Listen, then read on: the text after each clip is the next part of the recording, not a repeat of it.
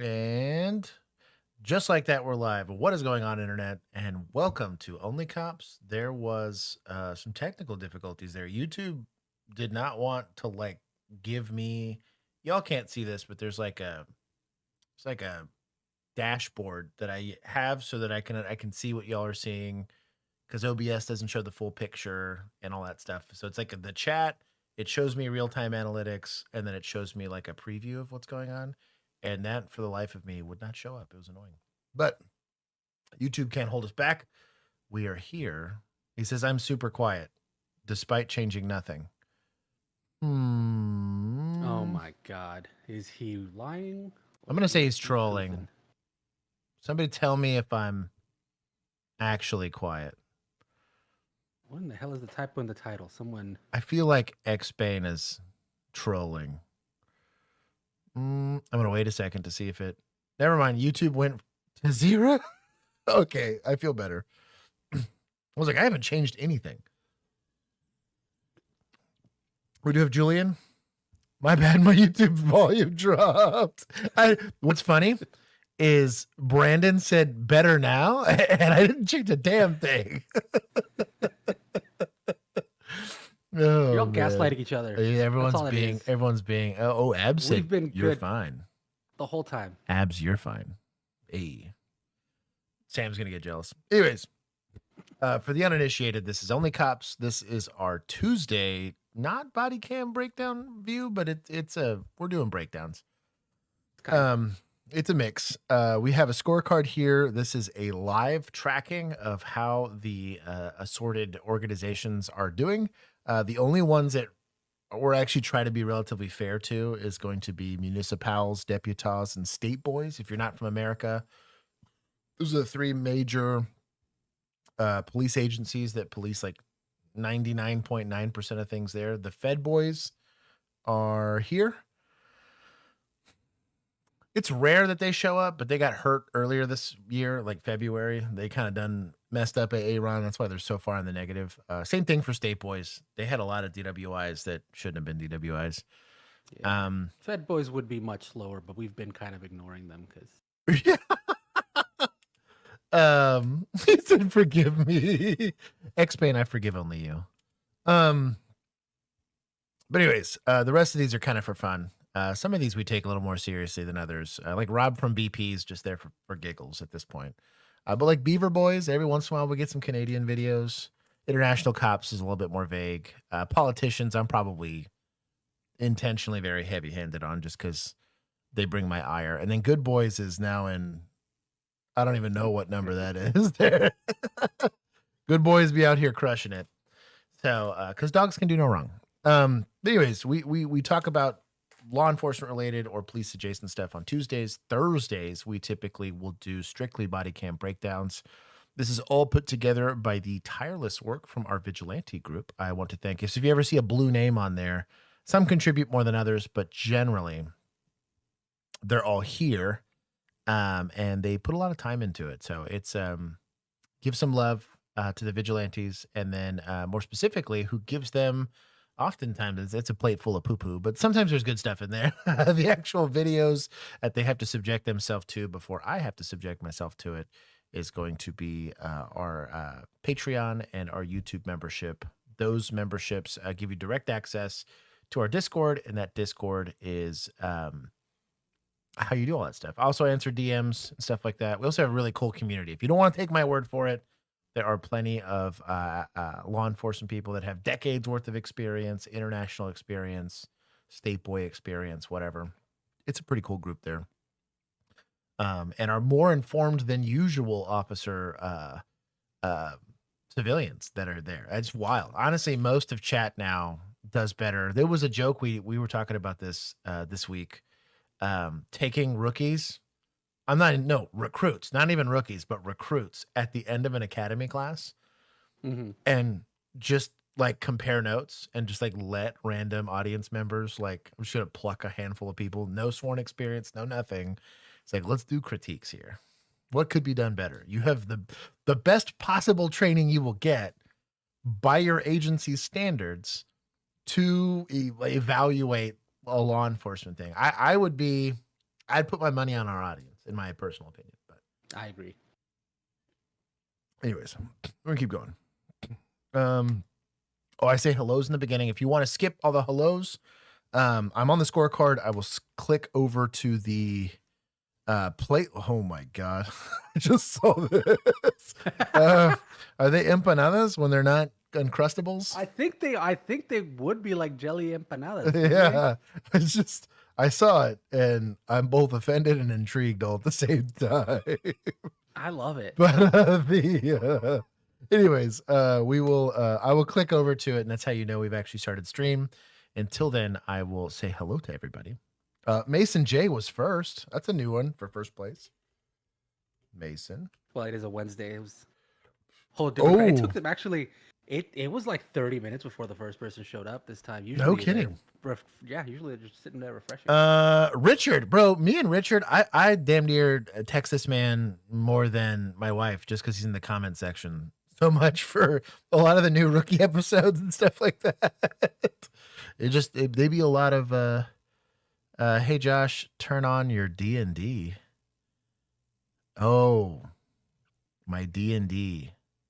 My do not disturb. Oh, what are you there doing? It is. Probably. It's probably the Django. Just straight up messaged me on do not disturb. Yeah, if not, I'm gonna get added a lot here. Anyway, shout out to everybody.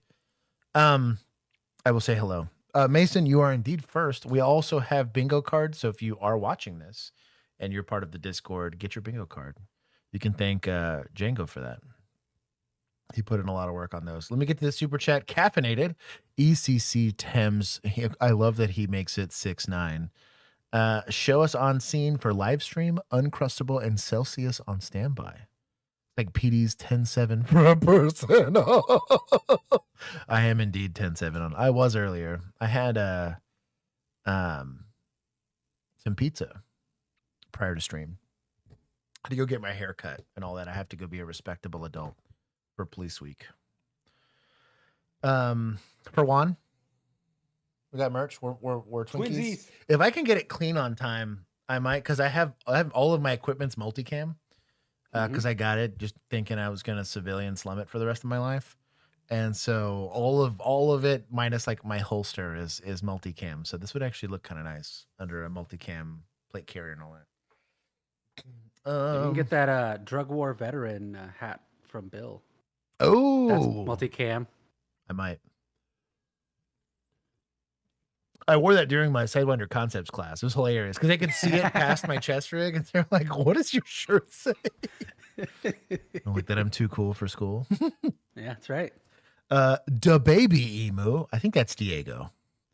That I did 4 years in the 420th. Exactly. Chairboard division. Yeah, chairboard division. Hey, we worked, okay? The war on drugs sucked. Mm-hmm. Do you know how high I had to get? Like, yo. You know, being deployed, imagine having a grocery shop with your family in the same place you're deployed. It's a bad time. Arca Valentine, welcome. Let's see. Pomushi, Brave Django, first mod, my dog. Assassin's Treesty. Creasty. The way she spelled it was weird. I don't get points taken away. That's not a real word.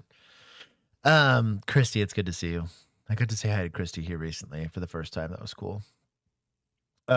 G, I'm assuming that's Greg. Welcome. Tweaky, hitting us with some Rocket Man. Hitting us with what up, peeps. Brandon, welcome. Mr. Rick O'Shea. I'm going to say it's Poe. Given that it's like a weird, like a pun icon thing. Yeah. It's like Mr. Rick Lashley, but Rick O'Shea. Mm-hmm. Christian Halsey, welcome.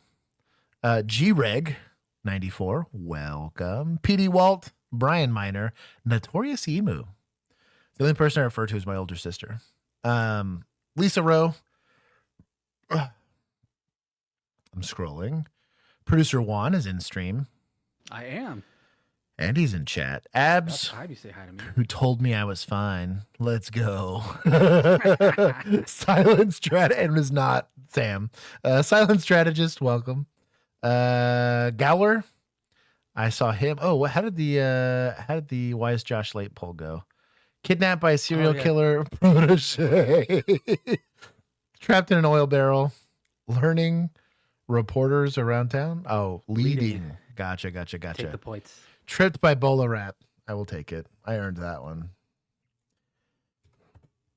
Okay. Tripped on that tripwire. Yes, I did. Shinny Kitties, welcome. Mac, here's your potato. Ya boy millennial. He said, "Where's Joshy?" Hey, if I get there was I've been looking up the agency that I might reserve for. It doesn't have a public facing like general orders thing, which is probably for the better. But I was used to just being able to, so I'm trying to like Google what I can, and I was like, I wonder if they allow for belt buckles. Because I've like full on committed to this idea of deputies are just like a bunch of hick boys. Like it's in my mind. That's like how I've developed them. And I was like, I gotta fully embody it. You're gonna get that one belt buckle that's like it's this big and it's got like a little derringer in it. I won't go that far. I won't go for that. I wouldn't trust a derringer for that. But I happen to know I'm good family friends with, I guess, family friends. I mean, they're my neighbors, but they feel like family. Their daughter's like best friend works for Bob's Custom Saddles, and it's like there's like a couple of companies underneath that, but they make like very high end saddles. Well, they also do like silversmithing for all like the like buckles and accoutrement because the saddle's complicated, right? It's a lot that goes into it. And so they also have all of the tools capable of making the buckles for belts like that you would wear for a person, not a horse.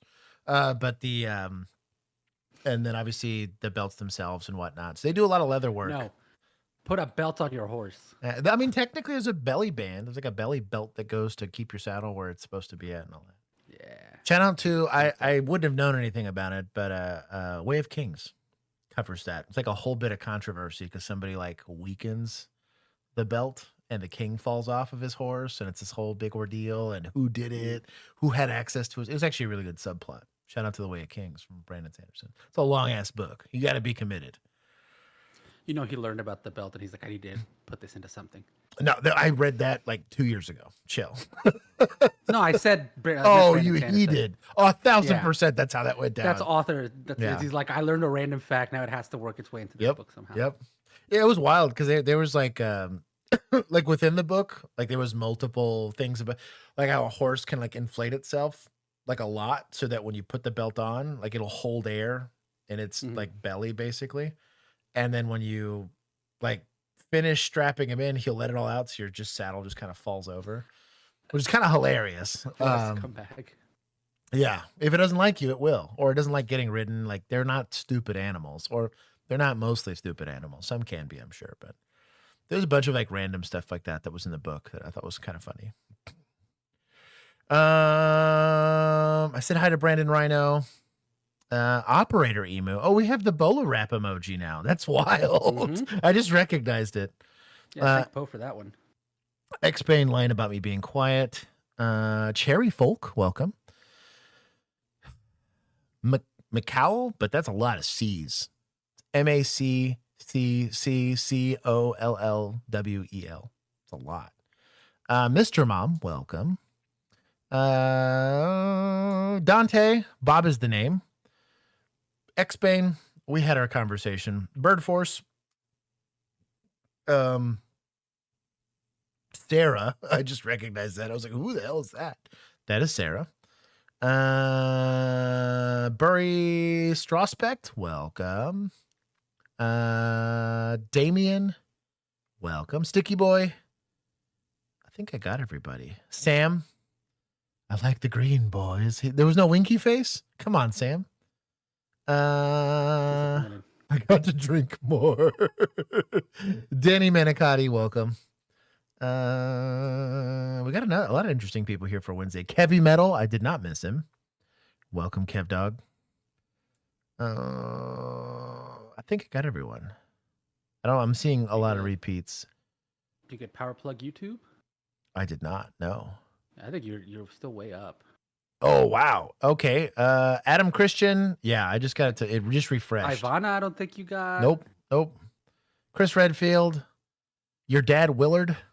Little Duck. Yep. Damn, Derek. Damn, a lot of people I missed here. Golly. Okay, all caps Firecracker me. said I knew Josh would be late, so I just got here. Trax Dodge. Welcome. Was it Trax Doge? Trax Probably. Doge? I'm gonna say it's Track Doge. Anyways, everybody, all caps me in chat if I missed you. The Wind We got God. a message from Tyler Shehorn. It says, "Hi guys, long time lurker. Lost my job in January, but just got an offer to take the written test for my local PD. Feels like a sign. So thank you for everything you do and wish me luck." Mega Base. Where was this? It's up. I pinned it so that I would remember. Oh damn. But that was a little far. I'm scrolling. Oh, I think it's probably way up there now. Lisa, Yeah, it's like I think right, I missed right Lisa. next to Chris Redfield and He said, Firecracker. Casual nods. Greet me, nerds. I need my existence justified. I love you for that. That's incredible. The Dog Sled Sheriff, if I missed you, I'm sorry. Gingy, Psalms 15, welcome. Lanzink. Donnie Manicotti going, Danny Manicotti. Oh, damn. I'm sorry, Doug. Well, here I am. Losing points by the minute. He said, yeah, bro. Mad offense. Last time somebody said his name wrong, it was the girlfriend. Oof. Mr. Liger Strike. Welcome. El Pete, I didn't miss you. And Lullaby? Lullaby? Slalib. Shalalib. Oh, that sounded like a slur. Shawarma.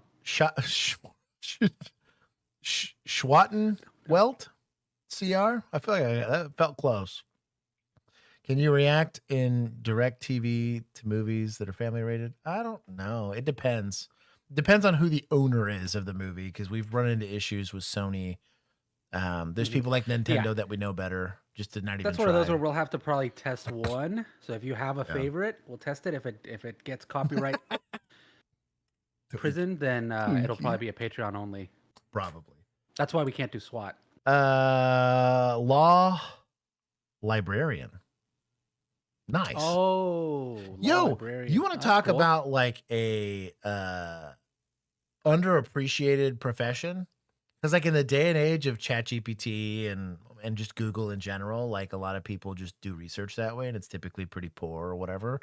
We're like librarians. When you think about like maesters from Game of Thrones, is really the ones, they're like keepers of the truth, and it's like the actual trusted academic sources that's kind of the librarian's like job. It's like a research assistant, but they exist when you have a library. It's got a librarian in it. That's like their function. And you're like, how incredibly valuable that function is if you're actually doing like meaningful research, and I think it's underappreciated in like the modern age where we just accept what Palantir is trying to feed you or whatever. Like, it's sad to me.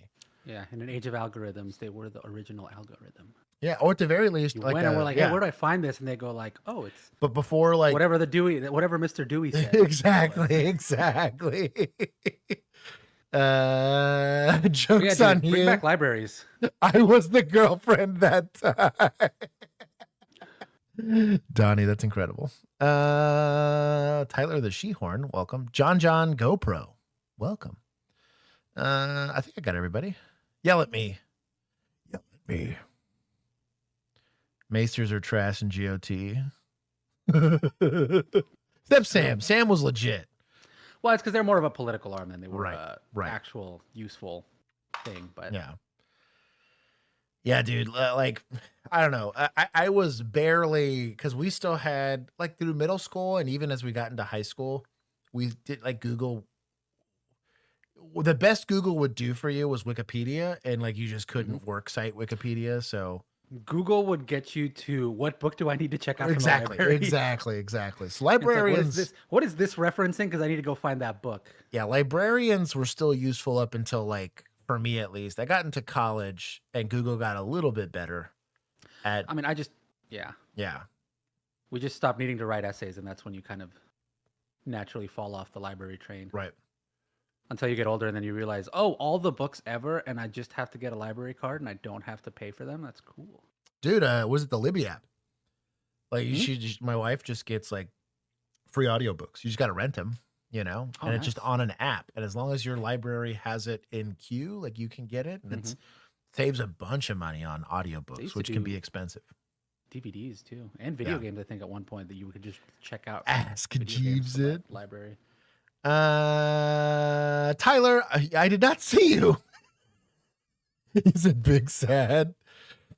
Spark Notes wore clutch. Yo. Oh, Lolly, we're gonna just make you tell us what the statutes are whenever we're so useful. Run into stuff. Don't you worry. Instead of me trying to Google it, I'm just gonna be like, Lolly, what is the statute in Florida? Technically, you didn't say hi to me. Just replied to a later comment. Libby. Yeah, Dante gets it. Schlalib. That sounds sus. Anyways, you guys have weird names. DVDs, not STDs, although you can get those in the library too. You just shouldn't. Chill. That's not a good place for that. You'll get arrested. Always has a book playing on Libby. It's how I got to, speaking of the Sanderson novels, that's how I got to a lot of them, was Libby. It was free, and they're like they just assumed I would need it for like 18 weeks. It's a long ass book, and it was cool about it. I still can't do audiobooks. I don't like that they don't sound like me. Because I'm so used to when I read, it sounds like my voice. That's the most self-absorbed thing I've ever heard you say, and that's saying something. I just do a better job than professional voice actors, is all I'm saying. So stupid. Tonight, we get a little glimpse into the dystopian future. A Coloradan keeps getting pulled over because flock surveillance cameras tell police he has an active warrant. This is a hideous lapel thing. Yes, it is. Also, it's paused. Show the scorecard real quick, because I want to point something out to Virginia.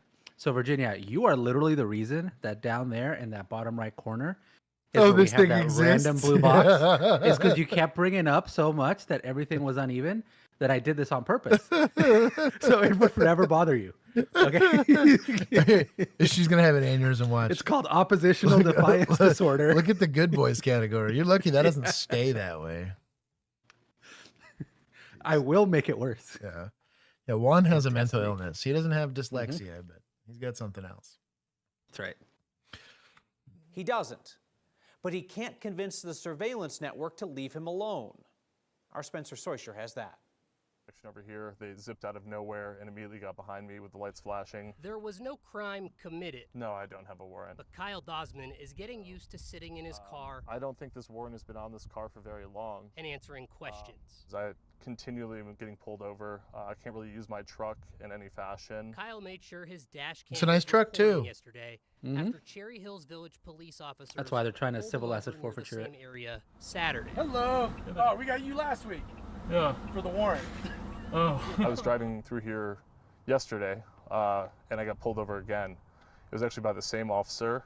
You need my license? No. Okay. I remember you, man. Okay. The Cherry Hills Village police say the Gilpin County Sheriff has a warrant out with Kyle's plate, and it was put on a flock camera hot list. Everywhere in the state, every time I pass a camera, they get alerts in their car that I'm in the area. The flock cameras did alert to his license plate being associated to a warrant. Cherry Hills Village Police Chief Jason Lyon says when anyone with a warrant passes one of their flock cameras, they get an alert, but that Kyle doesn't actually have a warrant. Nobody should be stopped when there's no legitimate law enforcement purpose for that. Kyle has called both the...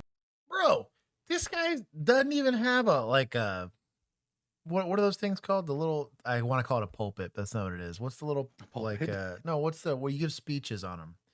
A stupid little. That is a pulpit. Is that just a pulpit? Or like There's another word for it.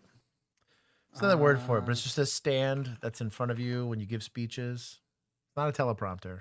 That sits way away. A raised platform or stand. There you go, used pulpit. For preaching sermons, I guess. There's another word for it. When it doesn't have it, that has less of a religious context to it. No backdrop, no podium. Thank you, X-Bane and Firecracker. They get a oh yeah lectern. Oh, I like lectern. Lectern is cool. You know what? Mac, Noel, well, everybody that said lectern, you get extra points. Yo, law librarian, you're slacking. Soapbox, Everybody else can Mafu, I like soapbox. Alter. Oh, and days, dude. Keith over here pulling the old Latin days. A deus. That's how you have to say it. That next to my abacus. That was back in his day. The sundial. Back in the day of the Roman Senate. Yeah. Hannibal Lecter. That's incredible. Anyways, guy doesn't have a single thing to like spruce up his interview. Absolutely crushes it on a public statement. Where's admin? I'd work for this guy. That's incredible. I have the hat. What a Chad. That's one of the better statements. Like, nobody should have to get pulled over if there's not a law enforcement objective for it. So I do think this is scummy. It's not our warrant, but we're stuck with it, right? Ivana, 15 hours later, podium. He said Podidum. Podidum. Hey, but I read it correctly. I have a Gilpin County superpower. courts and sheriff's Oh, didn't office did to do get it. off the list, but they've told him he needs to know who the warrant is for, which nobody can tell him. Yeah, all I know is I'm in this system now, and there's really no easy way to get out of the system once you're in it. So he continues to drive around, fearing when he's going to be stopped for questions again. I don't know what this guy did to get a warrant, so I don't really know what the police response is going to be. The chief said Cherry Hills has now taken Kyle off its flock hot list, but he can't remove Kyle from everyone else's. He believes the issue is because of a 0 in Kyle's license plate number, and Colorado license plates have both O's and zeros, and sometimes when law enforcement communicates with the DMV about a warrant, they put in a warrant for both versions, the plate with an O and then the version with a 0 as well. Why is it this dude's problem to get it fixed? And like, what's he supposed to do? So I just heard back from the Gilpin County Sheriff that somehow this is actually a Colorado State Patrol warrant mismarked through the courts as Gilpin, as this guy keeps calling Gilpin to try to get any A-tab. information. Gilpin Mega scummy. Tab. A-T-A-B. All troopers are bastards. And it's made the news. This should have been a single phone call to fix. State boys on the highway. They stopping everything. So generally speaking, right, our records are our problem. But like, there's got to be some sort of recourse for this. Gilpin told me they reached out to the court and CSP to get this fixed. I've been on the phone with CSP the last couple of minutes, got to them late, not their fault. We don't know. Tell you what, They're working on it. it's Someone else's confusing. It's also a little bit creepy. I'll just say, Spencer. I like Lawsuit. this news anchor. He can keep his little Lawsuit. 9 on his. Yeah. Also, why is his suit yellow in this shot, but at the beginning of the thing it was like red? Did he change in the middle of the segment? That's weird. Good catch. That's so wild. That and for no reason. No, and it's the same pattern. Yeah. It's like a different color version of that. Is Mandela effect in real time, I guess. Oh, that's creepy. Is it the same undershirt? Yeah, with the lapel mic and everything. Same pin, same 9 pin. I guess if he ever wants to Oh, work for Channel he's- 6, he flips it upside down. Open like a top button. Mm-hmm. He's too good Yeah, for a he did. tie. Yeah.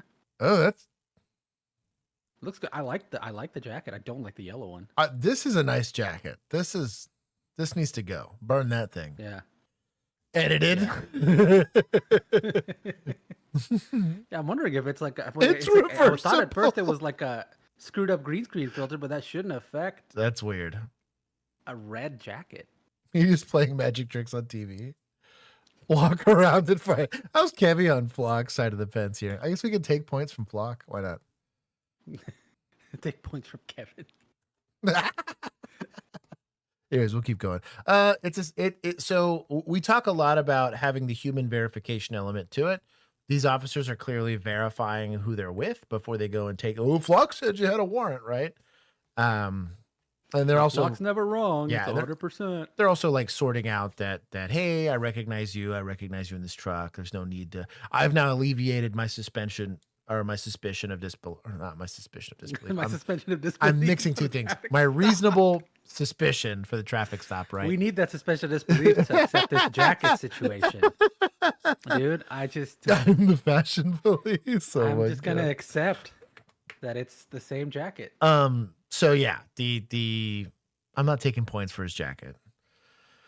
Because it's probably nice, just terrible from this angle. The local PD's doing it. You know what? I'm gonna give points to the local PD for doing their job. I'm only gonna give them 5 because it's not hard. But And also because they were trying to help the dude out, like they took him Right. off the system. They're Right. trying to help him figure out they're doing their what's part. going on. They're doing their part. You took from State Boys, right? Oh yeah, we took Good. a fat chunk of points from them. So They're going to kick me off squad if I don't get a DUI. I hate it already. Phoenix Police We watched Department them have before. This quotas. one's an update. That body camera video is from a new lawsuit which claims they do. I'm Fort Hatchett, and I spoke with an attorney of a woman who was arrested for DUI before eventually being cleared. It looks like they have a quota to meet, and Brianna unfortunately watched was this the body cam. victim. Back in 2024, aspiring nurse Brianna Longoria decided to get married in Arizona to be close to her ill father. Every girl's dream is to get married. While driving back to her hotel from her family's home, she and her husband were pulled over. 7th Street in Monroe. You know, I seen the sirens flashing in the back. I said, oh, maybe they're going. And I realized it was for me. Just so you know, this is a rental, I'm assuming. Yeah. Your lights are off in the back, just so you know. You don't have any lights to the rear. I thought you were saying I ran a You light. did run the red, but also your lights in the back aren't on. That voice is Officer Mary Matheny's. She was featured in this Phoenix Police YouTube video as an expert on DUI enforcement. Each Cringe. For Phoenix, we should have known better, but Yep. They've fallen hard. yo.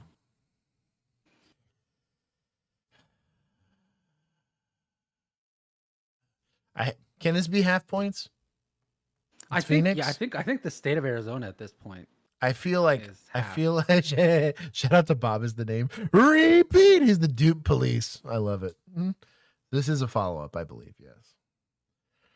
investigation could be an impaired driving investigation. Are you on any sort of medications? No. On 7th Street, Brianna was put through a series of assessments. Follow the tip of the pen. An eye test, walking test, Sinking into and a breathalyzer. Despite blowing zeros, triple zeros, like I thought. Longoria put in If you went all the way through the walk and turn, triple zeros should surprise you. Because that means I smelled alcohol, which is the only reason why I initiated SFSTs. She agreed to them because you can only do these consensually, right? Can't compel someone to do SFSTs. HGN, she should have failed miserably, right? You're like, oh, sweet. The rest of this is going to be me finishing up my totality of the circumstances for indicators of intoxication, right? Walk and turn, you'd be like, wow, that's a pretty good walk and turn, for someone who's drunk. And they blow straight zeros. Well, how the hell do you have nystagmus? What the hell am I spelling off your breath? Did you just drink this like right now before I interacted with you?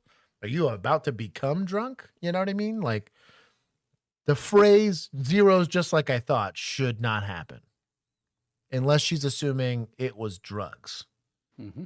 But you're going to need to be our DRE, not just a DWI expert or a drug recognition expert, not a driving while intoxicated, which is specifically for alcohol, which is almost always its own charge. cuffs. So I do believe that you're impaired. Okay, so I'm going to place you under arrest. Oh, She said thank you. am? Really? I do believe that you're impaired, ma'am. So I'm going to place you Really? under arrest. In her police report, Matheny wrote Longoria had, quote, glossy eyes, heavy eyelids, dilated pupils, lack of convergence, and showed several cues on field sobriety. Glossy eyes and heavy eyelids are not gonna be indicators of intoxication, right? Dilated pupils I have seen for like DRE, right? So drug recognition. So this guy's taken either an opioid or a stimulant that's going to have some level of effect on your eyelids. Also, when you see doctors that they're doing they bring the flashlight to your eyeball, they're looking for a pupil reaction, right? Light hits your eyeball, pupil constricts. There's not any there. It'll open, right? It's ISO, but from God. The idea being it's going to react to light naturally, and if it doesn't, you're right. Now there's something messing with the body's natural response to light, right? Personally, I'm not trained on what the hell lack of convergence is. Somebody in the comment section of the time. Also, is dilated pupils even gonna be a thing? I mean, I guess if she's showing a flashlight on them, That's what I'm getting at. But like, If it's I'm nighttime, so your pupils are naturally dilated. But if I'm hitting her with a light and those pupils stay huge, there's a problem, right? Yeah. Yes, ETOH. It's like ethanol, Thai, something or another. I used to know what it was, but it's alcohol. Or I just have really dark eyes. Yeah. Maybe you can Sounds like some BS. If I ever got stopped sober, you about to make some money. Bro, millennials like, yo. Yes, sir. Lack of convergence, some DRE language. Okay, that makes more sense. I've never heard glossy eyes or heavy eyelids, though. I can see people dilated pupils. I'm assuming lack of convergence, like millennials saying, is a DRE thing. You know what? That's something else I got to do if I go reserve. I want to go become DRE certified just so I can comment on this. Just because I'd like to know. Lack of convergence is when you can't focus with your eyes. How do you test? I'm assuming that's maybe what like this bullshit test is. You know, a little circle test or whatever. Need a DRE on stream.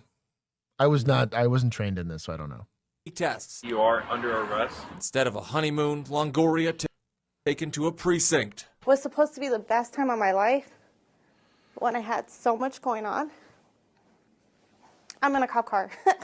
You know, I didn't deserve that. Tested again at the precinct, a different officer said Longoria was, quote, in the norms. Everything's super, super low, super in the norms.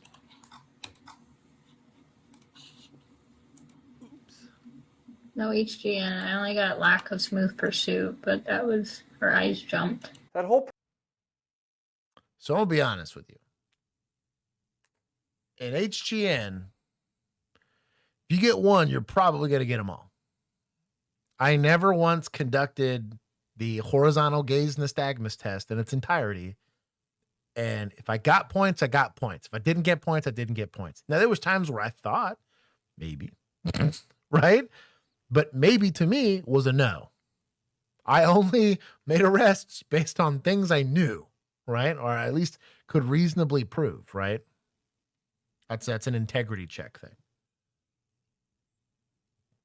Because if I think they got HGN and I think they did poorly on the walk and turn, they come back with zeros, you look like a real jackass, and it hurts your credibility as someone who could administer these tests effectively.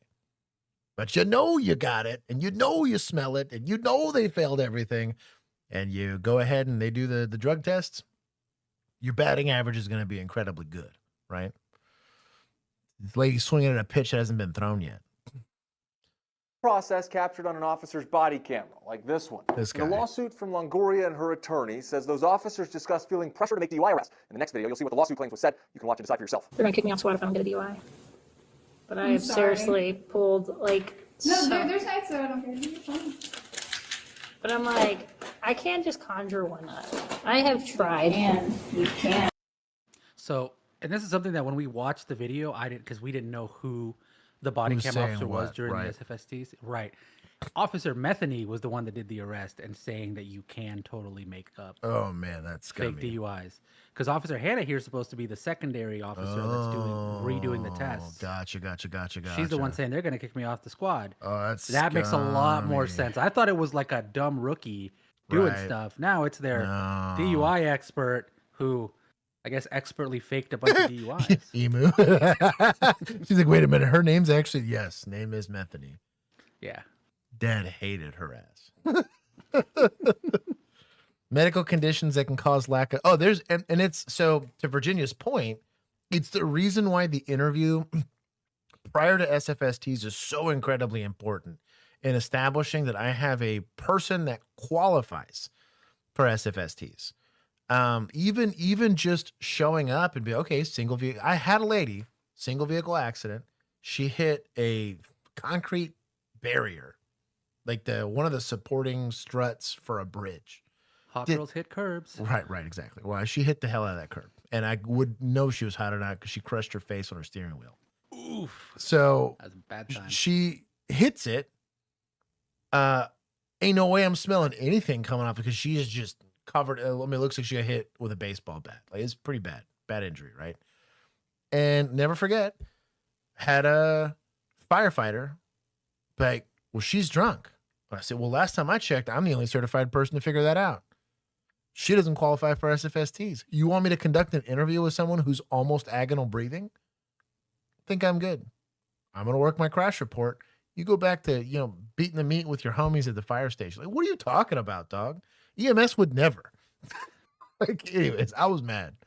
Shout out to my sergeant who was on scene and backed me up for that. They're like, yo, dog, no. Like, in what universe are we going to conduct SFL? Like, I'm not Bradford over here trying to pull some blood off of an impaled person. Like, we ain't doing all that. So I'm like, hey, was justice served? Yeah, that facial reconstructive surgery is probably going to cost a lot more than what the DWI may or may not. And that's if she is. Could just be a hot girl summer and texting while driving. If she's the only vehicle involved, there was no damage done to the structure. The city came out and was like, yeah, the 50,000 ton piece of concrete won that in exchange, They had to come out, but base judge as usual. The universe was based on that one. It's like, hey, you're gonna drunken drive. We're gonna learn a lesson here. But that's just the whole point. It's like, what's my objective here? It's not to manufacture crime, in case you're wondering. But they have to qualify. Is my point. And so, like, you don't get just to like skip steps or whatever. Like, you need to be very thorough and diligent on how you go about doing it. And to Virginia's point, like, do you have any medical thing? Honestly, people should just say yes. I can't prove that you don't, I'm not a medical professional. I'm not even going to get to look at your medical records. We can't pull your medical records in for the crime, unless it gets real crazy. Just say, yeah, I get HGN. There you go. For only suspects today. Yes, I have a medical condition that does SFSTs. Yes, my knee hurts. I can't do this. The walk and turn. Yes, my whatever. When I'm stressed out, I can't count or whatever. The whole nine. I'm dyslexic. You diagnosed that? Yes. It's not a crime to lie about a medical diagnosis. You're not trying to fraudulently get something out of it. Anyways, there's some defense attorney that's like, maybe I should teach a class on this. Anyways, we'll keep going. And I hung out. Where the 301s are at. I hung out on 7th Ave. By those bars. And I thought to myself, oh boy, she must think I don't understand her. Because there's no way in the world. I had to rewatch it. I had to keep rewatching it to believe it. John Sood is an attorney representing Longoria in the lawsuit against the officers and the city. John It can happen to any law. And he's a lawyer? In the world. I had to rewatch it. I had to keep rewatching it to believe it. John Sood is an attorney. Oh my God! What writers are writing? This is like Darman writers. And it's like Officer Metheny, like up against John Sood, the crack shot lawyer. He's gonna be John Castor for the broadcaster, right? Like, yep. I hate it here. Bob Reporter reporting. Exactly. 7th Street. Mr. Lighter, can you please adjust the key light? Representing Longoria in the lawsuit against the officers and the city. Oh, he's not named there. Damn it! I was like, why did he see his name? It can happen to any law-abiding citizen like Brianna. It can happen to anyone in our state. If you watch throughout the video, you see someone who looks like they're looking for a reason to arrest somebody. Brianna eventually released, but theoretically, not to give a little pushback on this attorney here, because I do think he's doing the Lord's work. That is law enforcement's job, technically, is to look for reasons to apply the law. Like, in practice, you're not trying to manufacture them, right? You don't want to do a fishing expedition, which is what a lot of people will say, right? But I could get paid the same amount of money to watch, OnlyCops while on duty, right? I could just sit and watch stream while the taxpayer pays for me to be in uniform and in this patrol car burning gas, right? But the idea here is that you would hope that during unencumbered time, when it's reasonable and safe to do it, that you're going after people committing crimes, right? It's like the whole function of like the profession. Her license confiscated and suspended. It was a disaster. A nightmare. Longoria says after all her blood tests Sean came back Newsman. negative, the charges were dismissed. But it took months to get her license back. The lawsuit. Honorable judgment. Oh, where's chat? Sorry. Getting that. Chat's out here crushing. Okay. You guys earned this. You guys did good. I gave a lot of points for that. That's incredible. Alleging We she talked missed over it, cancer but she came treatments back in her with honey. No nothing? no drugs in her system, no nothing. Yeah. Of course. honeymoon. And then she missed Nursing cancer school treatments. dreams sidetracked. Yes, they dropped the charges. Cool. But it'll always be on my record. Damn. And then depending on the timing for it, if you're still mid nursing school, if you don't complete the degree within a certain amount of time, you will lose those credits. Like, once you get your degree, it's a forever degree, but you will lose some of that stuff. Oh, and then worse, if you try to re-enter the program, they might be on like an alternate cycle. And so they might have just started another one and you're like, no, your credits are only good for, they won't even let you sign up for the classes depending on, how this, so they could have really set her back. Not to mention the arrest by itself likely is going to be a hard disqualifier in certain places for programs, scholarships, grants, employment, depending on where she's trying to work. Like, you gotta be careful with that. Record when they do a background check. And remember that red light Brianna ran, which initiated the stop? You see the green light in the frame. Video evidence forcing Officer Matheny to eventually recant that part of the report. I am a little nervous to be out there because, it just takes that one day to be the wrong place at the wrong time, apparently, and it can change your whole life from one day to another. Phoenix police won't comment on ongoing litigation, but I can tell you this case is under review by the Professional Standards Bureau. A Phoenix PD spokesperson telling me that they do not have DUI quotas, saying that DUI officers, quote, are required to base enforcement decisions on observed driving behavior, indicators of impairment, and the totality of the circumstances. Big Sarge losing points because media relations can do way better than that. Also, no PC for the stop because she did not run a red light. So she Crazy. said ran a red light and didn't have brake lights on. So if she didn't have her lights on, she did have reasonable suspicion for the stop, but made up the red light thing. Still a problem, right? You can't allege something that was clearly not true, right? But she did have reasonable suspicion. But how can you argue you wouldn't have seen the brake light situation if you hadn't been following me for You could make the argument of saying that the maybe red it's light. like fruit of the poisonous tree or something that like but like I thought you left a trap house, which is not a crime. Leaving a trap house is not a crime. You not having brake lights is a crime that I observed, and I can now do. All I need is some reasonable suspicion, and then I can establish a detention, right? Now, to your credibility, you lied on a report about that red light. Right. That's kind of where it's like they This is just gonna going toss nowhere. the whole thing, yeah. Because it's like even though some of it, God, it's why being specific is so incredibly important. Like we're talking about glassy eyes and all that other stuff, and I'm like, I'm not certified in that. I don't know. I can't. I wish I could tell you. That sucks. As for her part, Longoria says she's still working to get that arrest off her record. Fort Hatchet, ABC 15.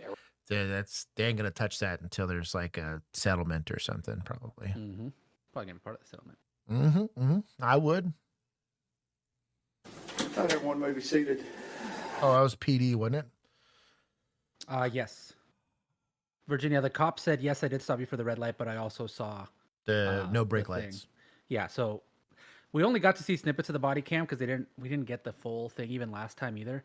But I think she was told red light first, then brake light, then homegirl was like, "Oh, I thought you said red light," and then she clarified. So to Lisa's point, if an arrest is unfounded, the reason why you keep some level of documentation is because there was evidence collected at the time, right? So a good example of this, right?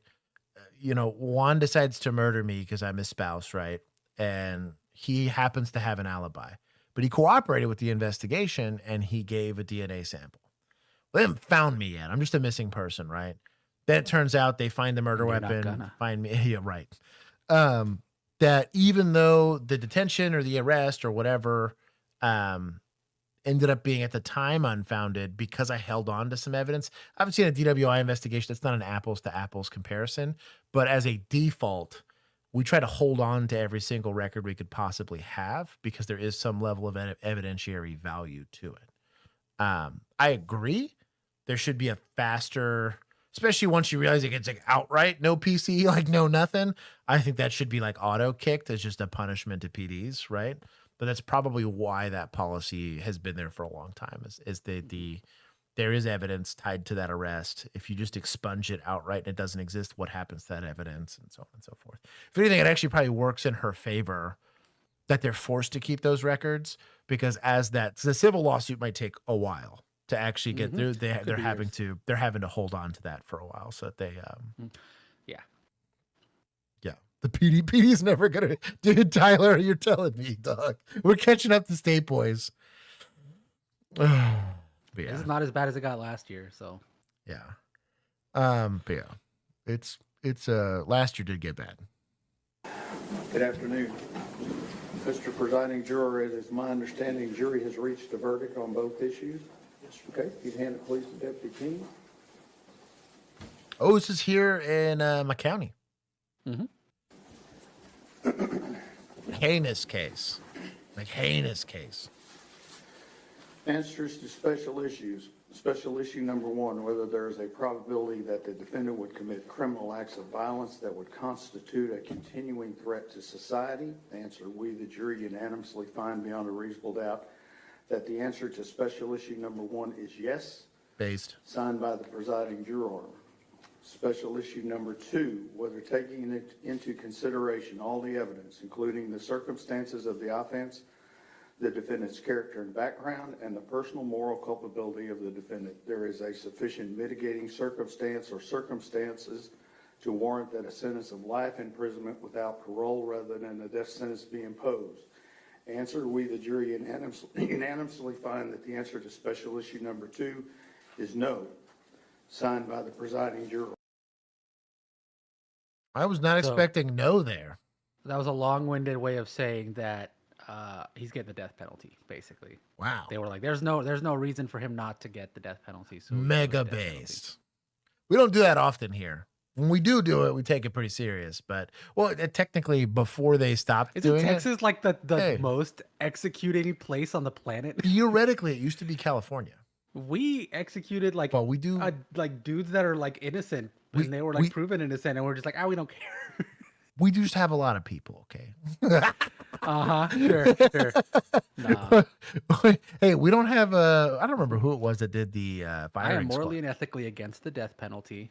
I believe life in prison without the possibility of parole. Number 1, it's cheaper for the taxpayer. You don't have as many options for appeals. And I think it's just a better punishment. I have mixed feelings on this. The death penalty, I think you have to meet a certain evidentiary standard for the death penalty, right? So let's say I also don't trust the court system. That's kind of what I'm getting at. That's kind of what I'm getting at. If I am saying that in this case we have like as good evidence as you could possibly get, because guy's like a mega scumbag, right?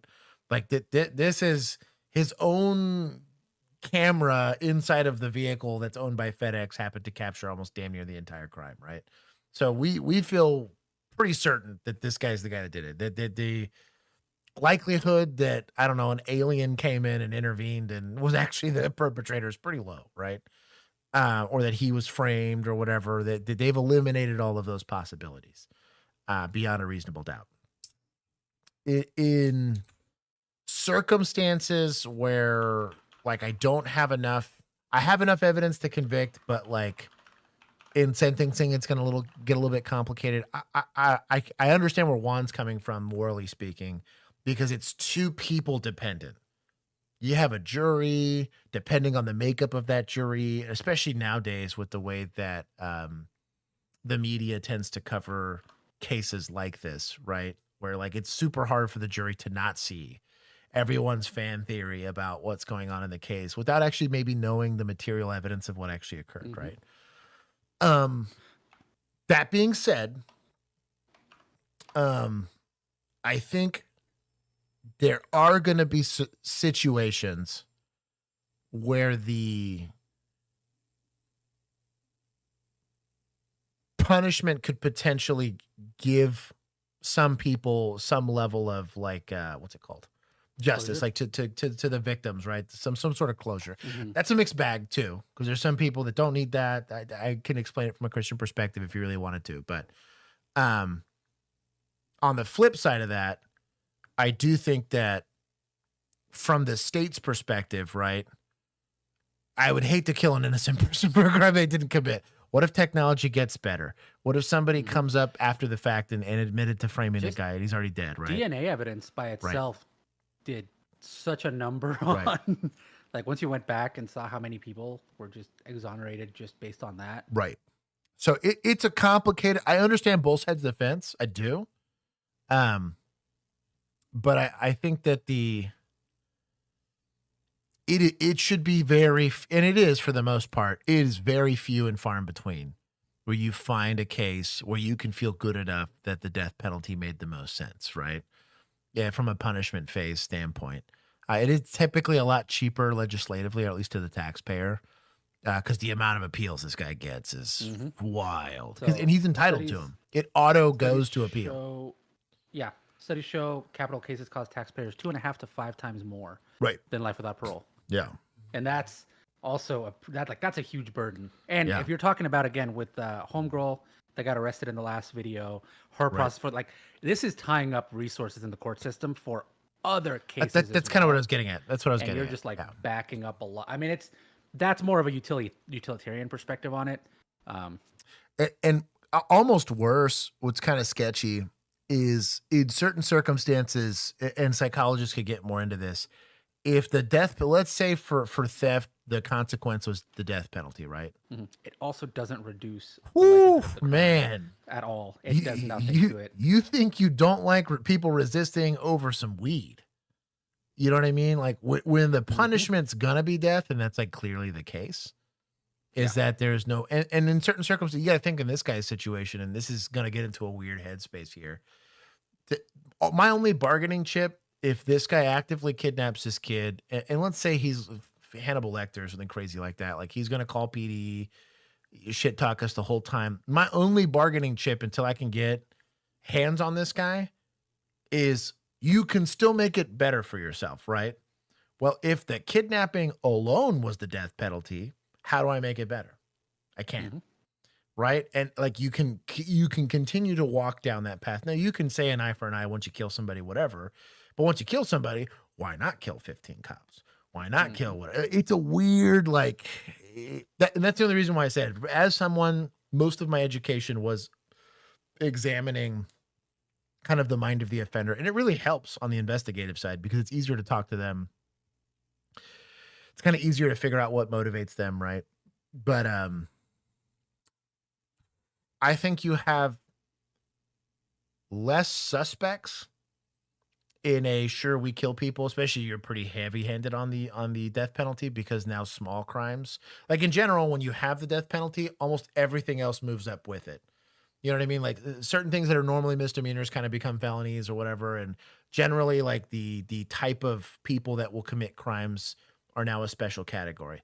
The only downside is the type of victims you get almost always get the worst case scenario. We ain't robbing banks without dusting the dude right off the rip. We're not, harassing the girl at the bar without trying to kidnap her or murder her kind of thing like that. So it's like a catch-22 on that. Yes, less suspects, but way worse outcomes for victims. We cannot, as society, and I, as weird as this is going to sound, I don't want to live in a world that can ensure no victimization because that's not our life worth living. That's basically we all live in prison, right? The victimization is the security system that you have built around yourself. Exactly. That is your victimization. One of my criminal justice classes actually goes into the it's a required reading. I think it's good. I liked my bachelor's degree on a lot of this stuff talked about. We even looked at stuff like the Sanford study and critically, not like, oh, look at this. This is such a good idea. Like we looked at it and said, hey, these were the findings that they had. Here's a lot of the issues that came out of that. Here's also some like you probably shouldn't be conducting this like that. Well, that's how you should analyze almost any reading. Right? You shouldn't just be like, well, I read it, therefore it must be right. It's like, no, you read it, you absorb it, think about it. That's why I say like the death penalty is complicated. I totally get the people that have and anyone that's been a victim of a crime. I can understand it. You want punitive justice. You want it now. I have especially now in this time of my life, I have a very Christian perspective on that. Is I don't want to be judged, right? So I'm not so quick to want to pass judgment on others, right? I would like as much grace as I could possibly get. I want some other people to get the same thing, but I also want to leave a bargaining chip for society on trying to convince people, because they're not going to do it to not get punished. You know what I mean? They're going to be motivated in very different ways. Whatever motivated them to commit crimes is going to also motivate them to get away with committing that crime, right? They don't want to commit the crime and get caught, right? But if the only way to not get if they caught, thought they were going to get caught, they wouldn't commit the crime. That's Right. what every single Right. study shows. Yeah. Right. You think you're going to get away with it. authenticity, bro. The chat's on it today. Everything else there is prison justice. This is why I love you. He goes, you might not get the justice you want. He goes, but there's justice. Don't you worry. That jacket's going to follow his ass, you know, which is also true. Does either side desire a poll? Hell no. Kill us fool. Ms. Anderson, Mr. Goble, is there any legal reason why sentence should not be pronounced? Mr. Horner, if you stand, please. It's the order of the court that you, Tenderlane Horner, has been adjudged to be guilty of the offense of capital murder as found by the jury.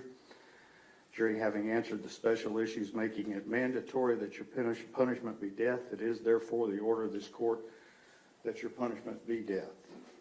Before the hour of sunrise on a date to be determined by this court, upon a mandate of affirmance issued by the Texas Court of Criminal Appeals at the State Penitentiary in Huntsville, Texas, you will be caused to die in accordance with the rules and regulations established by the Texas Department of Criminal Justice until you, said Tanner Horner, are dead. Said execution procedure shall be determined and supervised by the Director of the Texas Department of Criminal Justice. The clerk of this court shall issue a death warrant in accordance with this sentence directed to the Director of the Texas Department of Criminal Justice for that purpose. Clerk shall deliver such. He's going to talk a lot after that. That's crazy. Yeah. This doesn't happen very often. This is very rare. The amount of people that get convicted of crimes, then get convicted of a capital offense, especially a capital offense that doesn't get pled down. Typically, it's going to have to go to court, which means he pled not guilty. In this situation, he pled not guilty. He rolled the dice, and Tarrant County is not exactly the place I wouldn't want to roll the dice here for it.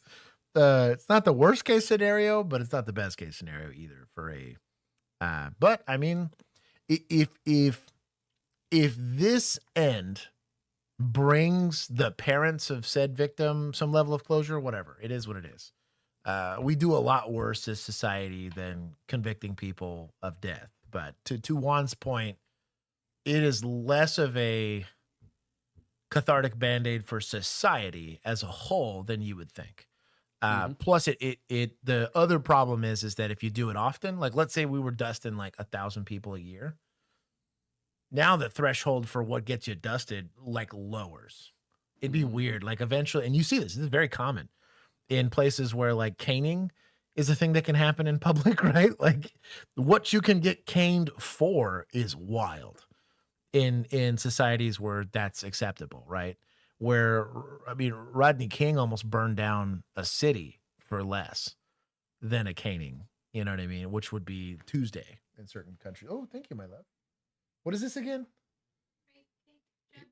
It's a Japanese crepe cake, and it's just as delicious as it looks. What in the fancy hell? Dog, it's cool. I was expecting potatoes and eggs again. No, I had pizza before this, but she was like, oh, okay. Yeah, it's like a multi-layered. It's kind of hard. So she's like more dairy. Yeah, let's see if I can zoom in and see this. It's like a crepe. It's like a very thin. Can you take layers off of it? Oh yeah, you can. Yeah, it's literally like a. Hold on, I'll show you. Like it's an individual, and so it's a very light. I don't know. It's just I don't know. It's light. Frag, explain. It's good. Yeah, Frag, where you at, boy? Anyways, I don't remember where we got this from, but it's gluten free, which is kind of wild because basically eggs and cream. I want that. Hey, it's in Texas. Sorry, Canada's got a lot of stuff going on.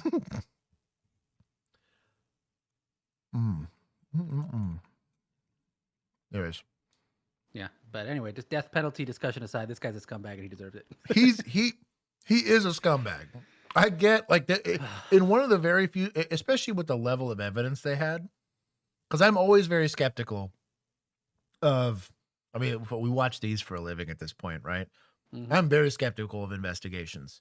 The mountain of evidence and the heinousness of the crime, he earned it here, but there's a broader discussion before people get hyped and high five like we did a societal good. There's other discussions we need to be having as societies, like how do we prevent this from happening? Mhm. And then when it does happen, how do we either find the people we think are going to start doing this some more, or figure out how to safeguard the kiddos, right? And that's not an indictment on anybody involved in this. It's just like, that's really where your brain should go. Not let's go quarter this guy, whatever. Like, you know what I mean? It's not productive. Yeah.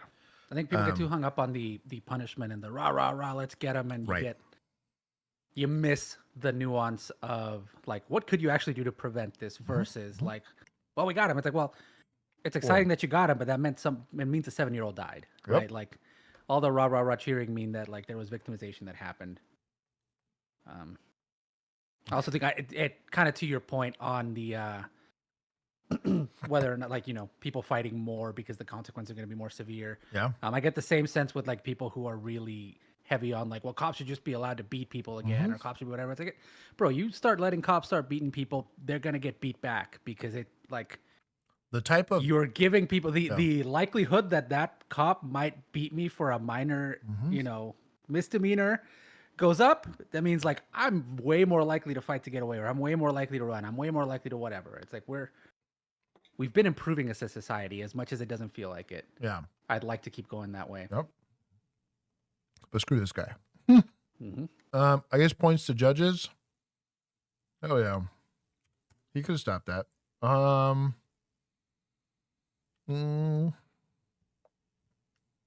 That's about it. Nothing else is good about this. You should request the video from this one. Officers with the Cape Coral Police Department responded to a call in reference to a possibly intoxicated woman that parked her car in a random driveway before passing out in their backyard. Nice.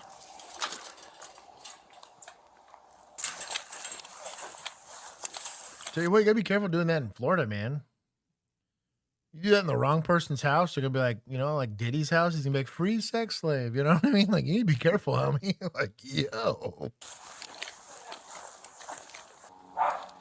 Oh.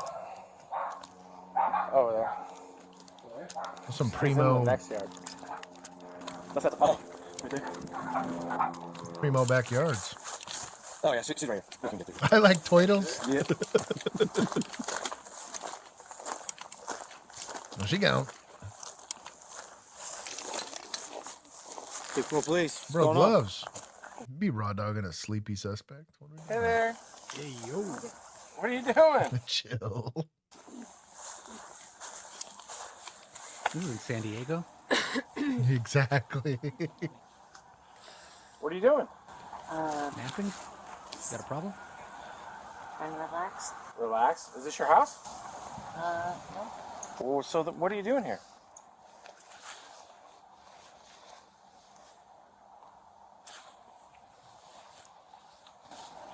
You don't know? You've been drinking today? Oh, you're on something. Either drinking, high, medical. You having a medical emergency? Do you need an ambulance? No. Can you stand up for me? Sure. Go ahead. Good luck. You have a cigarette for me? No, I don't have a cigarette. Why would I give you a cigarette? What do we look like? Come on. Failing at the escalation No, already. ma'am, you're not going to Unlit smoke cigarette, right now. my guy. I am going to have a cigarette. You're not. So I'm doing a criminal trespass, maybe a PI investigation. You could really try to stretch it for the DWI, but we don't know how much time has passed between her driving and right now. It's 10 a.m., almost 11 a.m., right? Did this probably happen last night? Yeah. They just now find out that she was there? Probably, right? El Swarthy Day, Oklahoma. Ricky, chill. Am I gonna let this lady smoke a cigarette in a outdoor setting? Sure, why not? I don't care. I got a misdemeanor at best, right? Not a violent felony. It's not like she kicked in this lady's door and slapped somebody, right? Considerations. Can a cigarette be used as a weapon? Sure. Not from a seated position, it's not. But if that cigarette's going to make this situation go by a lot smoother, she's offering up her own bargaining chip. Let's do this. You give me your ID, I'll let you smoke a cigarette. That fair? I'm a cop. I got to run you, but I get it. You want a cigarette. You just woke up. It is what it is. Do I have a problem with him not letting her do it? No. You want to exert control over the circumstances? Absolutely. I don't want people putting their hands in their pockets or getting too close to me or walking away from me once I have a legit detention. But if you're going to do it, you just understand the tone that this encounter is going to have. Don't get pissed off when you get resistance. Don't get mad, you know what I mean? When everything else doesn't maybe go to plan or as easily because I'm being hyper oppressive in my control. Is there very real legitimate safety reasons to do it? Sure. Personally, I'm not too terribly sketched out by passed out lady in the yard.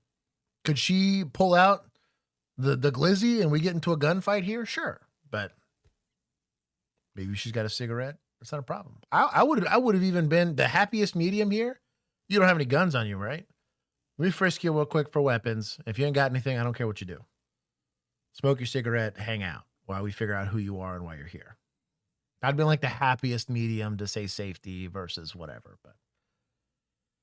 but it's kind of Emu's got an axe to grind today. Pre-watched. But that's all I'm getting at is like that's my personal take. I understand both sides of the argument. I dealt with a lot of ignorant people. So I let them smoke cigarettes because it made my life a lot easier. I don't like having to. I didn't like having to fight people. At the end of the day, it's a lot of paperwork. You could get hurt. They could get hurt. You know, it's just not worth it. You're not gonna tell me that I can't have a Ma'am, cigarette. look at me. What's your name? This is also like the #1 body demonstration they tell you not to do in de-escalation training, but it is. So you're gonna get pulled into guard. Yeah. Well, that too. I want to have a cigarette. Ma'am, you're not going to smoke right now. Going to help me right now. Well, it's not. See, I'm not going to let you have that cigarette. Why? Okay? Well, right now you're trespassing on someone else's property. Oh, I'm sorry. So you can either put the cigarette away in your pocket and stand up, and we can walk out to the front street. Are people going code to this call? Why are so many people showing up? That's wild. Bro, if people are going code to this call, I'm taking all the points. There's zero reason to be going code to this. Or, there's an or there, or I'm going to pick you up and drag you out there. Will you pick me up like a... No. Come on, stand up. I'll even help you up. No, I actually... You said you'd pick her up. But this isn't your house. But this isn't your house. There are no houses anymore. Please, come on. Right. There you go. That'll work. Perfect. Thank you. Let's walk out here. Ma'am. Well, I thought you were going to make her leave. Bro, he talked all this. He talked all this smack and has zero control. Don't do this to me. Come on, let's walk out front. We don't want to. We don't The fact that Big Sarge and your backup officer had to do it, for shame. want to take you to jail. So let's. I'm not going to jail. I know I don't want to take you there, so let's just walk out front. Can I just have a lighter? No, because we're not going to smoke. Remember?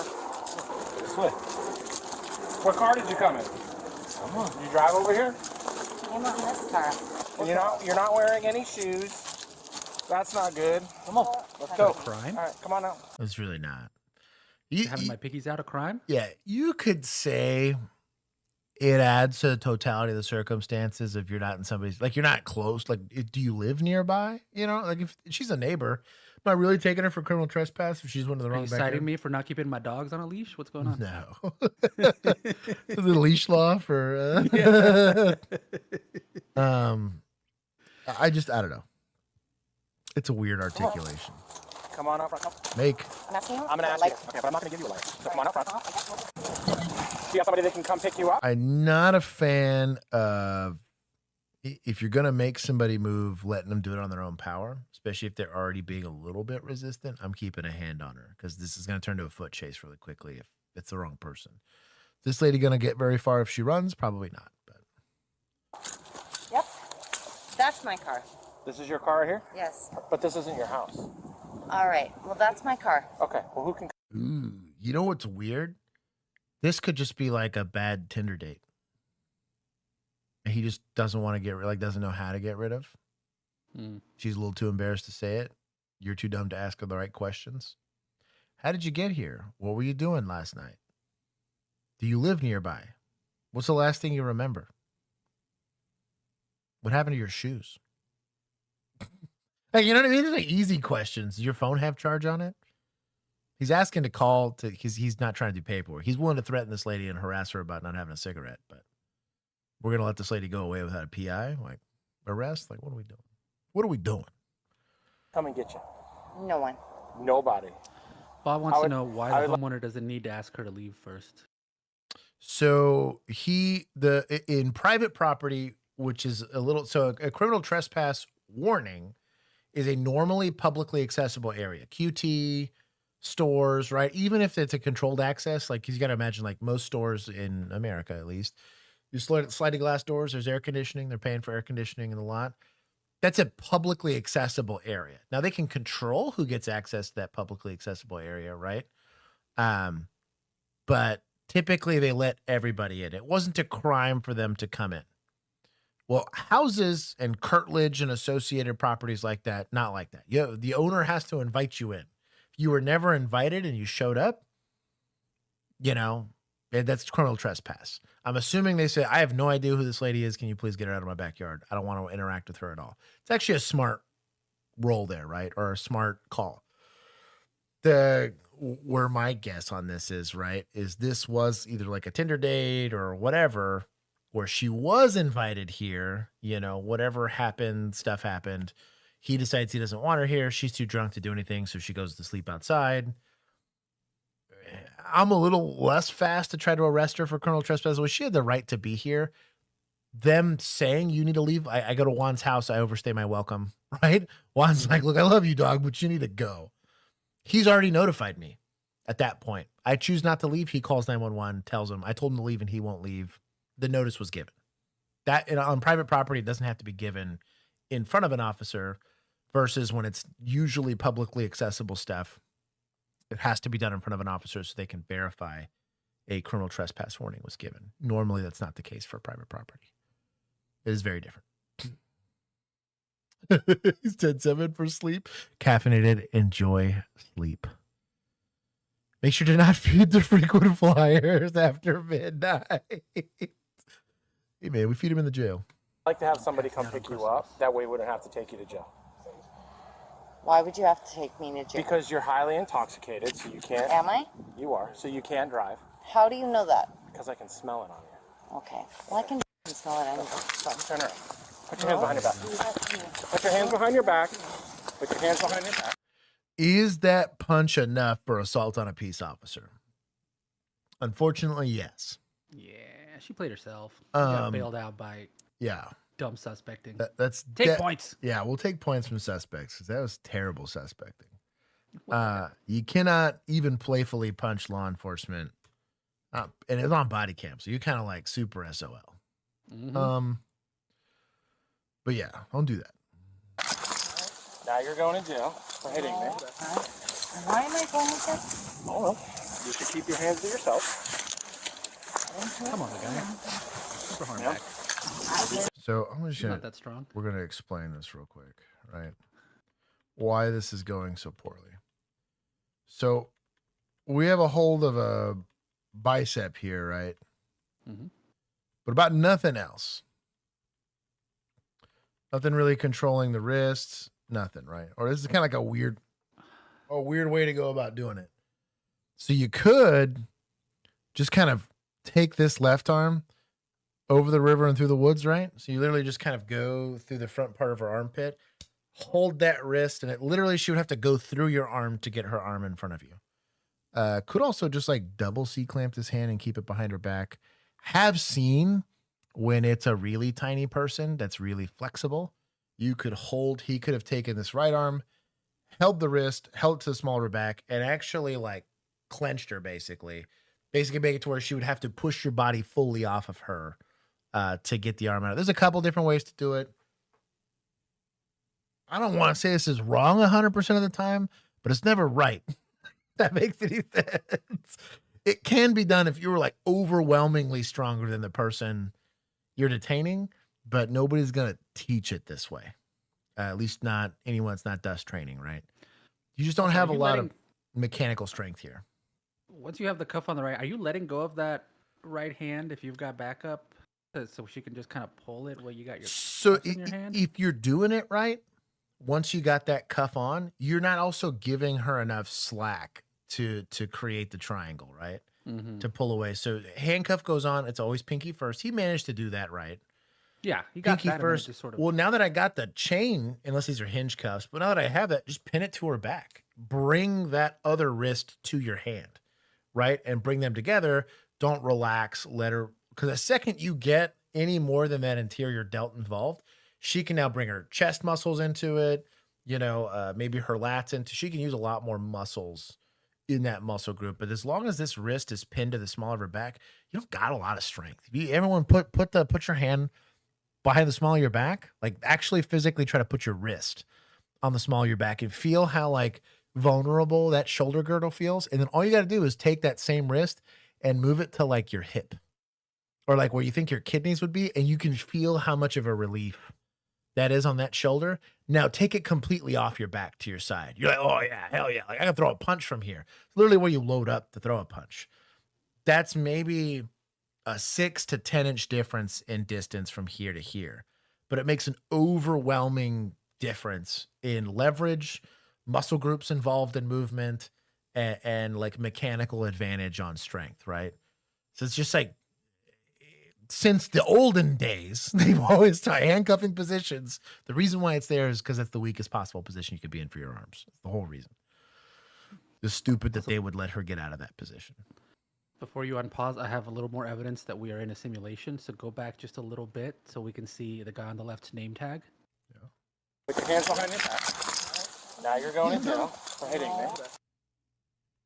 A little more. Can't it says Boatman. Was it really? Yeah. Well, I can... Put your hands behind your back. Put your hands behind your back. Now you're going in jail for hitting. A little further up from this. Once he starts getting the arm. Why am I going to... A little further up ahead. Here it Your is. hands to yourself. Right there. It is Boatman. That's incredible. Boatman. Yep. Working in the PD where no one knows to cuff. Well, I'm resisting. Yes. So that's wrong. Oh, resisting is wrong? Now you're going. Oh, they got her in handcuffs. If you have a lawful order, then yes, resisting is wrong. Okay. Why am She's in cuffs. I'm very worried about this title. You have to ask the officer to put her under I arrest. have, No. In what universe? car right there. Boat universe. It's in your pocket. Get me the fuck out of here.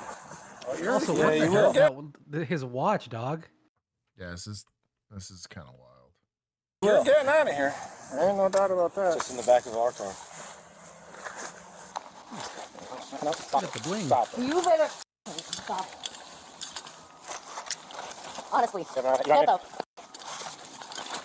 You understand me? Okay. Do you understand me? You still on me, we're gonna have issues. I do not want to. The amount of times I've watched officers try to open their back door and it be, locked. Spit on your fucking crap. Rather be locked than stolen. Oh. True. Very true. There we go. So someone's threatened to spit on you. So we put a spit mask on this lady. You got one. You also just are very conscious of that. She, fortunately, has a hoodie, it looks like. You might just put that hood over her face. She can't get rid of it. I appreciate it. Be nice to me. How about that? I am being nice to you, but you won't listen. Yeah. Fucking be nice to me. Stand right here. How about if you guys be nice You done? to me? Chill. Am I done? Yeah. Please. Are you done? Okay. Stand right there. Let me move this stuff. All right. Are you done? Face the car. Here's Do you have anything sharp on you that might sticker cut me? Shout out the gloves. No, but I had a vehicle right there. We're not worried about that right was, now. Spread your feet apart and face the vehicle. Let's spread your feet. No, I'm not going to do that. Wouldn't you look at that? I don't trust this fucking guy. That's great. Stop moving. Okay. Oh, stop. there's all my fucking money. All that money gonna be all right. Stop moving. Stop. Why? Because. So, can you make someone stop moving? Right? There are different positions you could force them into, right? Or you could just use a lot more like, I don't want to say force in the sense that like you're hurting her, but like you could exert more control. There's some ways to do this, right? If after like the second or third time, they're not going to do it. Like, you know what I mean? Like you got to figure out and not get frustrated when they're going to squirm on you, right? There's a couple different ways you could do it.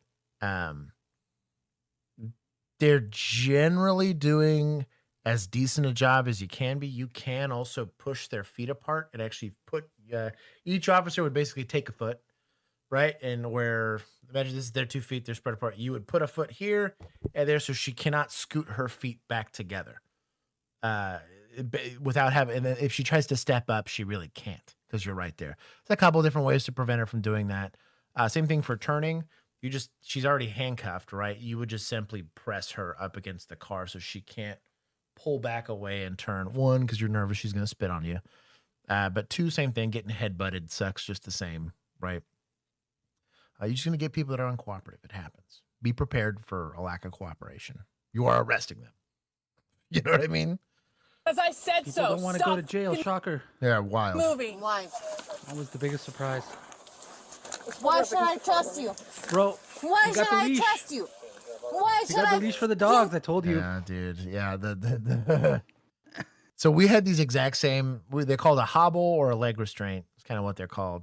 They don't work great. It's better than nothing. Crap. But they're cheap, which is why it's the only thing they would buy us, right? I mean, it keeps them from running, but that's pretty much it. And if they kick, they got to do it with both feet. They can't like rear up one leg and kick, and it tends to stop most of it. But it's a pretty poor substitute for like the burrito wrap that we really like. Mm-hmm. And honestly, by the time we got to this, we just went with a EMS. We're throwing them on a gurney and just handcuffing them to the gurney. Give them a little. Yeah. Or the booty juice. Trust you.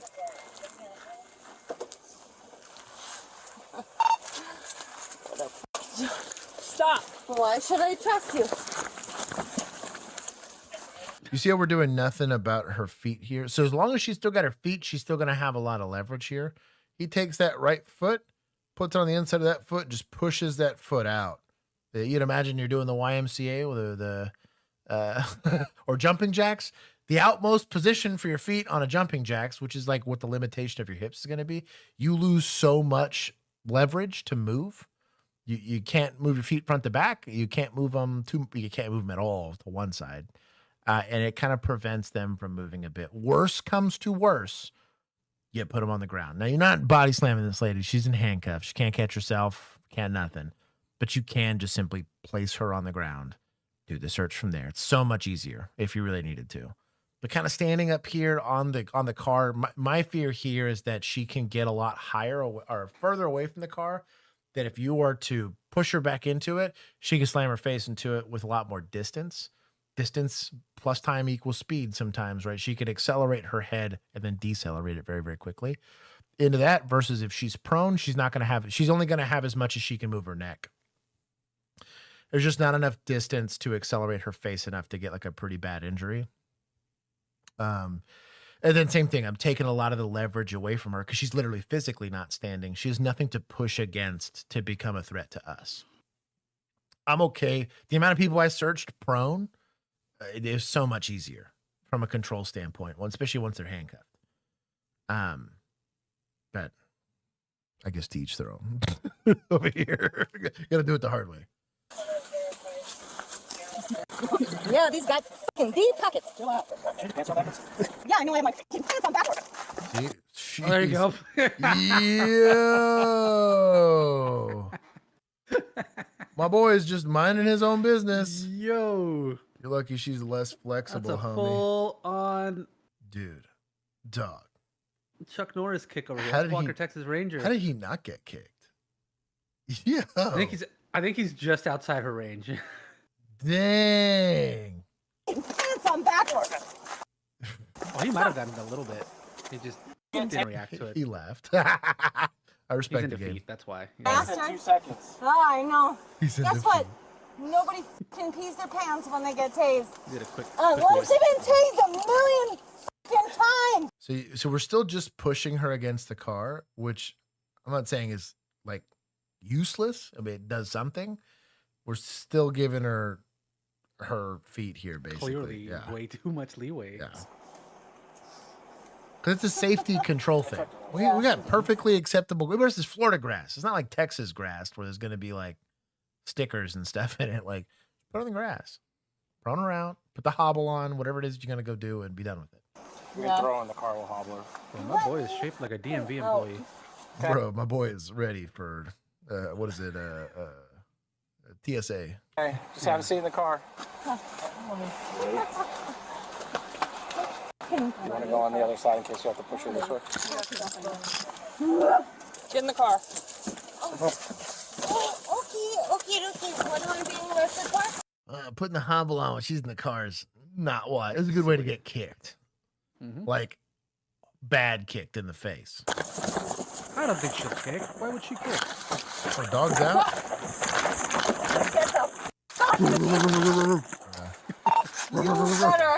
Put your feet down. And you're gonna... Okay, so while she's laying down here and we're not able to take like a dom. Oh, one of my lights. My blue light just went away. Oh, damn. It's not plugged in, that's why. And it's on like full blast. It's those little pops. So you guys get red light. But the normally when we're prone and on the ground, right? I can take a pretty dominant position, right? I could be full on sitting on top of this lady damn near and can keep her from posturing up. I can also have somebody else sit on her knees, basically to keep her from kind of rearing up and kicking. Can't do any of that inside of a car, or at least unless you work for San Diego PD, and in that case, it's Sussy, right? You can't, in ways that don't get you in an IA investigation, do that in a car. So she's going to be able to basically butterfly kick or even pick her knee up to like her chest and kick out. There's nothing I can really do to stop her from outside the car. So this is kind of the equivalent of deciding I'm going to stand clearly in the doorway where a guy's got a shotgun, yell at him, "Sir, please give up and don't shoot me while I stand in this doorway." Like, this is the fatal funnel for a kick, if that makes any sense. And you've given her basically no opposition to that kick. So you get kicked, you earned it, and you did it to yourself. Hey, get out of there. Put your feet down, you're going to get sprayed. No. Put your feet down and you're going to get sprayed. Give me your feet right Pull her now. out. Just pull her out. Give me your feet. Just pull her Hell out. fucking no. Give me your feet, you're going to get sprayed. Why the f would I give Last you my time. speed? Last time. Why? Zero reason. So other problem is here is in this set of circumstances here, that close to her face with these particles, and you could actually permanently scratch her cornea. And it would Because of the pressure? screw up her vision. Yep. Because you got to think that there's aerosol pushing material, right? This is the equivalent of me taking like especially if you're not expecting it, right? Your eye will not have time to shut, and you can absolutely scratch a cornea here. You gotta be careful with that. So did they talk about that in the certification for pepper spray?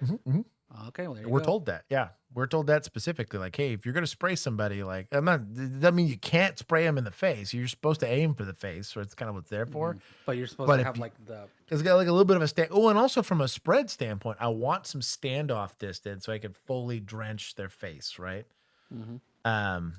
Should have gave her that cigarette. Emu gets it. You probably get a lot more she would've- cooperation. Yep, she would have walked home with that cigarette. Or you talk her into getting someone to getting her to pick her up or whatever. And I don't know. I have issue with the spray. One, it's in your car, which means you're going to smell this for the rest of forever. I got beef. Oh, don't cough now. Oh, don't cough now. Got a little bit. Also, Just a little bit. are you gonna now Now reopen stick the your door feet to out. put the hobble on there? Oh, you are, because you're dumb. You're a dumb dummy when you have it closed. So Okay. what have we done to improve our position here? Made her more mad? Exactly. You think she's more or less likely to kick? Just even instinctively, right? Like, Also, are you more or less capable now that you sprayed yourself and other officers to get her into her little hobble? if it were me, I wouldn't even issue it, to be honest. Yeah. Also, what is the point of the hobble if you can already close the door on her? Is it for what, at the jail or something? Like Nope. what's Usually, the hobble is designed to keep them from like rearing back and kicking, like the windows and stuff like that. They got bars on them. Who cares? She can't jump out. She breaks the window, just charge her for it. You know? Normally, it's to keep them from kicking. But if the door's shut, screw it. Now stick your feet out. Cross them. Stick your feet out and cross them. There you go. Up in the air. My eyes hurt. Stick them up in the air so you can't kick me. Good job. Stick your feet back up. Stick your feet out and cross them. No. Yes. Let's try this again. All right. Weird. All right. Enough. Stick your feet out and cross them. Stop. She's not cooperative. All right. Enough. I'm asking you for mercy. Stick your feet out. Mercy. Hail Mary, full of grace, the Lord's with. Stick your feet out and cross them so you're not kicking me in the face. Oh, guys. Please don't do this to me. Stick your feet out like he's asking me to. And cross them so you don't kick me in the This is a terrible position to still not get kicked, dude. Like, oh, he gets kicked in the face. He kind of earned it at this point. face. Especially because he sprayed her. All right. You're gonna get pepper sprayed kicked. You also can just undo the hobble completely, run it under her like it's a toe strap, or like a tourniquet, basically. Basically what it is. The tourniquet without any medical use. I think old boy is just in the wrong shape to have to do this on the floor. Yeah, I think it is. You know what I mean? Not to throw shade, So, but I'm wondering if he's like a detective. It's like that watch is not a duty. Like that is not something. some you people do. normally wear Some of them if old you're- heads. Really? That's some old heads. Yeah, it's like Well, a yeah, it's like a okay. maritime I was like, watch. Yeah. I wouldn't risk my nice watch. If on you a- look at like Southland, a lot of those guys that'll rock watches like that, like a maritime watch or whatever. That's not uncommon, but it's a very old school thing. Now it's Garmin's, G-Shocks, and Apple. I would think something that like if I fall on concrete with somebody that it's not going to shatter. Although Frag is somewhat right, I do think IPC skills can stop this from happening sometimes. It is not all the time. There are times where even with my SWAT level of IPC skills, force was going to get used. We were having to Some hobble the people lady. They just choose too violence. drunk, too high. Yeah. They Oh, can't dude. rationally Or- respond to just interpersonal uncooperative. You think the lady that, torched her boyfriend's car and peed in his bed and yelled at him for not getting home fast enough is going to come willingly to jail? Like, you know what I mean? Like, who do we think we were dealing with? Anyways. Trying to get Cross them up. There you go. If you're going to keep doing that, we're going to be here all day. It's going to be a long day. Hey, What are we doing? No, put your feet in. What are we doing? please give me some breath. We got EMS coming. They're going to wash your face off for you. Stop moving your feet. Weird. So he's still raw dogging her feet. He's got to be into it. Yeah. Good. For now, yeah. Wait, how did he put this hobble on? I think you did what you said. Just kind of. Is that how this works? Typically, training would tell you that this hobble's supposed to go right over the knees. And the purpose being that they can't really, it basically turns both their legs into one, turns them into a mermaid, right? The whole idea behind that is if I lift one leg or try to lift one leg to kick, both are gone. And since I'm handcuffed, I have no real way of supporting myself, right? The problem with it being that low is she can still put one of those foot down. Like theoretically, she could still put a foot down and try to get some leverage against it to try to shimmy it up or down. Well, yeah, you could shimmy your foot out of that pretty easily, I feel like, because you've got your entire knee to work with. It's just dumb. Like, you can just boom out and... This is a terrible idea. Maybe his training is different than mine, but maybe we were not taught to do it this way. Good. For now, yeah. Because I don't want her kicking them in the face either. Good? Are we just going to take her out now? Because EMS has to see her? Yeah, because EMS If you were trying to kick us, I'd wash it off with a hose for you, but you keep trying to kick all my officers in the face. So I'm not going to... You put your... Should she be this uncooperative? No. Did she earn assault on a peace officer when she punched this guy? Yes. Didn't punch him hard, but whatever. It meets the elements of the offense. It's not unlawful. But, like, this is poor tactics getting bailed out by poor suspecting. Help you. She just let me out. That's fine. EMS is on scene. Yeah, they've been on scene. Can you, sister? I think that was the sirens we heard earlier. Whenever You kicked me. Don't call me sister. She started kicking everybody and spitting. Yo. Bro, EMS out here. Oh, fucking lady killer, dog. Look at that jawline, dog. What is this? Who let him out this box? Go right the hell back inside. Hell no. Be walking around looking like a unit? What is this? Yo. Wouldn't put her trying to fight us. So. I'm sorry. Yeah, that's what happens. Will she fall? Lawsuit. Yup. Hyper lawsuit, dog. She started kicking everybody and spitting. Wouldn't put her trying to fight us. So. I'm sorry. She's hobbled, dude. And handcuffed. And OC'd. Yo. I hope she's sued. We told you not to do that. No, you don't victim blame here, dog. What was she supposed to do? It's your job to watch her, stupid. You or one of those two other cops that have been doing nothing this entire time. Except watching and laughing. Dog, maybe I don't go back. Jeez. This is stressing me. You have to, otherwise Lady's going to be like falling out of she'll be lucky like this. If she hit the concrete. Dude, talking like facial reconstructive surgery. Talking like major injury. That's like a 4-foot fall with her whole body weight. Oh. Yeah, I think she might have hit the grass, but maybe not. Oh, sit on your butt. Oh, Go to I got it. All right. none of us are responsible here. Roll over on your side. Well, I'm taking that guy's literally just been leaning on the car the entire time, doing nothing to help. I hate it here, dog. And he's just this gonna laugh. kills me, man. The level of uncooperation I've had from like very strong suspects. Oh boy, guy from Philly, he pistol whipped the guy, and we went in there, and it looked like a bloodbath. Well, that guy tried to throw himself off a second story because we were like in an apartment complex trying to go down a set of stairs, and he tried to jump. And fortunately, we were in an escort position. We didn't just let him walk, right? Had to double C-clamp a railing, and my handcuffs were literally just on my elbow. Like the chain of the cuffs, he's hanging Passion of the Christ style from only his wrists, trying to fall off this railing. And I'm like, yo, somebody help me. Because he's like a 280-pound guy. Like a drunk, angry, pissed off 280-pound guy. And the only thing between him and going face first off this railing is my double C clamp. That I'm like, please help me.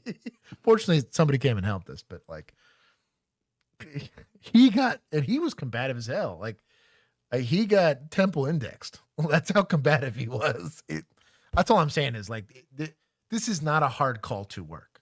I would expect a rookie out of academy to be able to handle this call. She's not being assaultive outside of maybe a little kicking. This is not complicated. That's natural selection, Mr. Nice Guy. You're not wrong, but at the same time, like as a professional emergency responder, this is a layup of a call to navigate without anybody getting hurt and not a bunch of force getting used. They're lucky this chick's not like friends with an attorney. You're talking $1 million lawsuit kind of, or something like that, just because you don't know how to control a human being. What happens if the guy's, you know, just on the spectrum and just gets really resistant because he's freaking out?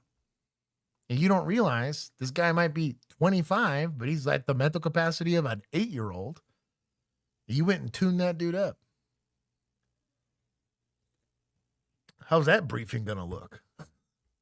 Well, you see, my officers didn't recognize. I don't know. Every time I hear maybe I don't go back, I trick. Primo, I'm sorry. Anyways. My fucking face hurts so bad. Well, you jumped out of the car on your face. You did nothing to stop it, homie. Hey, man, you stop rolling around so EMS can help you.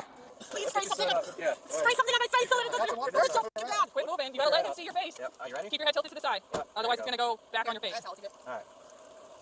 I promise you, the water just makes it worse. Yeah. All right, stand up. They're gonna put you on the stretcher. You're gonna stand up. If you walk her back, I'll take him. Honestly, she's tanking the OC pretty well. Yeah. She did better than most recruits. Yeah. There you go. Being a little drunk Don't probably do helped. anything stupid. Probably helped a lot, yeah. It's not don't do anything stupid. You just control your detainee. Take your feet up on the bed. There you go. Get in some water. All right, bring your arm down. Okay, please have some water. Handcuff, handcuff. Oh, she tanked Don't touch it. me. Oh, sorry. I'll just leave one hand. Control her hands. Do you not have handcuffs? Take the hand, put a cuff on it, or put it on the stretcher. Like, bro, this is like, I could verbally instruct somebody in chat on how to do this. Like, this. Where's PD? We ain't never financially recovering from this damn stream. Bro, I hate it here. I hate it here. Yes. Did we not handcuff the other hand? Why didn't we Apparently not. handcuff the other hand? We're worried about her kicking us, but we're going to let her be free enough to, well, it ain't going to hurt him, but everybody else. Oh, yeah. No, we just don't believe she's a threat to anybody else, clearly. It's really better to just let it burn off. I do like that she's trying to do that with the cap still on. I think they poked a hole for her. Oh, okay. That's my I was gonna guess. say that. That's hilarious. Fades after like 25 minutes. But every. Okay, you're right. You're right. I see it now. Hey, stop. Oh, shocking. Weird. Yeah, we got a passport. Keep walking. Keep walking. Keep walking. Keep walking. Come on. Let's go, sis. That would be a nice way to talk to someone. Keep going. It's okay. Everything is going to be okay. That would be a nice.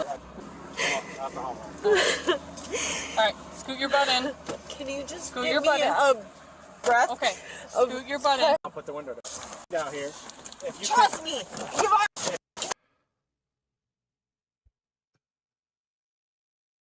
Are we back here again? It's like another hour later after she got medically cleared. Yo, dog, the like kryptonite for this agency is uncooperative person has to be put in a car. Is it a harder solution than most of the time? Sure. Like, I'm not going to say it's easy per se, but it's like something you should be prepared for, you know? No, we're not doing that. Do you want to? No. I'm going to take I am not doing that. We're going to tase her now? It's a great idea. going to take I am not doing that. Stick your feet out here. If you Trust me. Just shut the You door. already got me. I don't have a time. I know. This is not. Oh, look at this lady's dog. Stop! Sit forward. Relax. Oh, relax. Okay, got it. You got me. Super fucking hog tied now. Sit down. Shut the door. Stop. Just shut the door. It's not gonna reach. Just shut the door. Wow, you got me real good. What are we doing? So fucking good now. Why don't you just Open it. fucking They're really on this whole leg restraint thing. Got it? put a fucking in my head? And a law enforcement officer. No. Can hurt. Don't need that now. In the end, Shannon was charged with 2 counts of battery. Shannon, come get your girl.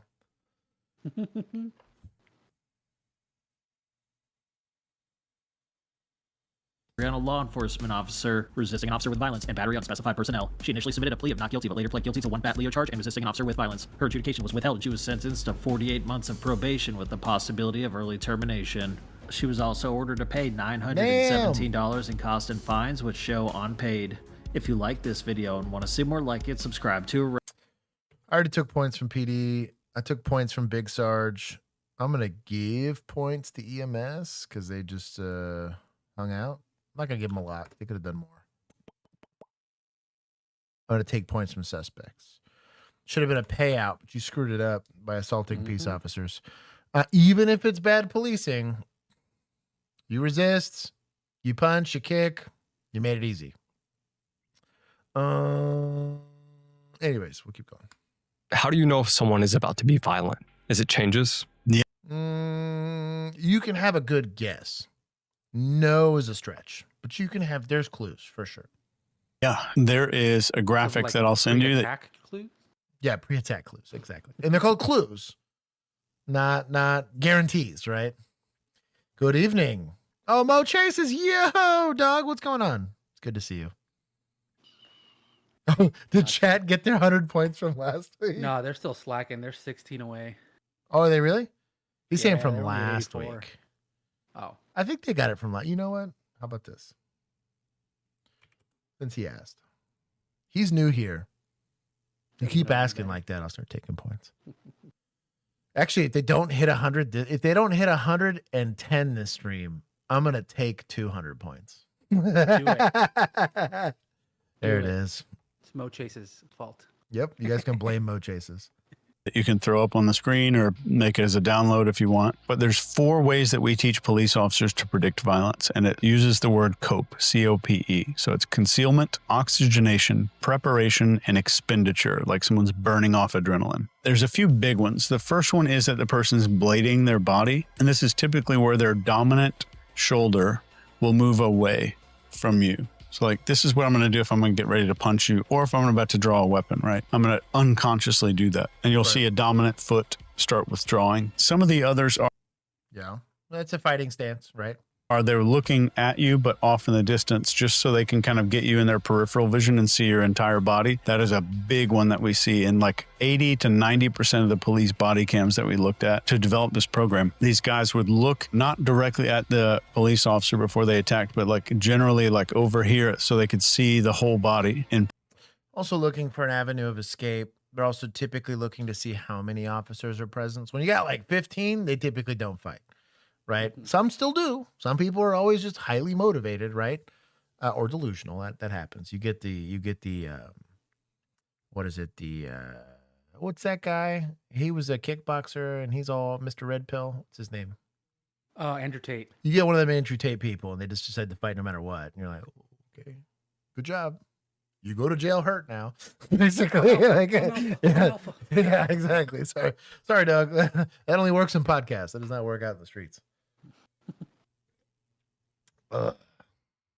Joke's on you. I'm a switch hitter. Poe Buffett. That was very brave of you to be out of the closet about that. Yo, I respect the game. Vigilantes deserve to lose, boy. Mac. They are hurting me. Goal was plus 300. It's about 450 now. Oh, no. He said it was plus for subs. That's what it was. Oh. I'm glad Mo Chases. We got some subs. My dog. Okay. You know what? Then I'll give the points for that. There it is, Mo. Thank you. Bro, shout out to him for looking out for chat. I should take him from chat. Just give him to... Actually, you know what? Hold on. You could do YouTube channels. I will give it to YouTube channels. There it is. He gets 100 points there. He gave it back. Anyways, Chad move. Periphery. And that was a fantastic one. Third, and this is what we taught cops. This may not be relevant for everybody that's watching, but 90-degree angles. Our body doesn't naturally just sit at 90-degree angles unless we're sitting in a chair. Obviously, we're making a 90-degree, but our arms and legs, not really. You cannot draw a weapon from concealment without making... What in the AI? Bro, the Transformer gun. That's sick. Also, there's a magazine that's backwards, still sitting in his holster here. Yeah. Also, shooting a gun in a garage like this is wild work. That makes it when you combine the guns like a Megazord, it makes it twice as deadly. Yeah. Look at that. That's like a weird broom handle gun too. Cannot draw a weapon from concealment without making a 90-degree angle with your arms. We train the police officers to be hyper aware of that. Go ahead and try it. I know you're thinking of scenarios So we call it the chicken wing here, but yeah, it's a little. right now. There's 90. We draw from the front, 90. Draw from ankle holster, 90. But really, it's just blading body and watching the person to see if they're trying to look calm. If I know I'm about to do an attack, or if I'm really scared and I'm about to attack you, the adrenaline spikes inside of me, the epinephrine, and that produces a demand for oxygen. So that makes my nostrils flare. And in the body language nerd world, they call this wing dilation, if you ever want to look that up. But it causes a lot of things to happen. It causes my eyes to blink more often, so I'm seeing the higher stress. I'm seeing somebody like either bounce on their feet or fidget down by their legs in a way that they weren't before. So if we started a conversation, you've been fidgeting the whole time, I'm going to ignore it because we're in the business of change, right? I want to see this starting to build up, some of these things building up. I want to watch for the little signs that a person is doing repetitive behaviors to burn off adrenaline. And that is one of the most common. Those are probably the 4 most common things that we've seen. So the only downside to what he shared on this, fists was a good one that he didn't really mention. This is balling up your fists. It could be considered stemming. I think what's often not talked about when we talk about pre-attack cues is the difference between pre-attack cues and stemming, which is just the relief of stress through physical movement, right, of some sort, is nothing. Unfortunately, right? Some people, they have a twitch, if you want to call it that, where they will scratch their side, like literally kind of like the rib cage. It's kind of weird, but they'll do that, or they'll scratch like their upper thigh or their hip. All it is, some people do it with their hands. There's not like a particular rhyme or reason as to which part of their body, but they will scratch. I've seen this one a bunch. It's kind of literally just like the back of their head. That can create the triangle, right? Which can't just right off the rip make me think, I'm about to mess this dude up. Same thing, clenched jaw, nostrils flaring when they're trying to burn off adrenaline. Being around cops is stressful. When you're under stress, all of these things are going to happen, right? I prefer SOPs, which are just standard operating procedures, where we treat everybody like a threat until they're not one. Right? So we keep people in front of us. We keep a reactionary gap. We maintain a cover and contact officer, right? Contact officer's just worried about talking to him. If Juan's my cover guy, his sole job is, if I have to kill this human being right now, where do I want to be? Like, you know, that's his only function. Hey, who's walking into this room? Hey, who's doing whatever? And he addresses it, right? Rather than hope I see it or whatever. It maybe he has to bring it to my attention. But that alone, now maybe he's looking at pre-attack cues, but I'm not. I might be like passively noticing them, right? Where him and I kind of I start seeing him put gloves on and I'm like, oh, okay. So what I thought I saw is happening, right? But generally, a lot of people will talk about this. There's a lot of research on this. There was actually a pretty good study done on this before. But knowing it's going to happen and being in a position to do something about it are two very different things. It didn't take a rocket scientist the second we didn't give old lady the cigarette, right? To give us an opportunity to think that, hey, maybe this lady's going to be resisting, right? The second she got into the patrol car, did we not think to ourselves, oh yeah, this lady's probably going to kick? I don't think that was an unfounded fear. She eventually did kick, right? But was I in a position to do something about it while she's sitting in the patrol car and I'm outside of it? Hell no. It's her legs against my arms, and she's going to win that 9 times out of 10. So I think this is too often leaned on as a training solution when all this is really is education. You knowing this doesn't change a damn thing if you're not putting yourself in a position to make a difference about it. So that's my only critique there. It's not bad information. It's also not like unfounded, but it, too many people are like, I gave you training. And like, well, did you though? You know, like, was it helpful? I'm gonna leave it out. I'm not giving her taking points. Take points from YouTube channels for using AI instead of just pulling body cam clips, because there's a ton. You're right. Of these, And We'll take it. I have to do it for every single video that we edit. You're right. Because you've done a good job on that. The Rap Technologies one, you pulled like legit specific body cams. Yeah. Yeah. I knew exactly. Come on, man. It's not hard. Yeah. I mean, it is hard. I'm it's here a lot for of that. work, but it's worth it because it shows you how it is in real life instead of this weird thing where like reaching for your ankle gun and the dude's like trying to tie his shoes. And I think it's also like looking out. it's really specific. Like the 1,000-yard stare, like it'd be hard to. There's been a handful of examples where I'm like I paused and I'd be like, and that's the look you want to be worried about because it's very particular. Like it's easy to explain it very vaguely, but like a 1,000-yard stare is like you'll watch where someone was very animated, they get weirdly calm and like they've just accepted death, and now the fight's about to be on, right? And this is not going to be like a pleasant. I'm going to give this guy like an arm bar. I'm going to have to snap his arm damn near or whatever, you know, kind of the same thing. Like if somebody's, like getting spooled and what spooling up looks like, you want to see, let's look at his regular behavior. He's kind of frantic. He's angry. He's yelling at me. Well, now he went from yelling with me not pushing him, shoving him, or asking him a provocative question, has now gone to a bladed stance. And sometimes it's really obvious. Like in most of these situations, it doesn't, like I said, it doesn't take a rocket scientist to figure out this guy wants to hurt me, you know, or at least fight, if not run. But it would have been better with a visual. I'm with you on that. Tonight, heart-stopping video of a New York City house explosion. Yeah. Oh, this was wild. Millennial sent me this. Yeah. NYPD officers seen here trying to enter this home respond. Is there anything you could have done differently about this call that would have improved the outcome? Not in the fatal funnel. Would have maybe given you a smaller wall to get hit by, maybe, you know, but I feel like you would have. So my worry specifically with the door is going to be shards. Right. Of like sharp, pointy stuff that goes straight in your eyes. Yeah. With brick. Yeah. I don't know if that's brick. It might be a wooden house. But Yeah. I Yeah. completely speculatively feel like it stops a little more of the thing. Maybe. No. Yeah. In general, I don't know. And I've seen too many cops die. Glass I also don't like. Yeah. One too many cops I've watched die in these situations, so I was very leery of this. Unless I knew it was going to be a pretty kosher call, like this is a senior citizen I'm doing a welfare check on, and this is a frequent flyer, and I've been to this house a bunch of times, maybe. On that one, I'm fine, right? But generally, if it's like an unknown situation, somebody's going to have to touch the door. That's the sucky part. Someone's going to have to knock something, right? As the backup officer, which is back over here, I'd put him on the corner of the building. One, I want to see if someone's trying to flank us, come around and murder us while he's here. And then two, if I get dusted at this door, hey, get on the radio. At least tell them something so you hopefully don't die and I hopefully get help faster.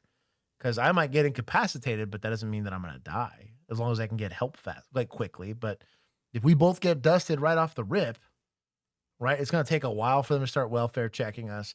By then, I've already bled out on the ground and they're naming a street after us. It doesn't save you from exploding house. Don't be at the same. Yeah, don't be on the exact same spot right up on the door. That's about the only thing but it doesn't stop this from happening. Still probably both get blown up. Given the size of this explosion, you're probably both still pretty screwed. Which I believe they got pretty lucky in that they had like minor injuries, that's rough. Because I guess they didn't take it directly to the face. Something else I think a lot of people would worry about. You'll see people that'll talk about stuff like shrapnel, or shrapnel, if you want to call it that.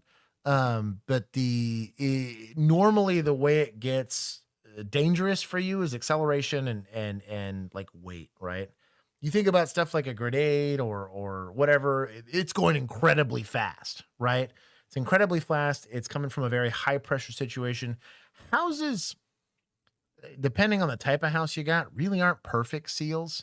And then the size of explosion you'd have to have for this thing to zip through you, you need speed for penetration, right? Doesn't often get accomplished through explosions that'll blow up a house like that, right? Now, the 500-pound bomb, that's different, right? But like a methane leak explosion or whatever it is that's going to cause something like this to happen, it's not going through you. it's going to hurt. You might get cut a little bit, but it's not going to accelerate enough that you're going to have fear of this thing like going through your vest or something. Or like, again, it's not a bullet coming out of this thing is what I'm getting at. Versus when something's designed to create that, it's starting almost, flush with the explosive device. It is accelerating fast enough to actually become a deadly projectile. To a domestic dispute before the unthinkable, violently thrown off their feet and into the fence. Injured officers then rushing back into the chaos to pull crying young children from the rubble. Crying is good. The blast sparked a 5-alarm inferno that spread throughout the 3-family residence, according to officials. Angelica Castellar lived on the top floor Sounds like a gas leak. with her kids. I thought we got bombed. So I believe the dude set up a gas leak in order to create an explosion. That's a bad So he was time. waiting there to ambush. Oh, that sucks. What a scumbag. The kitchen area, I saw my microwave. The flames was literally rising up. Ladder trucks reaching into neighboring homes as 300 first responders battled extremely dangerous conditions. Police have been responding to a 911 call shortly before 3 a.m. involving an intoxicated man armed with a knife. Investigators say 50-year-old Andrew Parasram forced his way into the basement where relatives lived. They said he threatened them with a knife and was carrying 2 garbage bags containing yellow canisters with contents unknown. Sources familiar with the matter say investigators are looking into whether the suspect doused the house with gasoline and ignited the fire. A neighboring home security camera capturing another view. First, you hear the blast before officers are seen scrambling to safety. Remarkably, all of the residents in the now incinerated home made it out. I want to be clear. Act of God. That's crazy work. Yo. We got very lucky today. Yeah. All right. This could have turned out really differently. And incredible as officers jumped into action after surviving that explosion. Emily, I know you have some new reporting tonight on the suspect. Tom, that's right. Investigators combing through the rubble. That excavator is now where the home once stood. We're learning the suspect did have a documented history of domestic violence, and sources familiar with the matter say that while he's unaccounted for, they did recover a body on the scene here. We are still awaiting official identification. If we were only that lucky. Mm-hmm. Now that's cheap for the state. Sorry, that's morbid, but that one will save you money. It will. It's a good looking green. It's a very pleasant. This was a bold choice with beige, but I think it worked out. I'm not a fan of the beige, but yeah, the green is nice. Good. The green's great. I guess points to PD. You were there. I mean, they did post explosion, just got after it and still helps them. They didn't like just worry about themselves. So I'll give them some points there. Second responders, I'll give them some for showing up and helping. And suspects will take it for scumbagging it, be hurting other people for no good reason.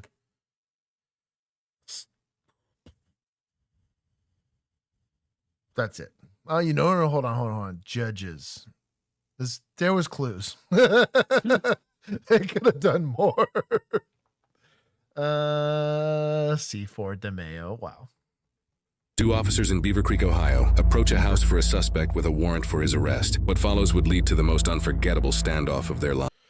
So sketchiness. You can't see through a window. I don't like standing in front of it, especially if you cast a shadow on it. I don't like doing that. Lives. Dates on there, 2023.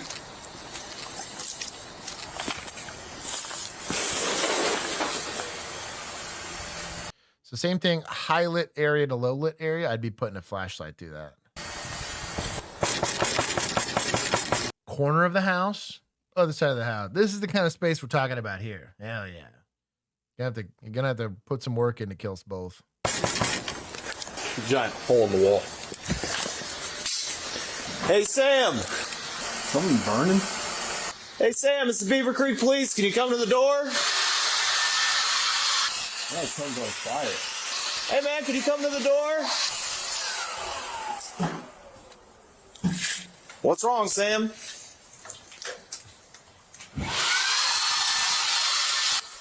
What in the world? This is gonna go well.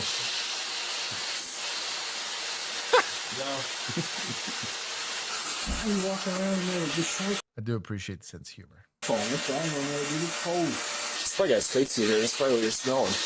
I mean, it smelled like something on fire. With all that dust and insulation was hanging around. Sam, come here, man. Just come here and talk to me. That's not gonna happen, man. Well, that's not nice. Just come here, man. Confirm. Please. Sam. Oh, dude, it's all like insulation and drywall and. Your lungs are done for. Just fiberglass all up in them. Dude, when I had to go look for that guy in the caravan before they tore it down, and it was like 2 inches thick of just cat or not cats. It was asbestos and rat droppings. Oh, it was like snow that back there, and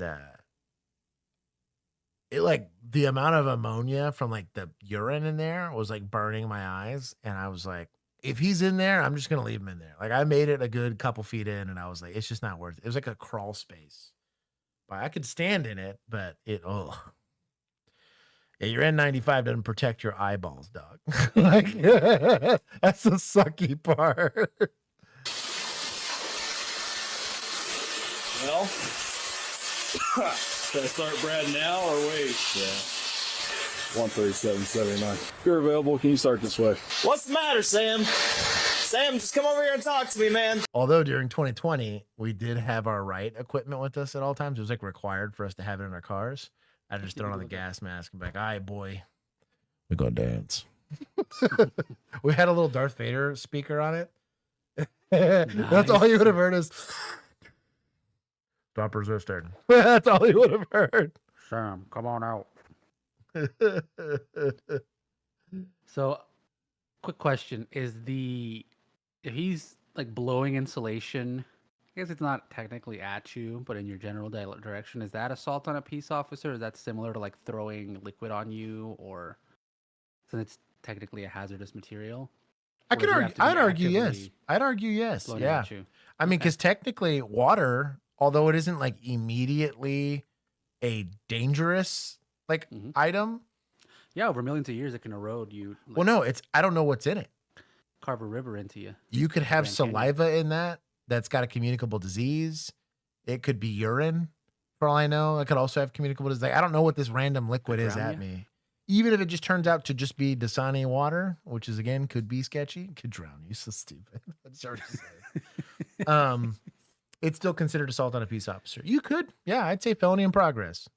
Throw the gas mask on and go get him. Yeah, because then that gets you out of here quicker. Yeah. You think the ghetto is your ally? I was born in it. Molded by it. I didn't see the suburbs until I was already a man.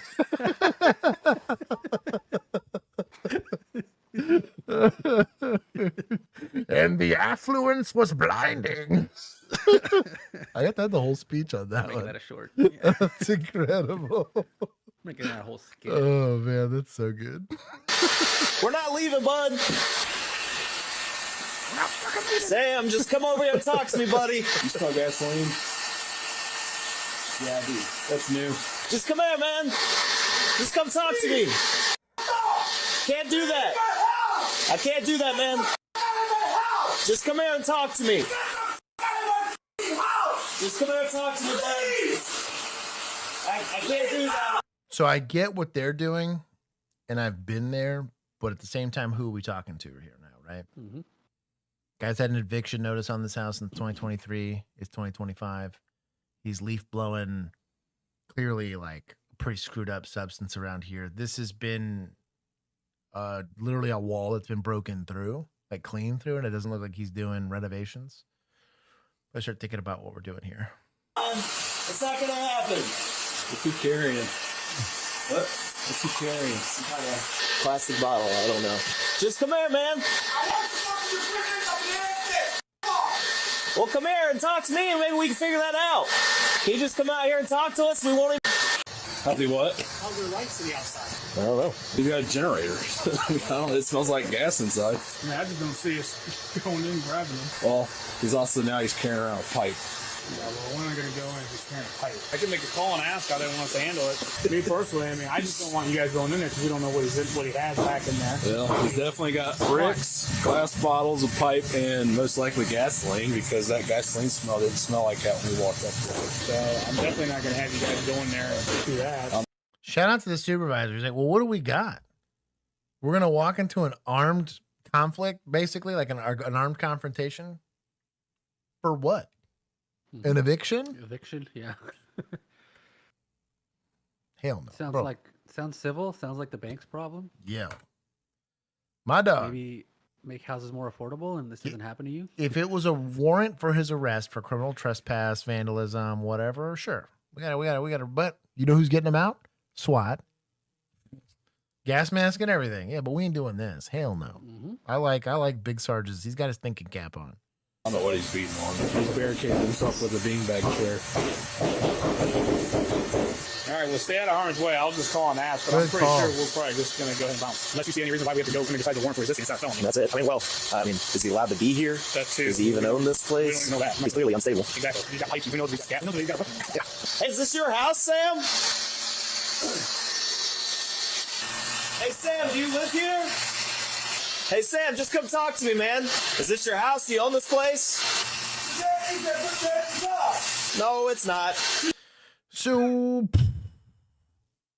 talking about dying, doing some stuff that's clearly hazardous for his health, potentially even probably doing the damn crime stuff here, right? There is a 5150 Baker Act notification of emergency detention, name it whatever you want to name it, depending on where you come from, where we can say as society, there is a moral good to going in there and getting him and making sure that he goes to a hospital, go seek mental help, right? But the flip side of this, guy is armed with a bunch of stuff. Do I really want to go in there and just have to kill him? No. Go save the taxpayer some dollars and just have him roll that constitution check rather than us, right? Consent check. Hey, bro, I tell you what, chat's on it today. Is a flashbang if there's like just gasoline fumes all up in this, is that gonna turn it into a bomb? I feel like yes. Okay, I'm gonna go with yes. Because the silent strategist was asking, is it a flashbang Showing too aggressive? I feel like without gasoline, probably flashbang it. Yeah, but that's also SWAT. Probably. With all the gas fumes and whatever else, I'd be a you little got in sussed here. out. Yeah. Yeah. Hey, CS, it's a good time for it. That's what CS is made for. Clearly unstable. Ricky acting like this isn't just Oklahoma as a whole, right? Perhaps today is a good day to die. Oh my god. Do you own this See, place? that's how you Do own pull a this clip. house? That's how you pull a clip. Can't do that. You will not come in here. This is an assassination. This is an assassination. This is a what? What are you saying? I can't really understand you over your leaf blower, man. Well, I have this on my Saturday morning bingo card. I wonder why he had a resistance card. Hey, he lit something on fire. Huh? He lit something on fire. Yeah, he did. Sam! Sam, don't do that, man. He's in the bathroom. Got a can of gasoline. There's black smoke coming out of the house now. Sam, don't do that. So, guy is committing arson in our presence, right? It's a felony in progress. But is it safe to go in here and get him? If we think he's by himself, probably not. Probably ain't going in there. He's going to smoke himself out. Do we get in trouble for knowing that he's in there and knowing that a fire has started, not doing anything to help him? Right? Probably not. Right? There's some case law that says we don't have to put ourselves in harm's way to save somebody. Technically. Definitely got to call fire, though, and this becomes a fire issue. However, can fire even approach this structure without a PD presence there? Hell no. This is covered in, shout out to Alert, fire with a weapon, or fire as a weapon. Very specific training module I took. Really stupid because it gives all the protections for fire, and it literally just teaches police officers how to firefight. It's the dumbest thing ever. Because apparently that's easier than teaching firefighters how to police. But they also don't have the authority to do it. But There's a whole training module on like how to don a breathing respirator, and that they should size breathing respirators for PD. Like you have to like pre-designate some emergency responders, and like when the thing's supposed to beep at you when you're about to die, or there's carbon dioxide in the air. It was like a pretty in-depth training module on how their like heavy duty respirators work. And I'm like, I can remember any of that. Like, yo, I gotta put a respirator on. Looks like he's got it. Good luck. Like, you know what I mean? Anyways. Sam, do you want some pizza? How about an Uncrustable? 37. Houston, fire at our location. Give me a photo of fire and Sam, buddy, you're gonna hurt yourself. Don't do that. Come on out. Sam, the fire department is on their way. It's fire. That's black smoke. Sam, come out, man. You're gonna hurt yourself. Sam, you gotta come outside. If we have to go in there, just he's holding 2 screwdrivers. Oh, Jesus. I don't see any flames though, but something's definitely on fire. Where there's smoke. Okay. I know they don't require much more than a high school diploma, but come on now. Let's assume there's a fire. Layla, what's going on? Oh, 10 more likes for a like goal. Come on now. I mean, they're gonna want to clear the house. I know. Well, he's in there holding screwdrivers in each one of his hands too. Water's not a bad idea. I mean, look how thick it is back there. We don't have any arson. You do have arson. Yeah, you do have arson. We did. I mean, that black smoke wasn't there before. Smoke is not. I don't know, but you're not going to be able to breathe in there. Go. So what are your elements of the offense for arson? If you saw him with the gas cans, you see the black smoke, you see him wandering around. So also, no, if it's gasoline, and I have enough training and experience of loading my car with gasoline that this is gasoline that I'm smelling, right? It also even if there wasn't gasoline, there wasn't black smoke before I showed up, and then black smoke started inside of a structure, like not in a fireplace, right? Like he clearly started a fire with the intention of a fire happening inside of the structure. That fire then proceeds to cause damage. If I can prove that it was intentional, like, you know what I mean? Which the leaf blower, him telling police to F off and all that, all of the totality of that leads me to believe he started a fire to prevent law enforcement from maybe going in there and taking him out of the structure, or to prevent us from like repossessing the structure or whatever. It's arson, right? Criminal, you have an intent to start the fire and burn down a structure. Not just any fire, but a fire that eventually burns down a structure or something like that. You could do it. I'll have to look at the specific elements of the offense, but that's close enough.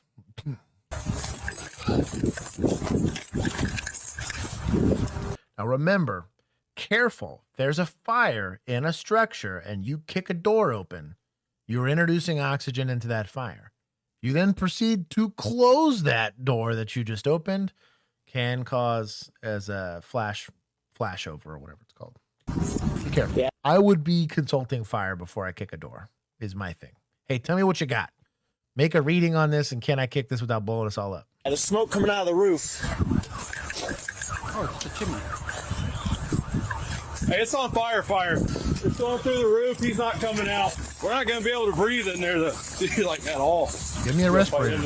I just asked one of them, hey, put a respirator on me. I'm going to go jack this guy up. Right. We're going to have to, dude. Manda Panda, welcome. He's just going to die in there.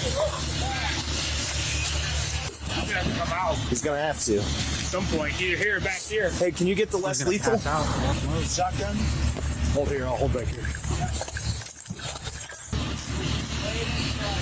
Golly, it's on fire. Silent Strategist, welcome. Also, Cosmic Dark Matter. Yo. He's coming out the back. Sam, you got to come outside, man. The house is on fire. You got to come outside. Pretty suboptimal to be by myself back here, but it is what it is. Some deputized stuff happening now. No, you don't want to die. Come outside. Come out. So does us approaching him and yelling at him to come outside make him want to come outside more? Probably not. But this is going to sound a little insensitive. I've rescued a few animals in my time, right? And a lot of times, like, these animals will be close to freeways and stuff, things that they don't realize are like bad for them, right? And when I don't want them to go there, typically I'll entice them with food. Hey, jump into my back seat. And they're like, that sounds like a terrible idea. I'm like, but this sandwich changes the game. And they're like, oh, yeah, that sandwich does change the game, right? Whatever it is. Maybe it's an Uncrustable. But yelling at that animal and then approaching it, especially if it's not all there, right? And can't figure it out that I'm trying to do it a favor. Backdraft. Thank you, Dante.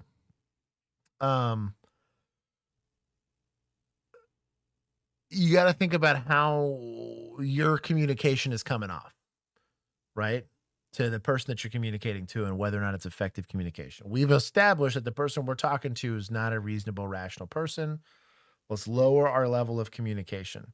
Assume there's a language barrier here and he has no idea what I'm saying. Yelling and running at him, maybe thinks I'm going to kill him. He has no idea, right? That's all I'm getting at. Outside!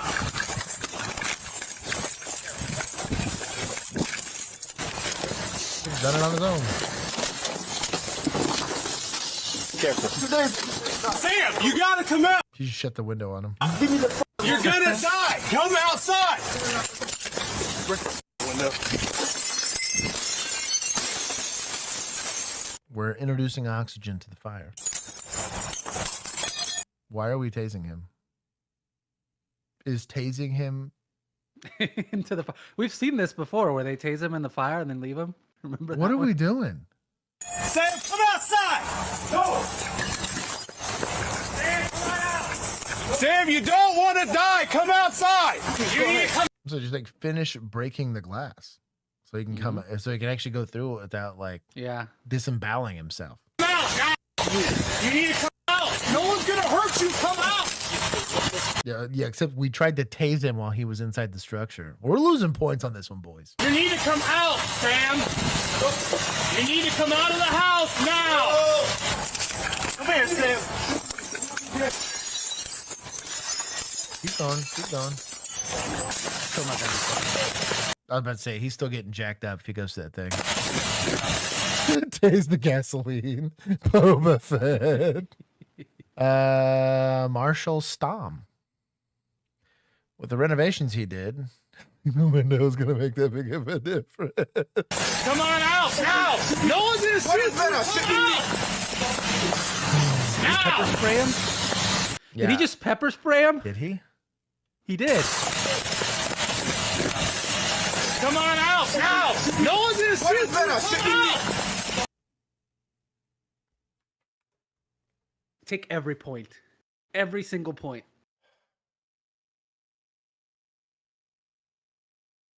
What is the thought process here? Let's go ahead and... That was not enough, but fine. Take 110. No. They need to go in there with a hobble and just tie his feet. You'll get out then. So the taser was hard for me, right? I don't like taser in general, but like, let's tase him before he's out of the structure, right? That was a terrible idea, but like, he's already probably having a hard time breathing in there. So let's just introduce spicier air to what's left of the oxygen that he has access to. Also make it hard for him to see where he's going if he... That's what I'm saying, dude. Like, if he wasn't already struggling with that, like... Make it harder for him to think clearly. Maybe he just thought it was a tiny fire extinguisher. Layla, I wish... The cop just got really confused. I wish He's this like, was this is Deputy's my dog. pocket-sized fire extinguisher. Let me try and help. You're gonna die. Let me make sure it happens. I mean, you might as well. That's all they're not saying, you know. Like, He's still moving. Let's disable him more. Also, beanbag shotgun, I'm sure will help. I saw that too. That guy running around with that. I don't mind any of the preparation in case he's trying to assault FD. Like, once he gets out of the structure and he's trying to assault FD, yeah, tase him, OC him, beanbag him. He's not gonna burn to death, right, or suffocate. But like, He might be covered in gasoline at this point. The propellant in OC is not flammable, fortunately. Now! Get that window open. This one? Yeah. It's gonna make the fireworks. Yeah, I was about. At least he figured that out. That's okay. It'll come out. That's not how that works. That's not how fire works. Also, those are tiny windows. He might be too big to fit through them. I hate it here. Y'all are killing me today. Come on out, Sam. No one's gonna hurt you. Come on out. Why are you continuing to OC him? This window is your best bet for him to come out, and you keep like whack-a-moling him down. You want me to? Yeah. I'm gonna be honest. This is probably a hot take. He dies here. I think I charge him with murder. Manslaughter, at least. At the very minimum, manslaughter. This is negligent. Because what's the thought process? That's what I'm trying to figure out. If the goal is to get him out, I mean, it's kind of my frustration. It was a less egregious example, but with the hobble, right? When they were trying to get this leg restraint on this lady. Okay, well, her being in the car is not a solution. Let's just spray her. You know what I mean? Which doesn't really help because now she's just miserable and now sitting in the car. Like, I don't know.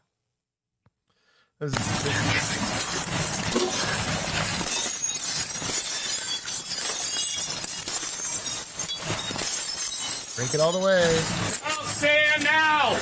Break it all the way. You got to get all that stuff out. Sam, walk over to the broken glass.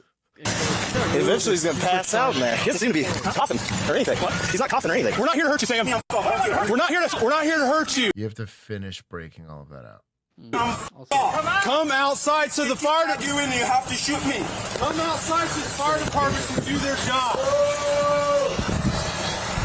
Is fire not started on this fire? For what? Yo, that's a problem. Get a PD escort. Just get a PD escort. Now, they probably don't have the training on this. That kind of training is relatively new. I was the first person, one of the first officers to receive that training because it just became mandated in Texas.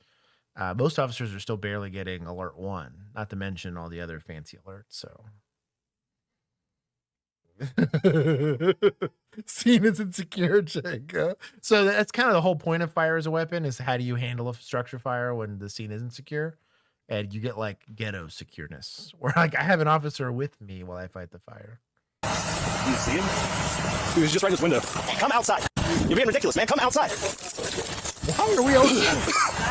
Sam, just come outside. Why? Come outside. You're an idiot. Come outside. Come outside. Come outside. I don't know where my ass went, FYI. We'll find it. Getting tired of doing this.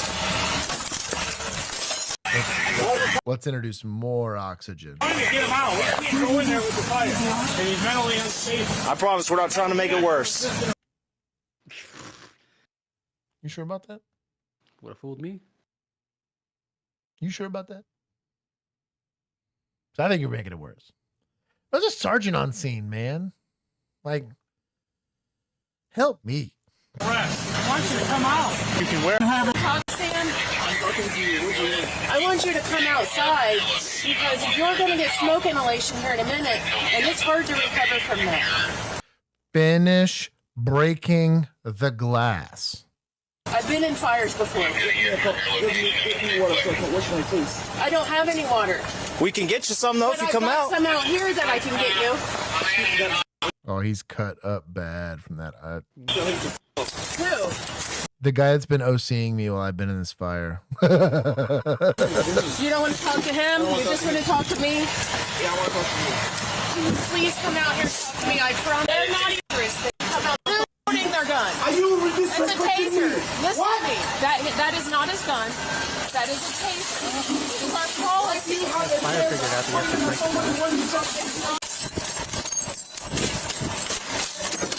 Points to fire for showing up to a not secured scene. Where's fire? Bro, I hate how many points I just gave for that, but yo. Mega Chad move. They're like, well, This one, just let them handle it. he's going to get hospitalized if he goes through that window. Like, if he wasn't already going to get hospitalized, he goes through that thing and he's like, going to need major Delayed like a surgery. fish. Yeah, dude, for real. Like, pizza was worth a shot. Yo, the Uncrustable, dog. I'm just saying. Dude, one of my goals, hopefully the next 5 years, is to get a hostage, like a negotiator, like certs. I 1,000% will have Uncrustables. Like, and a way to light cigarettes to give it to him. Both of those things will be in my my tactical bag. Come back and talk to me, Sam. Perfect. That is a great idea. Come out here so that they can finish saving your house. Good job. Is it his house? Hell no. But they don't want him to die, so play into it. Hey, why are we letting this female be an officer, Josh? Yeah, dude. When all these men are clearly so much better at it. Yeah, clearly this agency doesn't care about public safety because they hired this stupid female officer who is a danger to the public. Mm-hmm. She hasn't pepper sprayed him once. Sorry, that's an Izzo joke. She didn't stick her arm in if the you don't window and watch our tase him like a Instagram real man. conversations, it's an Izzo joke. We don't mean any of it. It looks cleared out. Can I go in? It looks cleared out. Can I go in? Well, how are we Hell gonna get no. in there? Through the front. Hang out right there real quick. We get 3 people with He's gonna reignite this fire. tasers. We just try to light them up with 3 tasers. Hopefully one works at least. I like how While he's still inside the house? Is that what you're saying? Yeah. Okay. I also Clear love that up. that he's like, let's try 3 tasers and hopefully one works. Hey, he's got the math is on his side. Also, Yeah. bro, check out the little pizza boxes that they got delivered. Oh no way! There's pizza right here. We got morale. Sorry, I'm annoyed. Shout out to Emu. Emu gets it. She's like DEI hire. Females don't belong in law enforcement. What do you say? I don't know.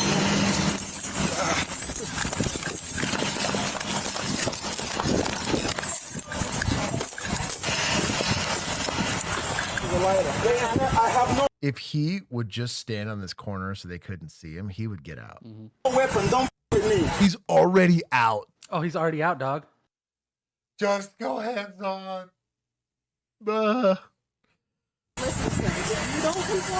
Bro, got him to verbally disarm. Chelsea energy. I'm not going to give points because they don't deserve it, but shout out to Chelsea. She should change agencies. Yeah, dude, for real. Remember when I told you I couldn't trust you? You can trust me. If you... What do you want to talk to me about? I'm out of the house. And I'm going to die here. Yeah, I'm going to die here. Don't tase him. Are you stupid? What is the point? You're within like 5 feet. You dumb? So, like, this wasn't going to work. No. This was maybe going to hit him in, like, aimed at the the ankle feet. and, like, here. Hey, you know what is pretty good for aiming at that spot that might have worked? Everybody drop the emoji real quick. We just did an interview. Oh, yeah, you know how you keep him from getting in there? Oh, bolo wrap. Maybe, there it is. You know, distract his OODA loop a little bit. Yeah, there it is. So I also want to kind of laugh at the fact that, oh, boys, throwing a taser. This guy's just witnessing, and there's only one person going hands-on, and it is this 75-year-old lady here.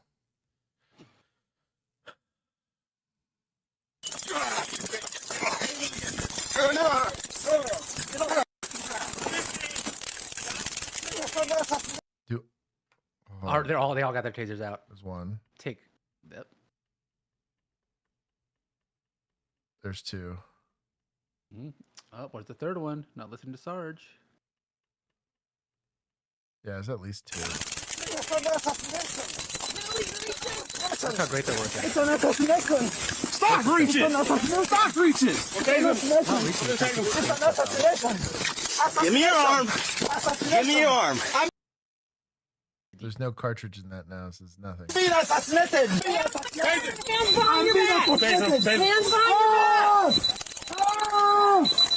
3 tasers now. Assassination. You can be trusted. Assassinated the assassin.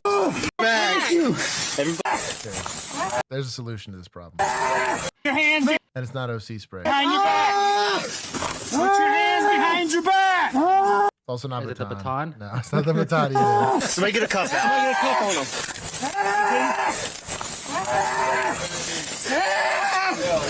I hate you. All right, cuff that cuff when you're pulling around, okay? Get another cuff on that cuff. I hate you. For real, this is like a 60 or 50-year-old lady. Like, that's crazy work. Yeah. It's been a minute. Bro, Garnt, welcome back, brother. Good to see all the municipal points looking a little rough. This is a bad one today. We're not doing great today. We're not doing great. She have a knitted hat. I hate it here. I hate you. I got it. I hate you. Here you go, back around. May God punish you. Around. May God punish you. I am being. Sorry, man. You're not being. Oh, dude, that guy's bleeding all over the place. Probably from all the plate glass he had to get through. There we go. Just calm down. When you finish with this Calm down. it's criminal. You would die for this. We're gonna probably have arson charges on it. I don't know if this house is. I don't know either, but I would say arson resisting. All kinds of. Warrant for resisting. He is presumed innocent unless proven guilty in a court of law. Do I really look like a guy with a plan? You know what I am?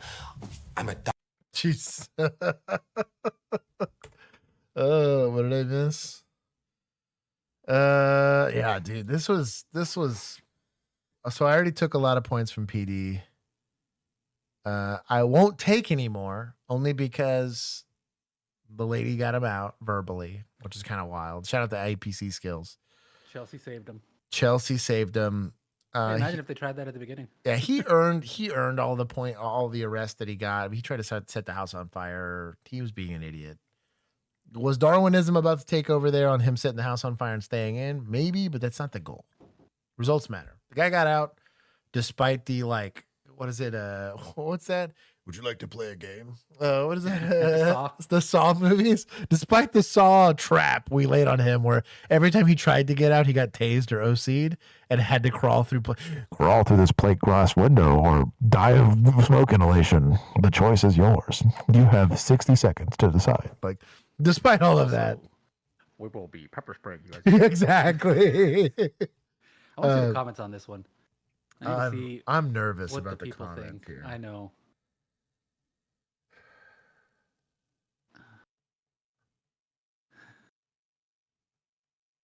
Yeah, no, his brother White House. I'm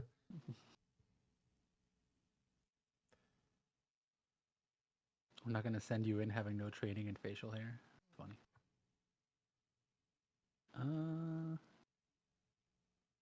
Okay, well, it's not terrible. Just quoting the video. That's fine. I'm shocked nobody's pointing out that you are keeping him inside every time he tries. Bro, I hate it here, man. Like, genuinely. Wild. It's why we started the channel. So it is what it is. But like nobody looks at that objectively and is like, was any of that productive?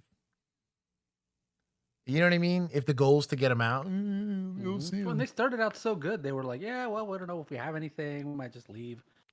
And then it probably should have just left. Mm-hmm. It'd have been better off. I don't know. It's whatever. Come on, everyone. You think this is like a TikTok thing? It is a TikTok thing. I clocked it immediately. Nice. Good job mopping that. These idiots are going to do this to the wrong guys or a guy that's having a bad day, and they're going to get hurt. When a TikTok prank draws millions of views online, a young influencer sets out to top it with an even bigger viral hit. But after one stunt spirals into chaos and violence, the attention it brings is not the kind. So, free advice. If you're north of the Mason-Dixon line, you're probably fine here, right? You're going to get the ire of, society. Probably get a lot of hateful comments. That's south of the Mason-Dixon line. You're going to get north of the Mason-Dixon line, you get probably get jumped though. Yeah, you're gonna get beat. Like you're gonna get beat. Or depending on the neighborhood, you still might get shot. Yeah. But just because they ain't legal don't mean they don't got it. That's true. That's very true. If anything worse, they know it's illegal, so it's nothing but Glock switches and Dracos. Like that's fair. That's fair. There's prank your friends is what I'm getting at. And even that scumbag behavior, in my opinion. Yeah. But it's safe scumbag behavior. Pranking strangers? At work, when they're just trying to earn a living in this economy? Bro. Remember how everybody was cheering that old FedEx boy got the death penalty? Like, ain't no one gonna be Team You is all I'm saying. Right, so I'm gonna amend my previous statement. Anyways. Prank like these prank channels are one of the things I hate the most, to be honest. 'Cause it's just like people just trying to live out here, FBI man. going after old incel boy, which I'm not saying they didn't need to, right? But like these exist? Yeah, I wasn't here for that one. I just Bro, remember you're lucky. I had to watch it on mute, so It was a bad I time. saw part of it, but That depends on I the, would have on had the some choice friend. words. Crime mime. I love you. I just don't know what the crime was. Yeah, one great. I missed that. He part. had in mind. Chevy police, come to the front door. Nothing in your hands. The following is based on official police records to Ring date, camera, you see and that? Sus. some of the footage has never been seen before until now. Please note that all persons charged with a crime are presumed innocent unless an unusual encounter at the restaurant. I'm assuming you're Emma. Yeah. Can you tell me what happened? Yeah, I can show you videos. I had a customer. I think this was like a TikTok thing. It is a TikTok thing. I paused it immediately. And yeah, it was just like harassing and just getting in the face and stuff. Your personal size have been lacking. So I'm here to make sure you guys are staying in check. Get out my floor. So I'm gonna clean house. Go ahead and bring in the guys. What is going on? No, No, you guys need to leave. these are my workers. Bro, try that at Waffle House. Yeah. Mm-hmm. Bro. You would be getting tuned up. No, these are my workers. These are my workers. No, you have to let them get out of my floor. Come up. I need to great.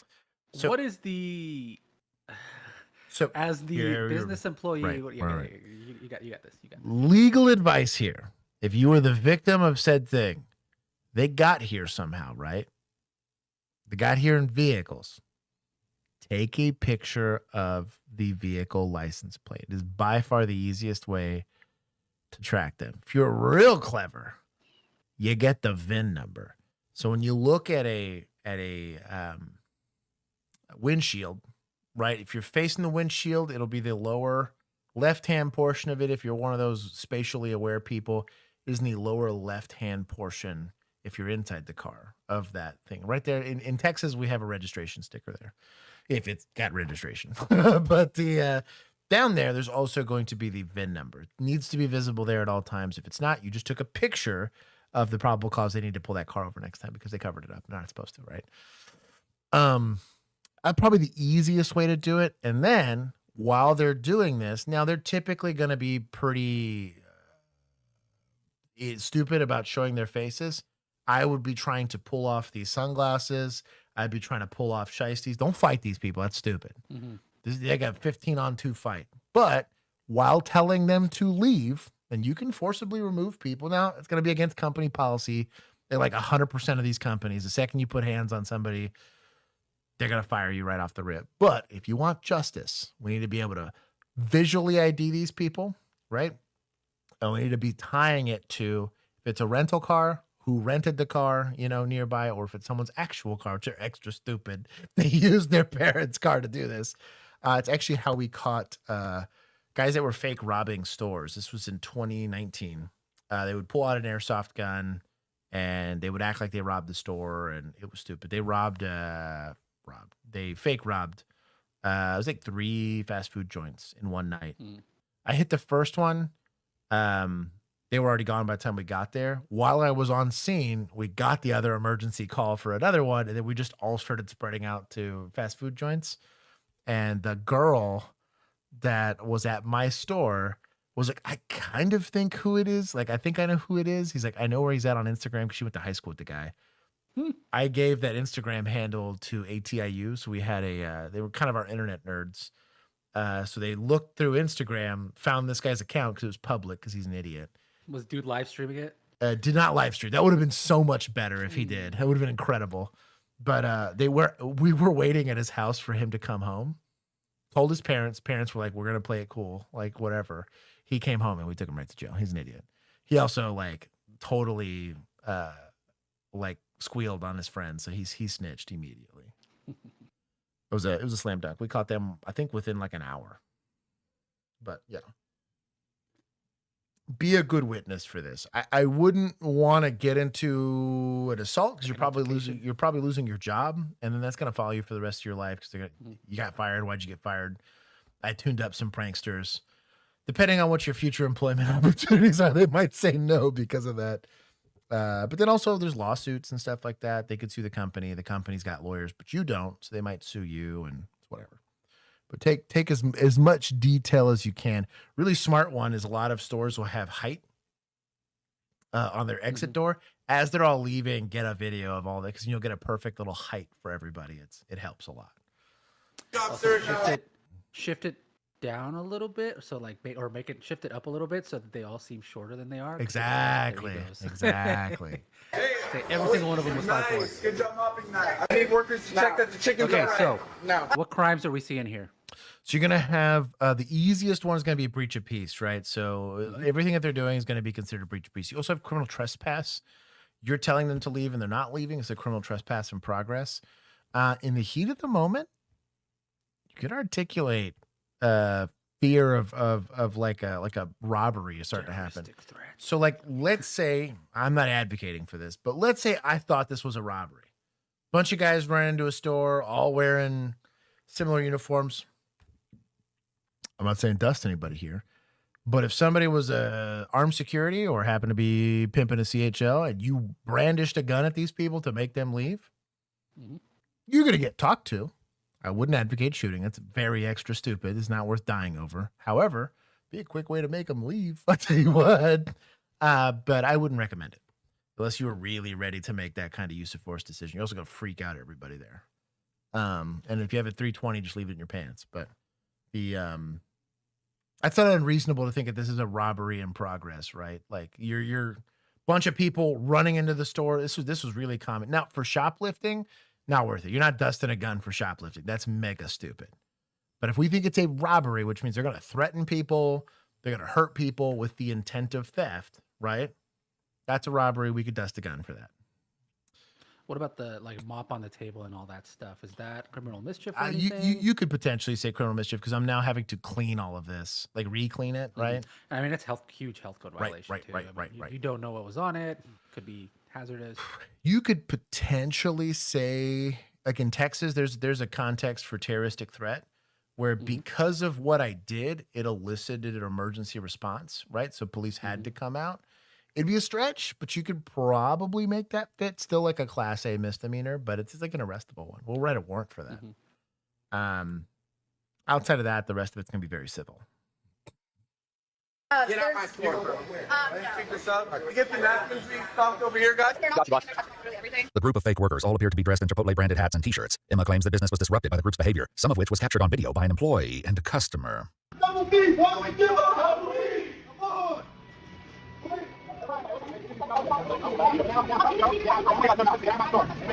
You're doing a great job there,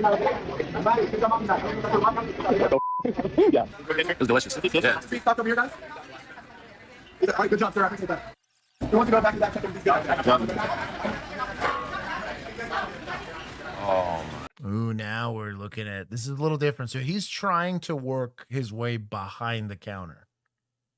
Now, in a lot of places, you can start to articulate like theft or burglary or robbery potentially, because you can, as the person who works there, right, prevent them from entering what you're going to say is a controlled access area, right? This is where my money is. This is where personal belongings are, or whatever. This is also your building. You as a manager or whatever have the ability to control it. They have like employees only signs and stuff like that. You start trying to force your way through that. I'm still not saying use physical force to do it, but you're probably covered by the law. Almost, like I said, universally, Chipotle and all these chain stores are going to universally have issue with that. You're like insta-fired for standing up for the people that are there. A lot of times, so you happen to be, oh boy here, right? That's just a citizen, right? Could you defense a third person here if they start shoving? Oh yeah. Here's where you, young man, we're the men in the world, right? Or able-bodied women. you can start to leverage that. Hey, we're gonna posse up together and force these people out. You see this a lot of times in like PIs, where somebody gets really rowdy at a bar and throws something at like the like waitress or whatever, and the bar just beats him up and throws him out, and everyone's like, I don't know who hit him, but yeah, he's a problem. We just kind of show up and be like, well, no one's gonna tell us anything. We got the one random drunk guy. Like, we'll just take him for PI and call it a day, right? Make sure that he's not like seriously injured or whatever. You investigate, but still, you could start articulating some of that stuff. Do you want them gone? Who doesn't work here? You start forcing, because you're not an employee. What are they going to do? They fire you as a customer? Like, no. But the employees are very much going to be constrained from a civil standpoint, in that the store is not going to back what they're doing. They're probably losing their job. But what are they going to tell you? Nothing. What are they going to do? Sue you? No, no pranksters. You'll be fine. Does it change the equation on the what kind of crime you're charging them with? If they're like touching all the napkins, taking all all of that might be theft, maybe, or going theft of behind service. the counter, because that behind the counter is the issue. Food away. Right. Yeah. Behind the counter is the issue, because you're going to have to destroy all that food. You're also getting criminal mischief potentially in the hundreds of dollars, where it starts to potentially become a felony. At Chipotle, it's probably thousands. It's like $30 for the damn burrito. Dog. Right. That's kind of what I'm getting at. But also, like you said, you're going to have a worker putting themselves physically in front of you and them doing it, and them choosing to push past that worker. That's kind of what I'm saying, is like the acts start to become a lot more in line with what's going to be considered like a felony in progress. Potentially, depending on how a law is written and how it's articulated, a violent felony. What's the difference in between this and me shoving you off your bike and taking it? That's robbery. It might seem schoolyardish, but that's a robbery, effectively. I'm using force against you to commit theft. So you could lock arms and Red Rover it here as employees if you really wanted to. And the second they push past you, it's now, at least legally speaking, you get to green light some suspects here. I'm not advocating for you to do that. I think that's stupid, but we get paid to hurt people. You don't. I wonder why these pranks never happen at like the CEO's house. They always happen at the store where minimum wage workers are. No kidding. Trying to live. Weird. You're not saying my workers. Okay. All right, everyone, we quit. This place. It's gone. Offensive language. Do you want the incident documented, or since they're gone? I mean, they're gone, so I guess it's fine. No. You were traumatized. You have a lawsuit on your hands for emotional distress. Stupid. Not the victim blame, but golly, man, I hated it. Did you give her points? I took points. I definitely took points. I think I took points. Pretty sure I took points. Was it at 5,600 and you gave it 57? I think you're too used to negatives. I might have just taken a bunch there. If you are the cop here, and this is maybe a spirit of the law kind of thing, my job is to convince her to press charges. Why? Because I don't want another victim. She right now might have been cool. Right? All right. Probably. Yeah, probably. But in this instance, and this is very common, I'm talking super common. Well, I don't really want to press charges. Well, I don't really want to do whatever. I was like, the more we don't do something about this, the more it's going to happen. Worse, the more bold said suspect is going to get. We just talked about the mind of the offender, and if I make the consequence death all the time, they're going to be like hyper committed to getting away with said crime, right?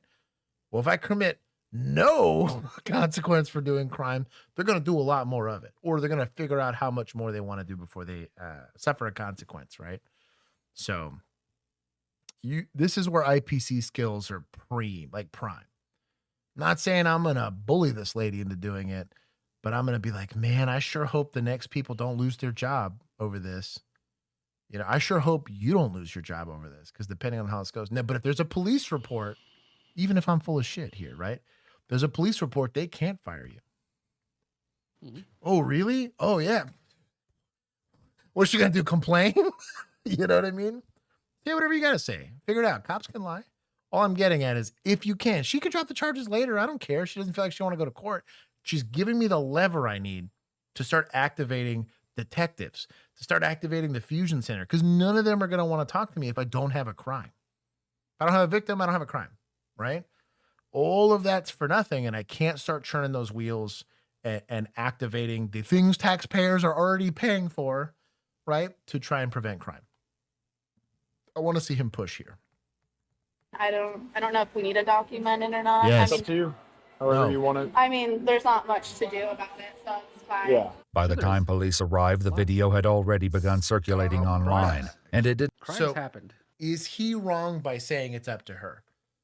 No, I'm not. He didn't say anything wrong.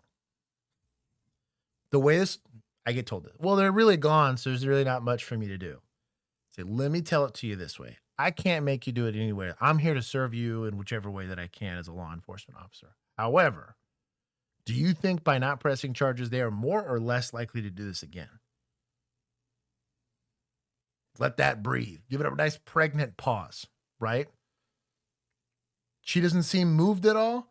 Would you know what the policy is on this kind of stuff? If I gave you a police report, at least you'd have some documentation in case, you know, the regional manager or somebody asks why there's napkins missing or why there's shrinkage for some of this stuff, that you can start to tie that, because you might not find it now, but in that whole time, maybe they did take something from the cash register. If only y'all are here to blame, our customers, you don't document that shrinkage, I can document it for you.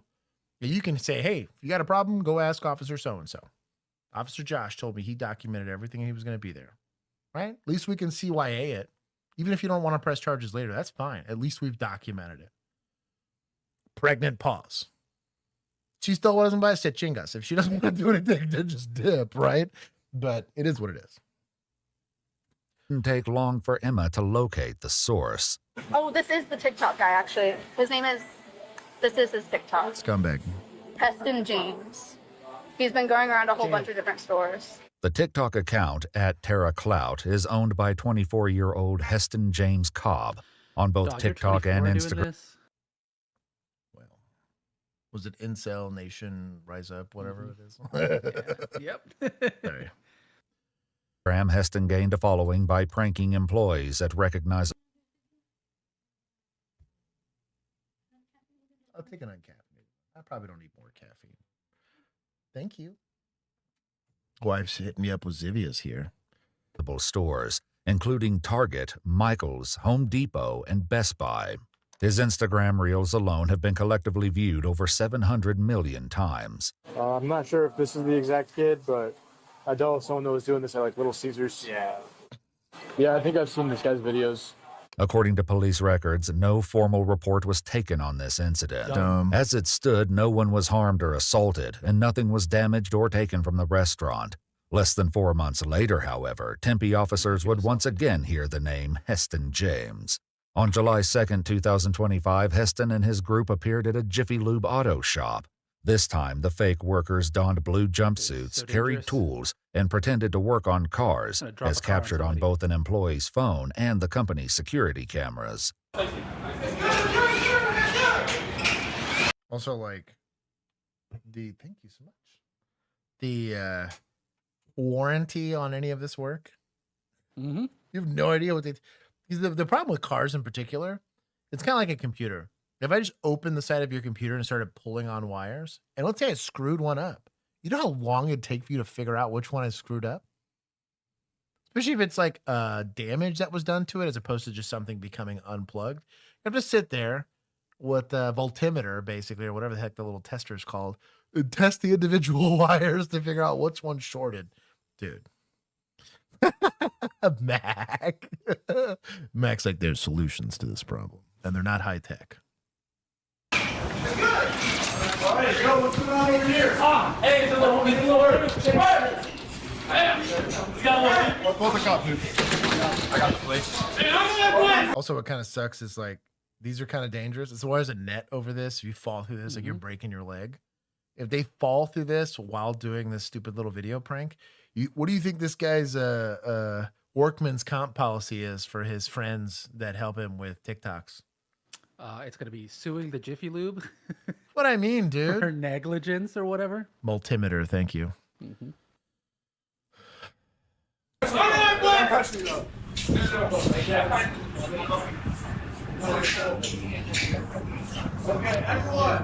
Oh, bro, somebody, employee video. Yeah. Yo, I respect employee was the on it. game. I am here for this guy. Everyone go. Oh, and he got everyone getting back in. Yo, oh, faces of everybody. I love this guy. Is Shout it- out to society. Since you're already at the mechanic shop, is it illegal to just let the air out of their tires? You know what's an interesting Not- point here? Like slicing them, but just So you maybe get criminal mischief if you let In it my out. hair? If you let it out, it's not technically damage. It's just criminal mischief. But I would argue popping the tire too, like you just straight up pop a tire, is just criminal mischief. It's probably the same amount of crime. so it's the same, but it's more effective. Interesting. It's a interesting hypothetical that has nothing to do with this video. Yo, honestly, I would just Unrelated. take the positive terminal off the battery. You know? Or you just take like some shears and just cut it. Now where are you going? Yeah. That tractor, it's a maybe $15 fix, but it's going to require rewiring it. I'll donate the time to fixing it. But you know where you're not going? Anywhere in this car. Would have been hard. The car was left on and open. Possibly got vehicle burglary for breaking into the car to go cut the line, but You take the keys. hate the player, not the game. Could take the keys. Just chuck them. If you, yeah, I was gonna say if you just chuck them, it's not. You didn't steal anything. There's if they got a lawyer, if he's willing to get a lawyer up, I could see the argument for vehicle burglary, but still. They also jumped my shop. I think I get a pass. I think when that goes to court, they're like, well, like, defense of a third person. Yeah, I can see it. Recklessly endangering my employees, they might run over somebody. Hurt my customer. I don't know who you are. They might injure themselves. Generally Maybe speaking, lives. I still am not a fan of the vigilante side of it because you're having to make a lot of. You also weren't waiting for this to happen, so you're having to make this decision by surprise. You also can't guarantee that these guys aren't just gonna get real pissed off and start breaking stuff or start attacking your employees. Or Could make it whatever way if they worse. did something. Could make it way worse.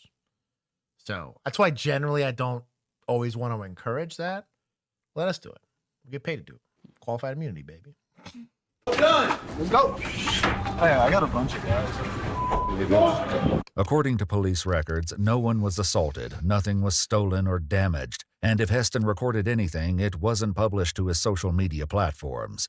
But he was far from finished. The next day, Heston's group targeted 3 more auto shops, including one owned by a man named Dave, who shares his fears that their actions will quickly lead to dangerous consequences if they aren't stopped. Dude, you touch the wrong lever here, you drop a car on somebody.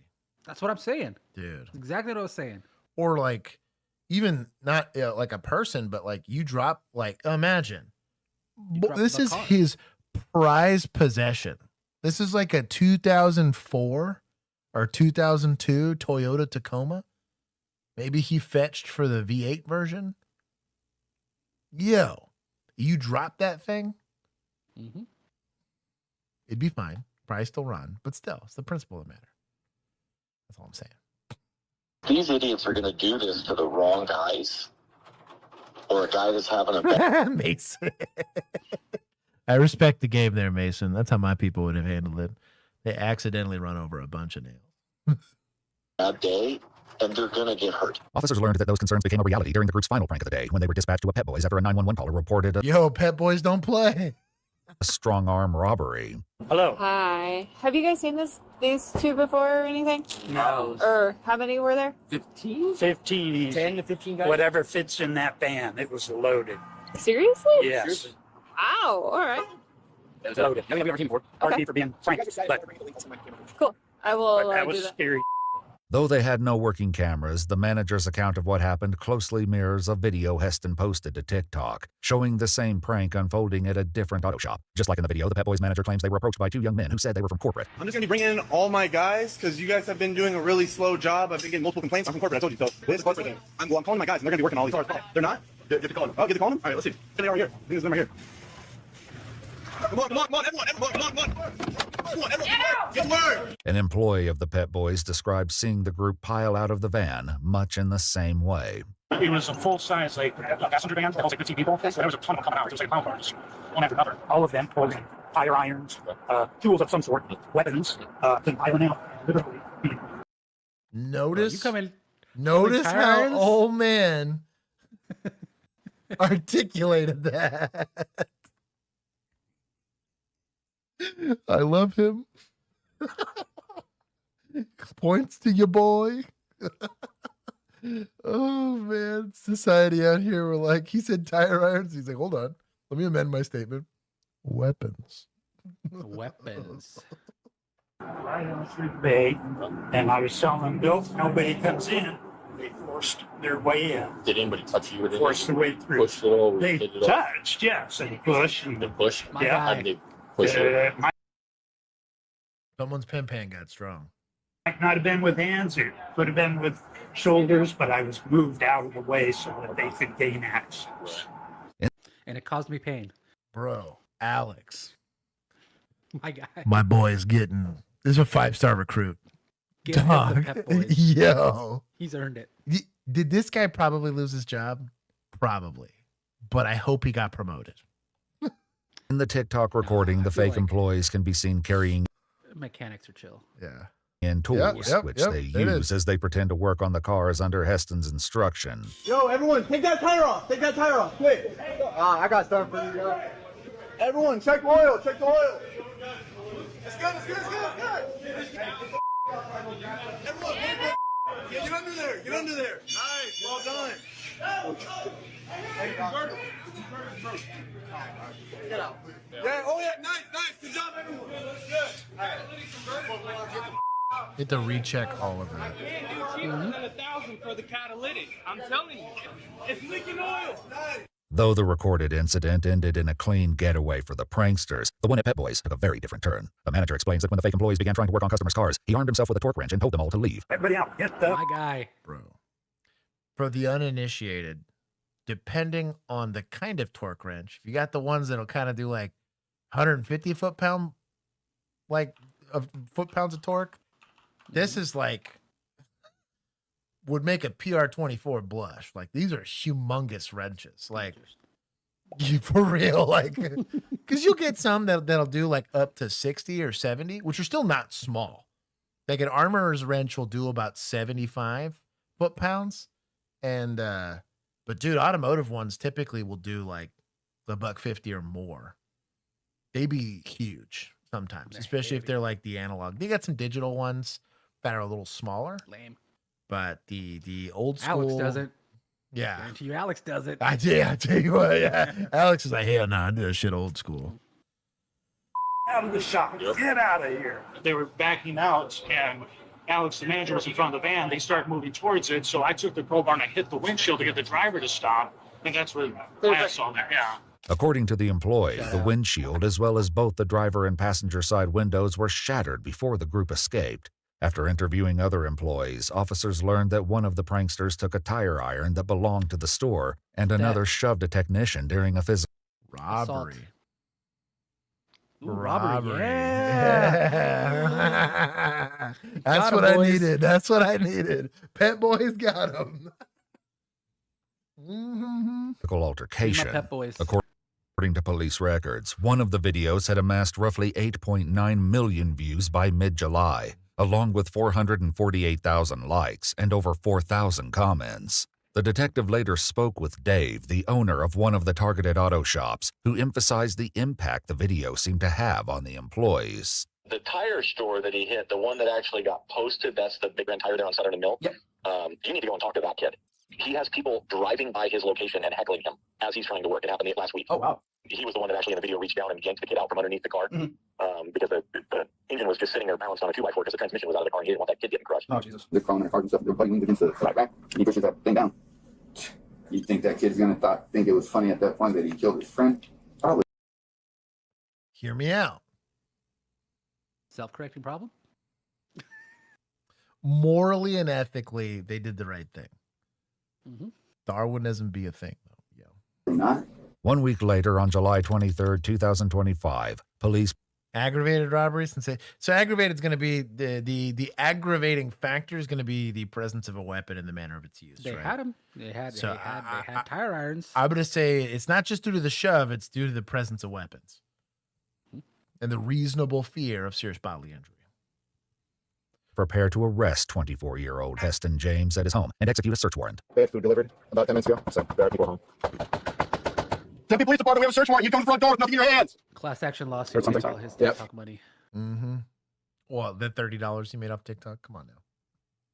Well, no, if he's got enough to get all these like little bunch of friends as his little crew or whatever, he's probably making money off sponsorships or whatever. Or couple million views. They're dumb kids and they just want to be involved, right? I guess. You know that's right. You know that's true. He had like 100K and he's getting like millions of views on these. I feel like he probably got. Maybe. He's making money somehow. Maybe. Or it's daddy's money. I'd still take. I'll take his $30. I'll take this house. That's fair. No, you're inside. We have a search warrant for the residence. You have to come to the front door. I can hear doors opening and closing inside. I can hear all kinds of stuff moving inside. It's the police department. We have a search warrant. Yeah, open the door and I'll show it to you. We don't get to negotiate. Open the door and I'll show it to you. I have it here. Open the door and I'll show it to you. What's that? It's for the house. I have a search warrant for the house. It's signed by a judge at the Superior Court. You gotta come outside. You need to come outside. It doesn't matter who we're looking for. We have a warrant for the house. Come outside and I'll show it to you. Okay, I know what you're ready. Okay, so you back. Step forward and go from. Come right backwards. Dummy. You have any weapons on you, Heston? So I would have given genuinely 200 points if he would have said, "I'm from corporate."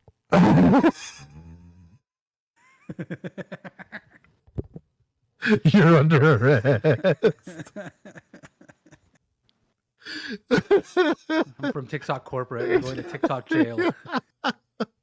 That would have been incredible. Oh man. Garnt chill. Frag, this prankster is 24. He's 24. He's screwed. He's mega screwed. Mm-hmm. All right. So we have a search warrant for the house. Right now you're under arrest, okay? You're under arrest for a few different things. Disorderly conduct, trespassing, criminal impersonation, burglary. Burglary. What's the why are you searching the house though? What does that have to do with anything? Let me show you the search warrant. To get all the CP you probably have. But it's relative to the case that we have. Okay. So it's the pranks that you've been doing, like all over at the auto shops and at the Chipotle and stuff. I'm not saying anything until the lawyer present. That's fine. I'll show you the search warrant, but we do have a warrant for the house to grab some things out of there. I'll show you the warrant. What we're looking for is on that warrant, okay? Heston states that he lives with 2 other roommates, but he isn't sure if either of them are currently home. Officers cautiously clear the house 1 room at a time. Our cat's in here. Guarantee you they were involved. Baby girl reeks of detective. Yeah. Yep. Do you wanna pop it and I'll Whenever you're ready, come get attacked by your cat. Ready? There's TV on there. Okay. There's TV on there. Hey, Tempe Police. Tempe Police! If you're in here, you need to come out with your hands up. Meow. Oh. Hey, put your hands on top of your head. Okay. Face away from me. Sorry. Tell me my accusation was wrong. Face away. Yep. My guy. He's over there deleting files right there. Yeah, hands. Cross your fingers. Oh, raw dogging this fool. Use gloves. Come on now. Walk with me. Proving somebody on roadblocks right now. Yep. God, this is a TikTok house. What's up? This is what I'm saying. What No furniture. What is happening? Yeah. Garbage everywhere from DoorDash So we have a and search all warrant for the house. meals. Announcements. He confirms that Jake and Heston's other roommate are out, leaving the house now empty. During the search, officers find Meta AI glasses likely used to record the pranks, as well as confirms that Jake and Heston's other roommate are out, leaving the house now empty. During the search, officers find Meta AI glasses. Meta can't make these domestically? Yo.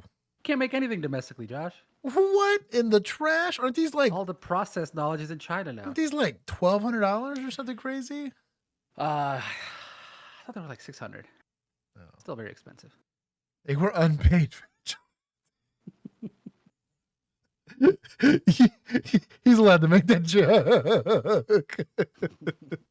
Glasses likely used to record the pranks, as well as uniforms bearing the logos of multiple businesses, including Chick-fil-A, UPS, Target. You're not going to get impersonation here. Home Depot, and Raising Cane's. Cane's mentioned. Points Cane's to chat. mention. I'll allow it. Points to chat. I'll allow it. Chat. We hit the like goal yet? Y'all got plenty. We did. We're at 121. Oh, nice. Oh, wow. They got 120. Yeah. You know what? For that, Give them a lot. I'll give them a lot. There you go. There it is. Shout out to chat for the likes. Yo. Along with these items, police uncover what appears to be domestic labor in this economy. Jeez. Blake. Yo. Gotta record daily. Fix sleep schedule. He's got his affirmations over here. Think of video ideas and go do them. Wow, really? He's post all videos. Heston's journal detailing his goals and plans. 2 months before the Chipotle incident, he writes, "I have no other choice but to make this work by any means possible. I will give my family the best life due to my hard work. I cannot afford to miss a single day. This is my year."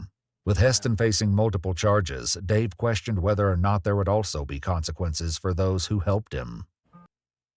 1,000%. Yeah.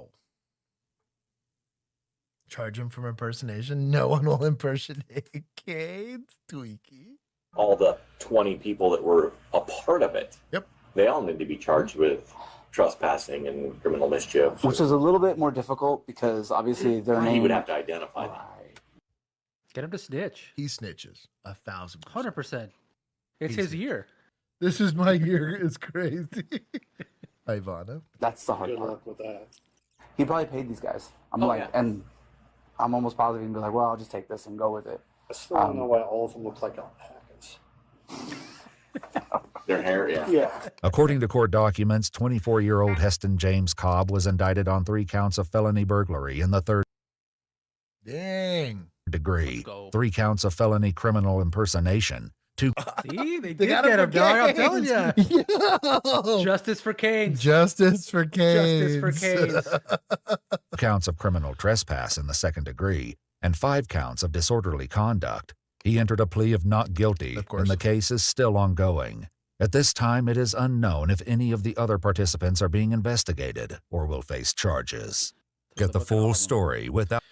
So I would want to charge them to force them to testify against him on how much of it he organized, whether or not he knew it was illegal or not, all that kind of stuff, you know. I would go into his phone, get a warrant for his Venmo account or his Cash App account, figure out all who he was paying, and deep warrants. I'd be doing, can I find these kids in these videos? I mean, couldn't you find, I'm sure there's, if you just get the communications, I'm sure there's a group chat called Oh, yeah.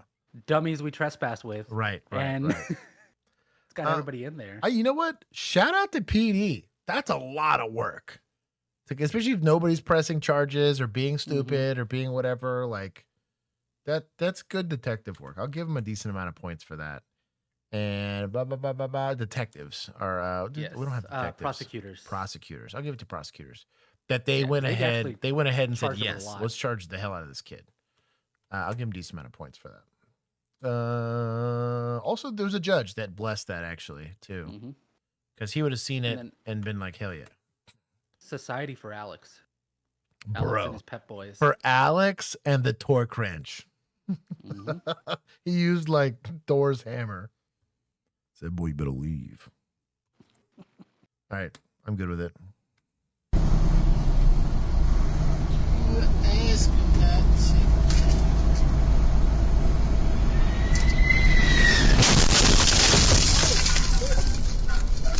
On March 20. Did my boy make it? He got pitted by, he did, minor injuries. No way. He got pitted by a plane, yeah. Well, he got hit by the, so it was the landing gear, I believe, that struck him. That's crazy, bro. This is what put Southwest or what is it? Spirit out of Spirit business. out of business. I don't think so. It was United Airlines flight, but so vigilantes, correct me if I'm wrong, but I think I saw y'all saying like the driver was at fault for this one. I don't know. Yeah, it wasn't. It isn't debris. It isn't debris. I think I saw that, or it might have been. They might have been discussing a different video, but I thought I saw that in the discussion. Dude, that's crazy work. No, I'm okay, glad he's okay. God protected hard today, bro. Silent, you're not wrong. Bro, got out there. He's working overtime. He's putting in work. Pilots. Okay, I am wrong. Okay, so I was reading a different thing. He was resisting.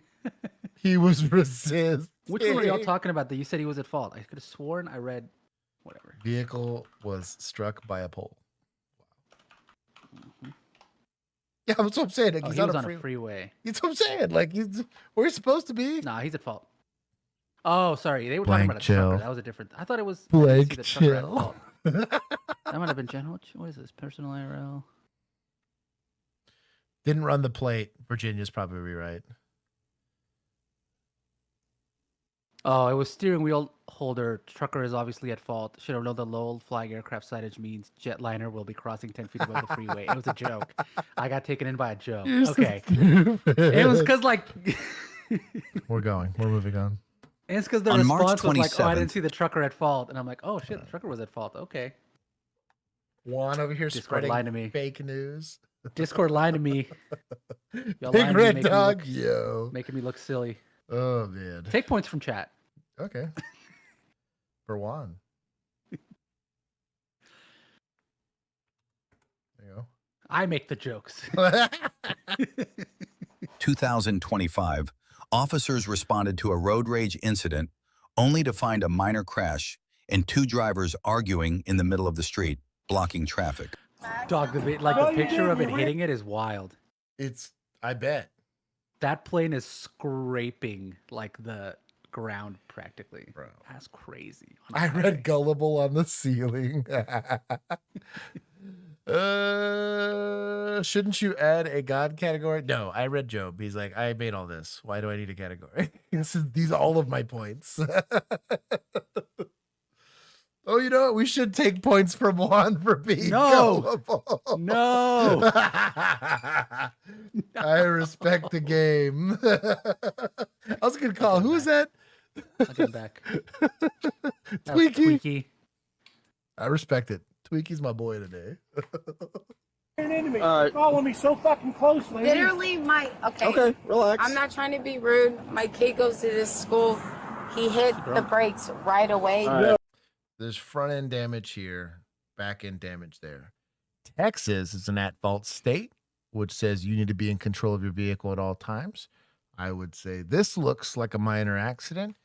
Here's your insurance information. Here's your insurance information. You guys go away. They decided to make a big deal out of it and say, my back hurts. I'm like, cool. Here's your causative factor citation for following too closely. Now get the hell out of my face. Enjoy your premium hikes. You got my ass for the whole mile. Okay. I would at least make them leave the roadway because everyone's stuck here. Didn't even turn on Where's the this. damage? Come over here. Just get him to leave the road. Get him to leave the road. That's my damage. He has a scrape and I have a whole dent. I have a dent. Okay, my. Let's get off the roadway. All right, we're gonna just pull over. Okay, you're gonna get out. It doesn't matter. Listen. I apologize. Pull over there. We'll do a driver's exchange form. Good job. Get in your car. Pull over there. Yeah, but my son gets I don't out of- care. Pull over Okay, there no in the parking problem, lot. No problem. He's the one being nasty, not me. I'll listen. No problem. All right. 6 or 10. For being an unknown situation, about 126. It's a minor accident. Unknown situation. Chill. It's a minor. There in Indian Rocks. Looks like a road rage. It's a minor accident. They're going to have a disagreement about it. It's not a road. The second you start saying words like road rage or unknown incident, they're going to start rolling you a back. I'm not saying you don't need a backup officer here. I'm just saying like that's like Brady list, dog. Like that's not what you have. Sorry. Grab your driver's license, registration, proof of insurance, please. Same thing for him. Z85CHT. So 4H4. Just grab your driver's license. Grab your driver's license, I have a registration. hard There's no need to get an attitude. This is not a hard call. shift license because I had a DUI about a month Okay, ago, so I so don't grab have what a you license. have. Okay. Are you even supposed to be driving? Yes, I am supposed to be driving. I'm only going to Nona to get my kid. What's That your was hardship stipulations? it. What do you mean? What are you allowed to do on a hardship license? Get my kids and go home. That's Okay. about it. So that's what I'm trying to do. think I have my license on me. My name's That's a terrible idea, but Alexis Michelle Thomas. I'm not trying to be rude to you, so I don't know, you know, like. if there's a child in that car, and there's a vehicle involved accident. So, fun fact, I learned this the other day. Even on a minor accident like that, that car seat's junk. You were supposed to replace that car seat, even in like a fender bender. Apparently, there's like a ton of different like points on this car seat that now I grew up with Mexicans. Unless that thing got crushed, you're probably reusing it. But according to the manufacturers of car seats, all of them universally say this is involved in any kind of accident, you're supposed to replace it. For me, I'm having medical come out and check on that kid, right? Even if it's a minor fender bender, because it's a child. Am I making a mountain out of a molehill? Maybe. But am I advocating for said kid? Yes. I'm okay with that. No supervisor's going to get pissed off about that. Okay. He was braking furiously, like just bum, bum, bum, bum, bum. And I wasn't riding his butt. It's more of the fact that I'm trying to get to the school to get my sign. Sounds like you were following too closely. In Texas, this is a super easy situation to solve. Tailgating's a problem. If I leave him there, he freaks out if he's the last person. So that's all I'm trying to do. All right, so two things. One, there's an active school zone, so the speed limit is only 15 miles an hour. Okay. So, two, you're riding behind him. He's in front of you. So, you don't matter if he's braking, how he's braking, you're behind him. No, I understand that. Okay, so you're at fault. And I understand I'm at fault. Okay, that's fine. But for him to just get out and just start screaming at me and approaching my car, screaming at me, I have two kids in the car. You don't have to scream at me. Have you been drinking? No. Are you under the influence of anything? Not at all. You haven't been taking any alcohol, No. pills or anything? No. That would impair your ability? No, I would do any type of sobriety test. Nothing at all. I haven't done nothing. Okay. I'm a stay-at-home mom, and I'm here to get my other child. You want to drink at home? No. Okay. Absolutely not. I'm a mother of 4. No. I'm coming right here to get my son, and that's about it. And I accidentally bumped him because he literally hit the brakes out of nowhere. Like, there was no one in front of him for him to hit the brakes. He just smashed on the brakes and accidentally bumped him. And on his car, he has no damage, and I have damage. He does have damage. Oh, scratch. Doesn't matter. You bumped And it the car. doesn't matter, and you're right. All right. Russell, you stay over here real quick. Don't you can tell me to speed it up. All right, one thing. Did you do the application for your hardship? No, I didn't do it yet because I have to go into my next So you court haven't date. submitted your application for your hardship? No. That's one. So two, you might be eligible for hardship, but you don't have one. So you're still driving on a suspended license. So I'm going to write you a ticket for driving on a suspended license with knowledge it's going to be a criminal court date. You have to go back to court, okay? Yes. You're not going to drive this car. You're going to have somebody come pick this car up. That's with okay. your My kids. husband's Okay. a mile away. All right. So everything that you were telling us and everything like that, I looked in.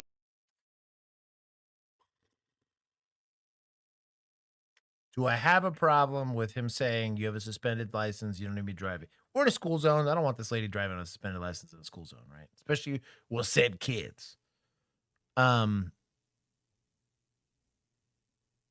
giving her the ticket. You're not allowed to give the lecture, in my opinion. I would have rathered, because these kids are dependent on income for food and clothes and consumables, given her the warning, but not let her drive. This is what I would have rather done. Later the warning. Let's not take food, because you know it ain't coming out of her budget. It's coming out of this kid's budget. Does that feel scummy? Yes. Do we want her to suffer a consequence? Yes. But you got to look at the broader picture of the implications of your law enforcement actions, right? I'd tow the car if I needed to be a scumbag, as long as I knew these kids were going to be able to make it home. Right, if that meant that she wasn't going to be able to drive it again, but and this is definitely like a personal choice thing. Officers are given discretion for a reason. Given that he was having an attitude before, makes me believe that he's just trying to make sure she suffers a consequence. I didn't care about any of this stuff, but it is what it is. It's lawful. The system, and I'm not able to verify it. Secondly, your social security.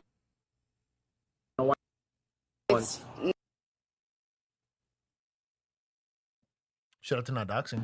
You might want to take a look at your social I don't know security about card. that. You could totally read her lips and see exactly what she was saying. She was very clear with it. That's rough. That's true. Yeah. All right. So just hang tight in your car. Hey Siri, please pick up. I'm Don't sorry, drive my phone's- anywhere. Hang tight so your kids aren't playing ball back and forth. Okay. All right. So just hang tight over there. Okay. Hey Siri. Okay. Hey, I talked to my partner. I see you told him you didn't want to do anything, exchange, you don't do anything about it. with that being said, I will just cut you loose. I'm gonna write her a ticket for driving while license suspended, revoked. She's not gonna be able to drive out of here. Have somebody else come up and grab her car and her. Even this fool who was struck had to get yelled at for a little bit. They got to deal with he's like, I'm not even gonna try to file insurance thing on this because I know it's gonna drive up my insurance policy. Worse, because maybe this guy can or cannot afford that. It's gonna drive up hers. The second he saw those kids, it registered in his mind what that equation was gonna be. Is it stupid? Yes, but it is what it is. Okay. Kids. Okay, she has some situation in the past where she shouldn't be driving, but she could have a hardship license or something like that. So, don't write her ticket, which is criminal, so she's gonna have to go to court on it. All right? All right. So, I mean, you don't want to do anything else, then, sir? That's pretty much it. Thanks for flying. I didn't know you were blowing your horn at me. I didn't know. I was trying to show her that there's a cop right in front of me. Okay. Like, and she kept riding right up my ass. I was like, yeah. So finally, you hit right, like I hit the school zone. Right, exactly. Okay. Is there any way I can just throw my kids in the stroller and go get my son? All right, so what I'm doing now is, since we handled the civil part of the traffic crash, that guy doesn't want to do anything about the minor damage or the crash, so I can't force him to want to document, take a crash report, or anything. He says he'll buff it out on his own. That's his right to do it. However, my indications when he flagged me down by blowing my horn and talking to you and seeing your presence, your demeanor, your eyes, smell what's on your breath, I'm getting indication that you're possibly under the influence of either narcotics or alcohol, okay? So right now. All right. He did ask the question earlier. I'm not saying she doesn't have the smell of ETOH or whatever. It is what it is. Now, we're going to conduct a criminal investigation for a DUI, okay? Right now? Yes. A DUI right now? I got an officer in route that's going to do some field sobriety tests on you if you're... Okay. Oh, hold the phone. If you believe and have the expertise and training to find the indicators for her being under the influence of alcohol, potentially, right? Why can't you perform SFSTs? Is it because you're not certified to do so? Can I trust your reasonable suspicion here to extend what was not a detention? You've already issued the citation. It's like waiting for the sniff dog to show up to sniff and there's case law that protects the dog being able to sniff without reasonable suspicion, but this is interesting. Cooperate and everything. Okay. No and if not, I'll write you your citation for driving while your license suspended, revoked with knowledge, and then that's it. So that's where we're at right now. All right, no problem. Do you want me to stand by my car? No, we'll just stand to the back of the car. All right, no problem. And when you say DUI, what am I under the influence of? Right now, you set off of my presence. What presence? Just me encountering you. Oh, just us talking? Yes. Okay. Let's take off everything out my pockets to slip off. Okay. I got another officer en route right now. So. Let me just roll this window down just in case they lock us out. Where are the kids? You can keep it down. I think. It's going to keep blurry. It's automatic. You got the AC on in there? Of course. Okay. So this is probably the most inconvenient situation for everybody. But I'll. That's fine. That's him. Your hands by your side. And for the purpose of this exercise. Thank God we have a female officer here that knows how to do SFSTs. Yeah. So sad they wasted all this money on having a female officer. He had to call mom. For real, literally. Until you're done with everything, and then we can definitively say you're at a certain level. That's him right here. Perfect. Can I just let my husband know what's going on? He knows they pulled right. Well, he's standing across the street. Now, my question is, if she's not on parole or probation or anything like that, right? She's just suspended for an arrest or whatever. They still need to ask for her consent for the SFSTs. And if she doesn't consent to it, they're going to have to develop enough probable cause for the warrant, which I don't think they have. Accident was caused, right? She didn't admit to doing anything. I call Cap that he's smelling anything out here, but it is what it is. I'm not there. Maybe he does. Just poorly articulated, especially if he doesn't have the actual training and experience to do so. But she also has to develop her own. She's not just going to go based off of what he said. She's going to show up and do her own evaluation. We'll see. Oh, you saw him again? Okay. What I'm going to have you do, raise your right hand to me. All right, raise your left hand. Perfect. So for the next exercise, I want you to put your feet together, your hands by your side, and for the purpose of this exercise, the very tip of your finger, just to explain it, is where your nail meets the skin, okay? It's not like right here, it's like this right here. So what I want you to do for this exercise, you're going to the very tip of your nose. But I'm going to call out either... So these, I believe, are DRE. DRE, yeah. They're thinking she's high, not drunk. She's still under the influence of something. You can put it. I'm going to call out either left or right, and you're going to take the hand of that choosing, and you're going to bring it up and touch the very tip of your nose. Interesting. So she indicated that she knew the difference between left hand and right. I've never seen this test before, so I'm assuming this is DRE. But I'm going to have you close your eyes and tilt your head back, okay? So my head back. Yep, so you're going to tilt your head back, close your eyes, and I'm going to call it either left or right, and you're going to touch that finger to that nose, okay? And then you're going to immediately put that Close my hand on. Yep, not right now. So, some things I want you to keep in mind, okay? Make sure you got the right hand, and I want you to touch the very tip to the very tip. And then it's important that you put your hand back down. Immediately after. I'm not going to tell you left, put your hand down. I'm just going to say left, so you have to remember to put your hand down, okay? Yeah. So immediately back down after. Okay. You have any questions? No. All right, close your eyes, tilt your head back. Okay. Left. Right. Left. Right. Crushed. Right. Left. All right, we don't that one. What do you mean? So, okay, why are you grabbing me so hard though? I mean, but he is. What do you mean? I'm not. DUI for what? I don't know what the indicators are for that test. Not a DRE. Do you think it's just a trick to get them to close their eyes and do something so they can cuff them real quick? No, that had to have been a resistance? test. The way that they administered it, that had to be a test. That's a pretty sus arrest, to be honest. Is it like delay between instruction and what? Because that's pretty quick. That's pretty. I don't. That's what I'm getting at. Is I don't know, because normally it's going to be like you're having to fish for it. I'm thinking of like, what would an impaired person do? Use the wrong hand, start and stop while using it, be indecisive, have to think about it, or like miss, right? Like Maybe she was too fast and they're like, she's on PEDs. We gotta take her in. Performance and driving under the influence she's of, under- of tests or of, a peptide stack. Yeah. Like Chinese illegal peptides. The fuck? For research purposes only, lady. Yo. Take her in. This is weird. I'm not a DRE, so and I'm not certified on that test, so I can't attest to it, but it'd be looking sus to me. Can you deal with him while we take him? God, bro. Let him know. I haven't done anything. Why am I going to jail? I haven't drank. I would do a breathalyzer. I haven't drank. I haven't done nothing. What the fuck? Right here to the right. You wanna call it? So also if he's saying he can smell, because he asked about her drinking, you can smell alcohol. Why aren't you doing SFSTs as opposed to the DRE test? Because there are going to be different indicators, right? You wouldn't smell necessarily if she was doing like Xanax or something. That's not something you'd smell. It's something behaviorally you'll see. We'll talk about pupil dilation and all that kind of stuff. Other thing too is weed is the one weird one there where if I can smell marijuana on you, you've likely consumed it. Just like if somebody smokes a cigarette or a cigar, like that smell will linger on them for a little bit. But he didn't say anything about that. So I don't know. My husband. They're taking me to jail for a DUI. I didn't even do nothing. I did the sobriety test. And they're taking me to jail. I didn't drink or nothing. I swear to God. Oh, it's shit in my pocket. Get the fuck out. Oh my God. Why am I going to jail? Just don't resist, baby girl. You got it. I believe in you. You can make it and win.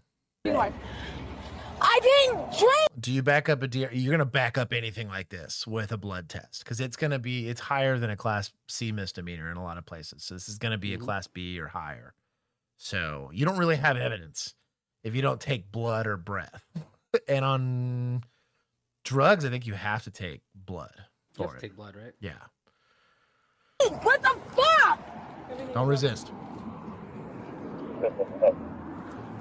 Eric! This is bullshit! I did not drink! They didn't even do a breathalyzer!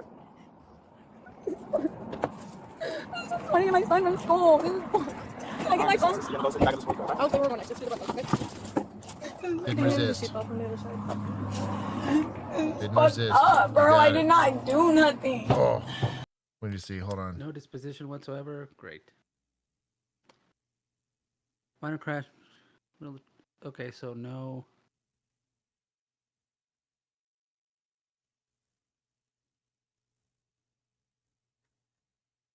Boo on y'all for no disposition. That was weak. I would be shocked. Or I wouldn't be shocked if they didn't do blood and they just sent it. But I think that charge gets kicked. You get a half decent attorney and they're like, Where's your proof that you committed a crime? That's what makes PIs real scummy. Is PI arrests in general, like they don't require SFSTs, don't require a breathalyzer, don't require blood, because by the time you've seen the judge, you've already sat out that Class C ticket. It's like $25 or whatever it is. Basically like an emergency detention with extra steps. And you've already served the time for the crime. You can get thousands of them. There's no enhancement for how many PIs you get. Yeah, we're going to take points from YouTube channels. I'll take a decent amount. That pissed me off. I'm also take points in PD. I don't want to, but I kind of have to. 420 blaze it. Title video. So they were asked to leave about 9:30 and came back, and he was the one that was originally asked to leave for being intoxicated and aggressive with other guests. And now they just keep going to every door and harassing all my security guards to get let back in. Okay, thank you. No, you're fine. Here's the deal. You cannot come back here. Do you understand? I don't want to go in. I don't want to go in. Okay, so leave the property. Yes, no. So I'm gonna. Go. Leaving. You're leaving now. Right. He's trying, dog. And for him, we give a blessing to society.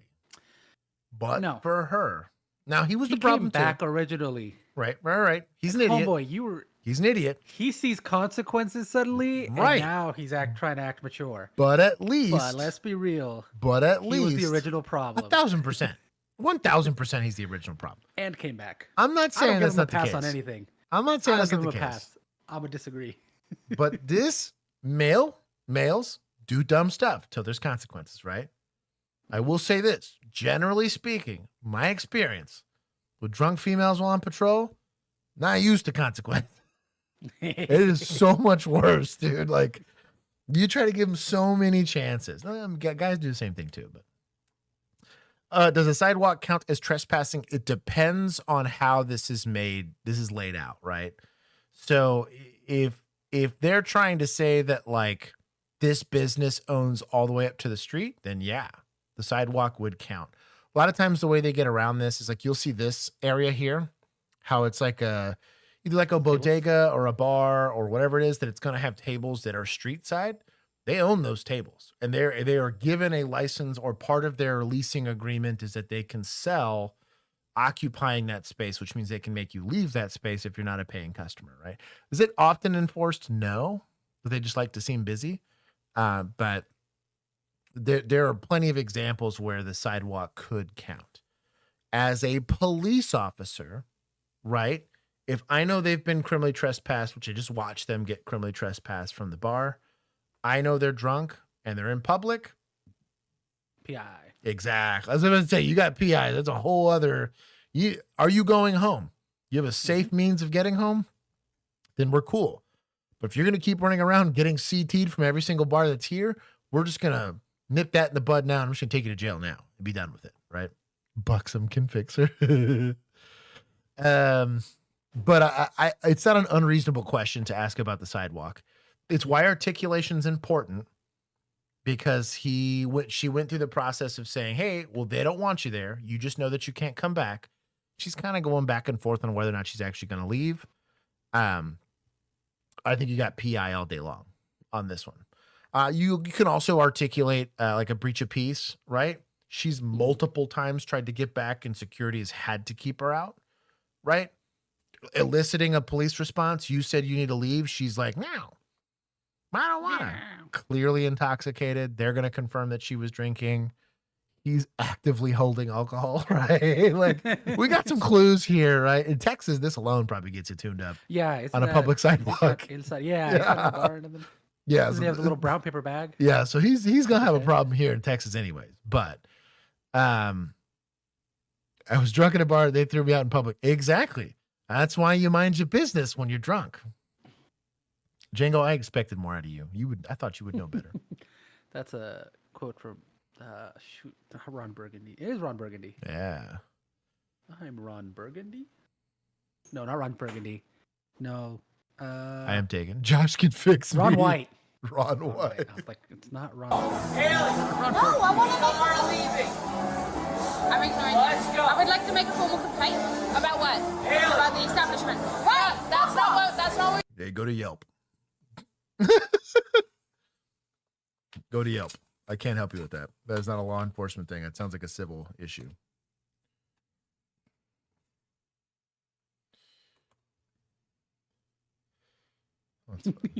Uncultured swine. I knew it was Ron White. I just had too many Rons in my head. Wow. you do. Pick up your stuff and let's go. I can't make a formal complaint. No, let's go. Why? Because they do not want you here. You keep coming back and you keep harassing the staff. We're leaving. Okay, no, wait, hold on. You, no way. You're pissing me off. Firefighter mustache. We get called by your He's got the look of a firefighter. Look at him. The shorts, the hoodie. Yep. The hat, the mustache, the haircut. He was just trying to get laid. Poor guy.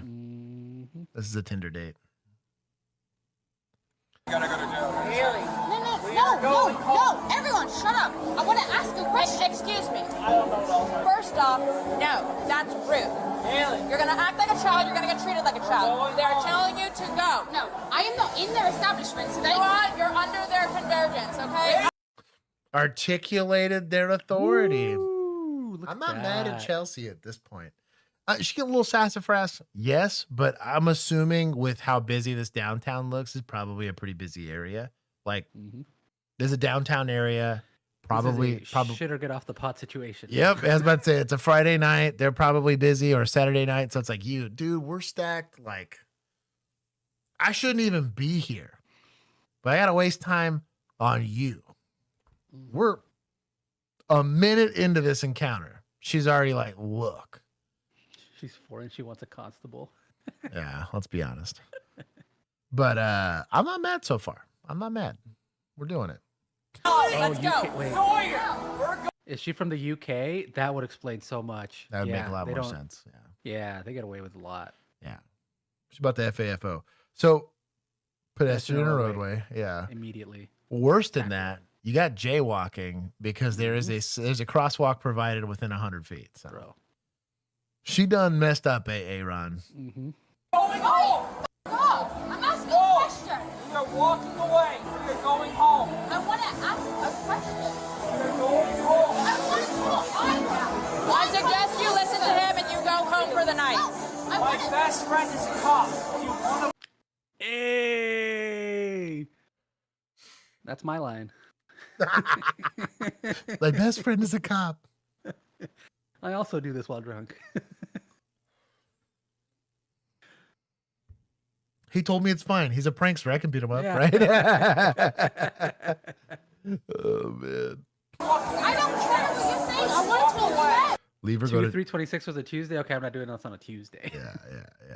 A Tuesday. Tuesday.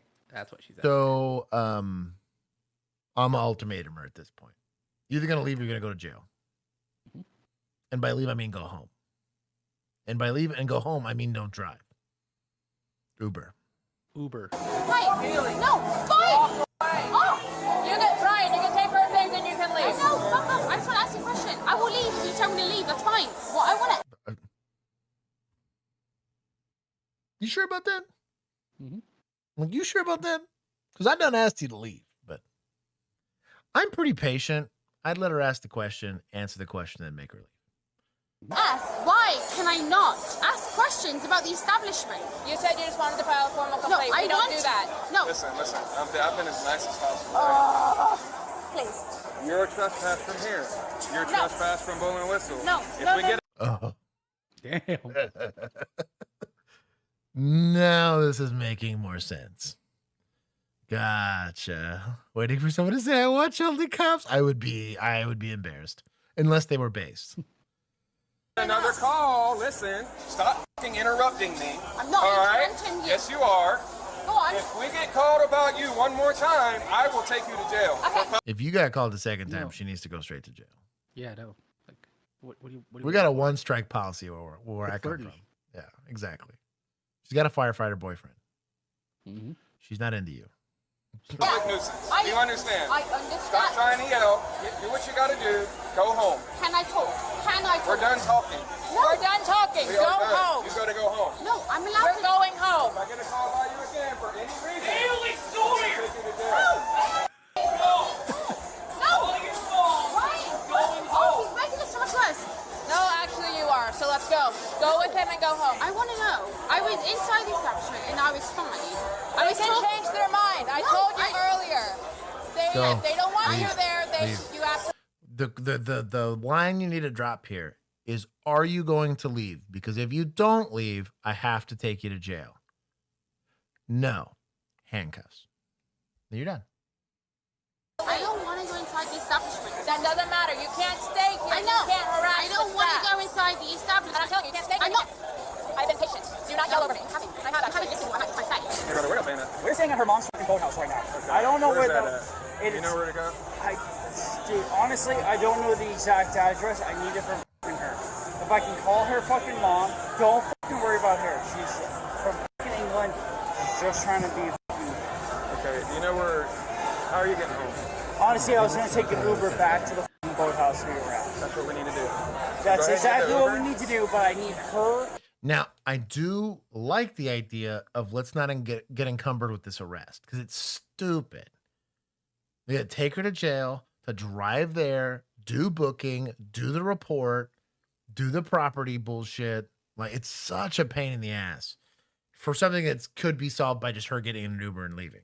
But could IPC skills solve this? Maybe. But I'll be honest. Bill would typically give me a look like, I'm going to let you try this for a minute, and then we're going to do it my way. I'd be like, okay, I got you. Clock starts, kind of like in chess. You hit the little clock, and it's your move, right? What is your complaint? I want to make a formal complaint. I was like, I'm sorry. The only way that you can do that is online. We can't facilitate that here in law enforcement. Do you have any other questions? Well, inside, I was fine, but then I got outside. I was like, well, they've criminally trespassed you, so we're way past that. Complaint's going to be done online. You go call their corporate in the morning. I'll give you their damn number. You know, I don't care. And we can't do that, but you can't stay here. And this is the second time we got called out for you. I have to kind of take you to jail because you're drunk and you're in public, right? But I don't want to do that. Can y'all make it home? Well, I don't know. And Bill starts looking at me like, TikTok, homie, you got 30 seconds. Or she's going to jail. And I was like, okay, I get it. Could that have been done here? Yes. Is it a constitutionally protected right that law enforcement has to have a huge amount of patience with you while you're currently committing misdemeanors in front of their presence? No. But there is some wisdom to, let's just rip the Band-Aid off now and just take her to jail, because if we don't take her now, we're going to leave, and 20 minutes later, the next bar is going to be calling about the same lady, and then a complaint comes on us for not taking enforcement action. Both sides of the conversation are technically right, but I'm taking her to jail. Especially if it was the second time, dude. To know the address. That is a problem. I might call her mom in a second. I'm going to call her mom as soon as I get the shit. Just do not let her do something. Please don't let her. I just want to go. I'm going to call her. I'm trying to get her home. That's all I'm trying to backtrack to understand the reasoning behind the original dispute. And can I go back to negotiate the understanding so this doesn't happen again? No, they don't. So you're telling me the reasoning behind the understanding of the reasoning that I can't go back to the establishment? Yeah, we're going to jail. Yeah. She did try. Shout out to Chelsea here for trying. We tried the talking route here. This is a de-escalation attempt. This is what I mean by de-escalation is a tactic, but not a solution most of the time. You should always try, just like tasers, right? You should try it if you can, but the efficacy is completely dependent on the individual on which it's being administered to. If they're motivated, de-escalation ain't going to help you. It's going to make you look like the nice guy when you decide to have to go and arrest this person. That's all it is. When you tase a guy before you have to shoot him, you look a lot better doing it. That's all de-escalation is. It's not taught that way. And I think a lot of people's expectations are when they watch a call go sideways, well, if they would have just de-escalated. I bring to you Emily Sawyer, or whatever the hell her name is. From England, which just will not be de-escalated. Be understood. Do what? Haley. Oh, it was Haley. Sorry. I said Emily. I had a dog named Haley. Good dog. Yeah. So I cannot She was I. She would have behaved exactly like this. Exactly. understand why I cannot do this again. I have told you already. That's not good policing. I have told you already. I need to know the policing reason as to why I Okay, if they have the right to say they don't want to understand that. And That's it. That's it. That's it. On public ground. That's it. That leaves me on public ground. Okay? I can stand here. And then you're in the roadway. Yeah, that's fine. No, it's not, because now you're obstructing traffic. Let's go. What traffic? Haley Sawyer. Ryan! Stop. Oh, it's pissing me off. If you want to arrest me, that's absolutely fine, and I won't resist. I just really genuinely want to understand as to why. I want to know the reason. Here's what's going on. You're This is the traffic you're obstructing. really drunk and you're not making any sense. I am making sense. I've already explained it to you. They don't want you here because you're really drunk and you're acting like an asshole to everyone. Give me your phone. Call your mom. I know. My phone is dead. Give me your phone. You need to Power banks. Invest in power banks. If you're real smart, you get the ones that have multiple different types of ways of charging phones, depending on who needs their phone charged. I have like 4. Keep them everywhere. Poor Taylor, don't feel for Ryan. This is his fault. He was the one that was being aggressive at the bar that got him kicked out in the first place. Look, this is for the fellas out there, right? So He's sobered up by now. Yeah. But he was the problem. The good book says you want to find yourself a wife and honor that woman in the best way you possibly can and treat her like, Jesus treated the church, right? You gotta love them and be there for them and all that stuff. Ryan is with Miss Haley here for not that reason, is all I'm getting at. He got his, and now he's getting his. That's all I'm getting at, right?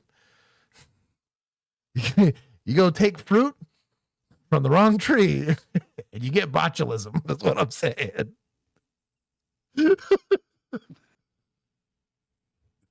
That's just my lecture to the fellas. Repent and do honoring things.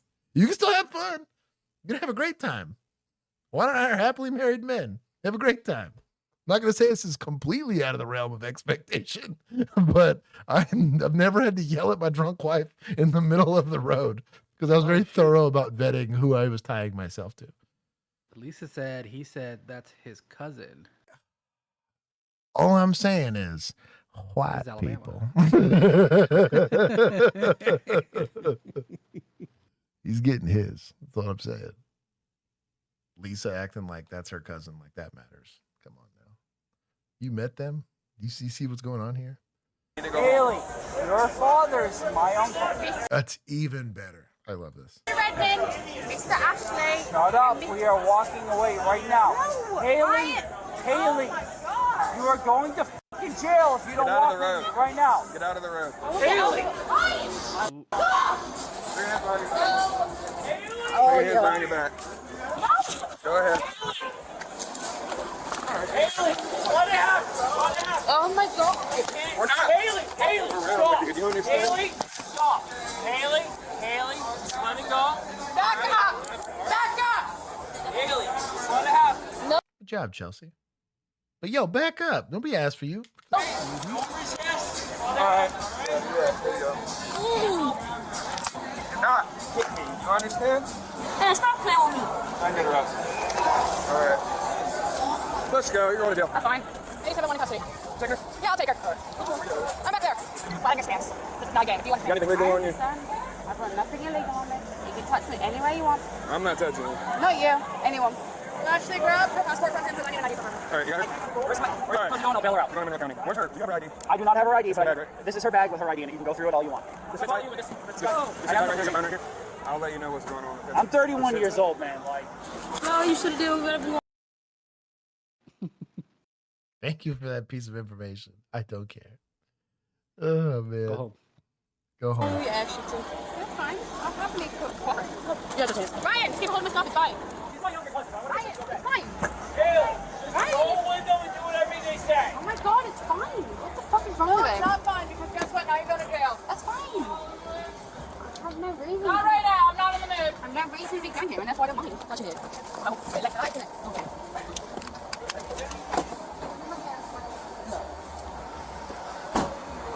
What do you want?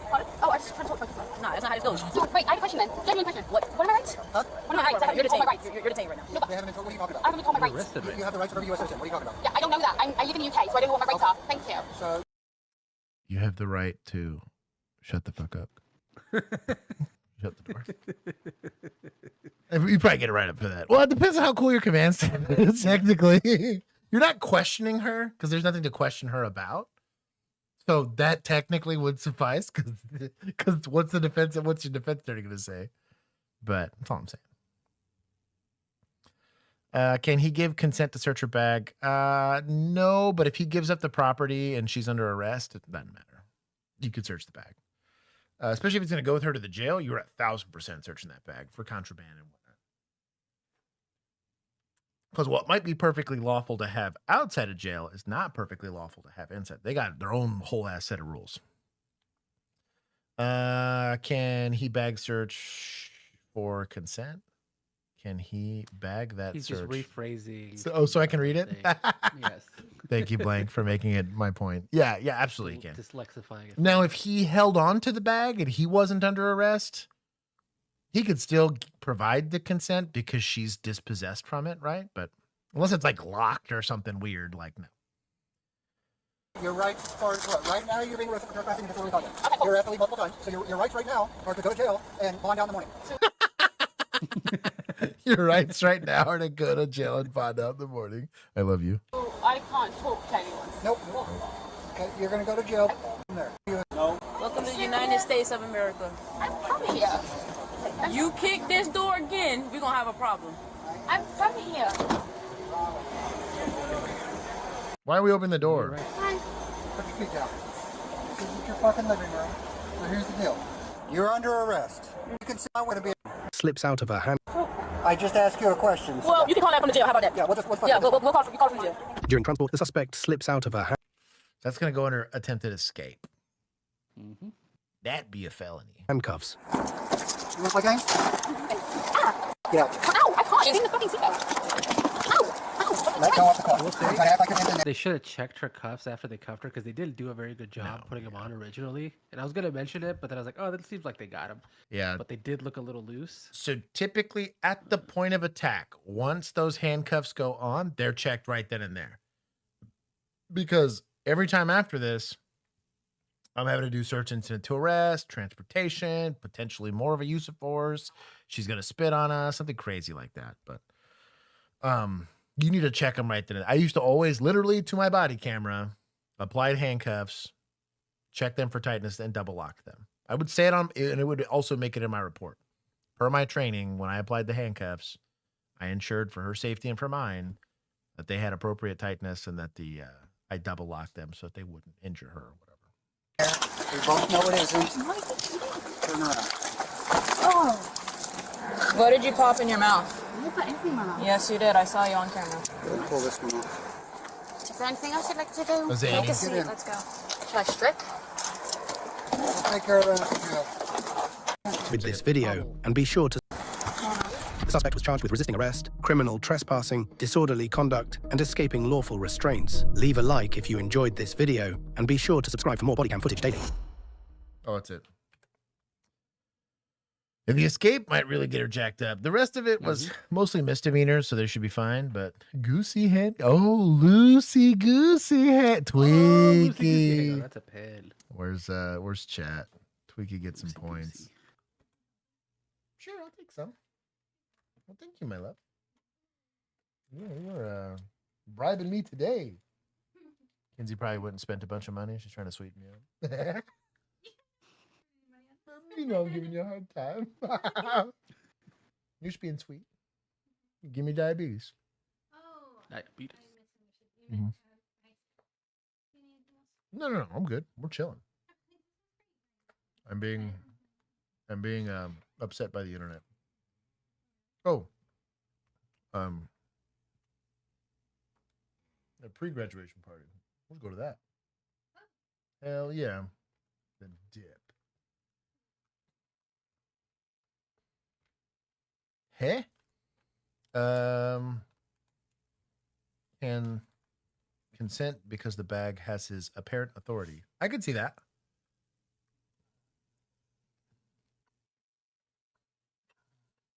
I could see that argument. PD took a little too long, in my opinion. They also let her get out of the cuffs. But And they didn't want to deal with this on a Tuesday. I'll give him points. Good outcome. Nobody got hurt. Yeah, this should have been a quick Uber call. She was a pain in the ass. Yeah. She really A Milwaukee cop just resigned after using Oh, this was sus. block cameras to stalk a woman he was dating. He ran her plate 179 times in 2 months. According to the Institute for Justice, this is happening all over the country. They've documented at least 14 cases of officers using license plate readers to stalk romantic partners, exes, and in one case, a complete stranger a Florida deputy spotted on a TV set and decided to pull over. A Kansas police chief ran his ex-girlfriend's plate over 200 times. A Kentucky officer tracked an ex hundreds of times in 2 months. Every single one of these searches was logged as an investigation. The Milwaukee cop only got caught because his victims looked themselves up on a public website called Have I Been Flocked? Officer, that neighbor. Sus. Weird. They don't create safeguards. The system gets abused. It's like all those complaints were merited. So dumb. Now, in all fairness, this has been happening with TCIC, NCIC for a hot minute, so this isn't There's a Ricky new. episode about it. We did a react. But NCIC, TCIC is just information. Yeah, it doesn't show you where they are when they're doing it. They're not giving you a full pattern of behavior. That's sketchy. Not telling you where their new boo lives. And how many times a week they visit. This is funny as heck. Officer, that neighbor is so loud. It's driving us crackers. All right, what's the disturbance? Vamos a bailar. La familia unida baila con alegría. Qué fiesta tan divertida. A few moments later.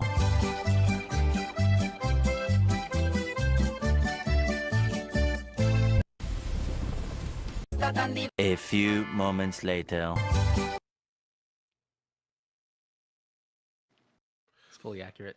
Part of it, between like the flocorico dress and like, you know, the Bluetooth accordion here, and like the piñata and, you know, the little chiles here hanging out to dry. Like, there's enough here that I feel like it's not offensive.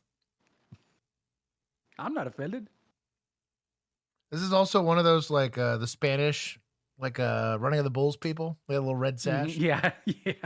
It's like Yeah, they AI kinda- was like, how many of these things can we cram into one video? Yeah, they're just like, how many Hispanic cultures can we throw into one? But Is this like a poinsettia flower? no, I think it's just a A little red flower?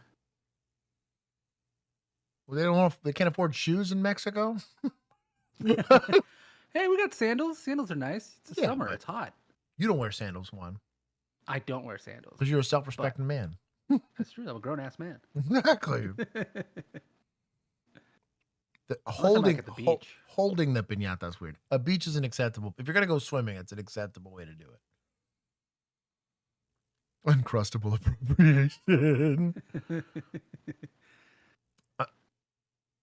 This is pretty weak, though. They only got My like, snacks are not your your oh, costume. yeah. My snacks are not your cosplay. Oh man. Anyways, it's adorable. I'm gonna have to make a whole plushy series. It is spicy time, so you have been notified. We're on it.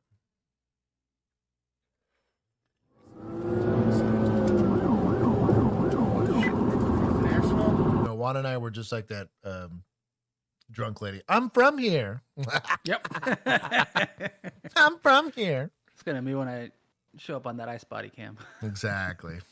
Crash. Oh, he hit his car pretty good. Oh, he's losing control. He's losing control. Crash. Need more spots. 1050. Pin him. Why are we stopped in opposing lanes of traffic? Bruh.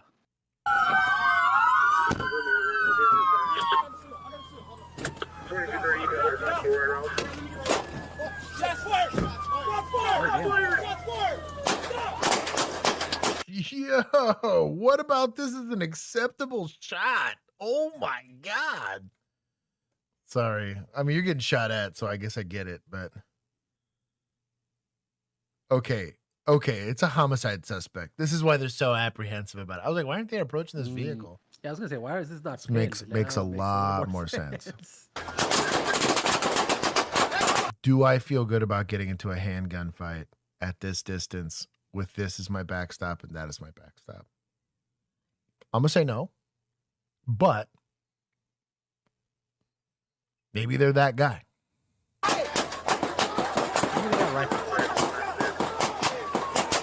Jeez, this guy I'm not taking shots at. Someone did. Oh my God.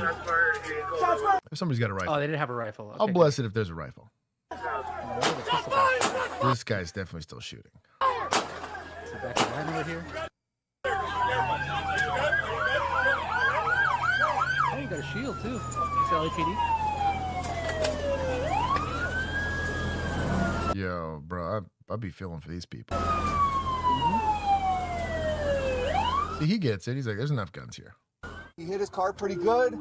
Oh, three-man jump out boy team. Losing control. He's losing control. Crash, crash, crash, crash. Get more squads. 1050, 1050.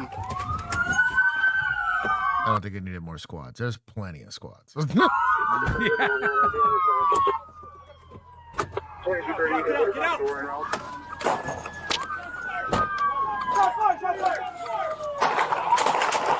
Yo.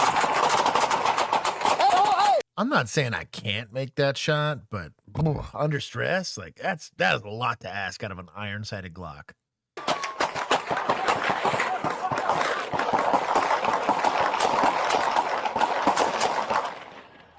Shots fired! Hey, get on the ground! His hands are up! His hands are up! So good on him for closing the distance here. We don't need to keep doing pot shots at these distances. This is just like no survivor instinct at all. Get down! Are you okay? Are you okay? Get back! Are you okay? Anyone else in the car? Okay, get out! Get out! Get out! Get out! Now, Get back. puta. She ran towards the suspect vehicle. Goodness gracious. She's a hostage now. How many cops does it take to detain this guy? No more than 5. Everybody else can't help.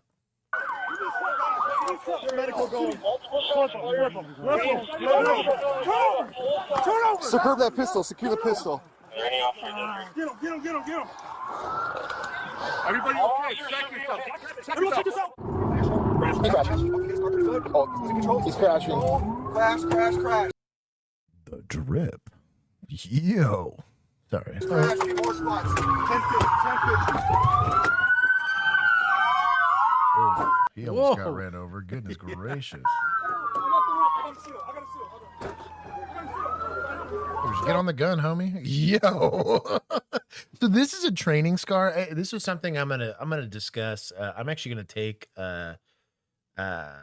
patrol tactics and like vehicle operations at Police Week next week. Shout out to the ranch.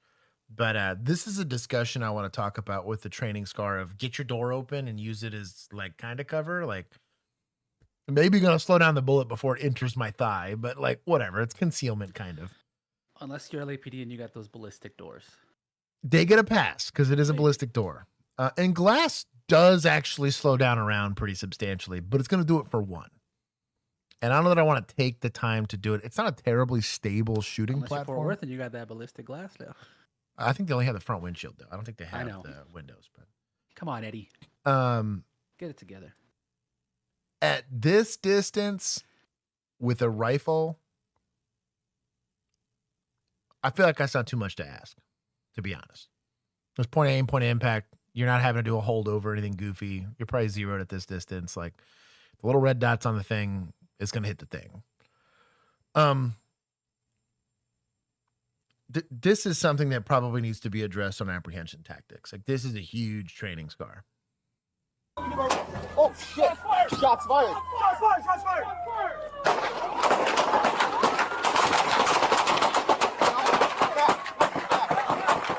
Good job about staying. He realized he was in the back and he's like, I can't get ahead of him, but I need to stay online with him. He's like, hey, we have to move closer to this guy. That's actually very good work on his part.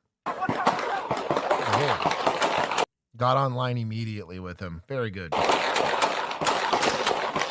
I'm gonna guarantee you right now, none of those rounds hit.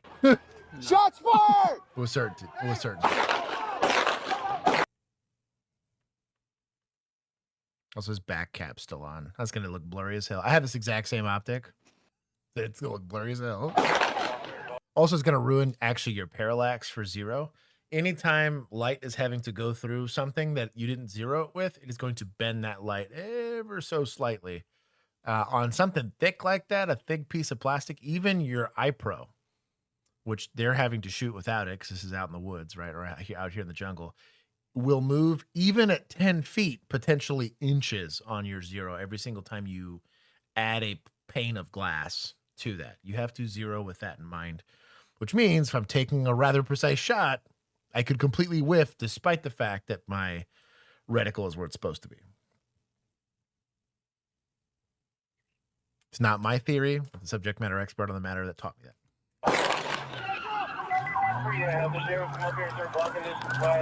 Hands! Hands! Get him up! Staying online with everybody. Good job. Not getting ahead of them either. Hands! Get him up! Police! Police! Hands! Get him up! Still staying online. Don't move! Staying Hands! online. He realizes he's out of it here. Good job. Good job. That's exactly what long cover is, right? I'm safe. I can do it from here. I'm safe. I can do it from here. Now it's their problem. And then he gets off of it. Very good job. It also means that he wasn't terribly soaked in for, sorry, I'm too loud, for tunnel vision, because he wouldn't have peripherally seen everybody approaching. He was very much in control. It's very good job by that officer. Excellent work. Hey, are all you guys okay? Are you guys okay? Good job. Hey, check on everyone. Hey, is anyone hit? Are you guys all okay? So they're probably not going to feel it. I'm going to be honest, especially if it went through the car first. They probably got hit with pieces of bullet as opposed to the whole bullet. Typically what I would do is I would take a parent, especially if there's going to be kids there. I would check parent and I say, you need to check the kid like this. Wipe and look, right? Now I can check an adult. I don't want to be doing that to a kid if I don't have to. But check them. Don't ask, check. Because if right now they are hit, they don't realize they're bleeding. They think maybe they just peed themselves, or they're embarrassed because they thought they peed themselves when really they got hit by a bullet. We need to be getting them medical care now, not in 20 minutes when they figure out they got shot. Are you okay? Hey, call medical. Okay, let's see who got hit. Ooh. What happened here?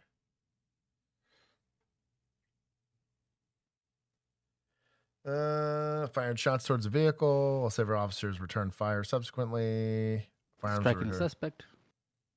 Yeah, no one else was struck by gunfire. The sole occupant of the suspect vehicle transported to the hospital succumbed to his injuries. Non-fatal injuries. He had gotten out of prison after serving time for burglary. Crazy work. Well, at least nobody got hit. Shout out to them for marksmanship or lack thereof. You never know. Yeah, But either way. But he got tagged. I guarantee you he didn't get tagged by a pistol round. Well, I'm just going to throw that out there. That's a lot to ask.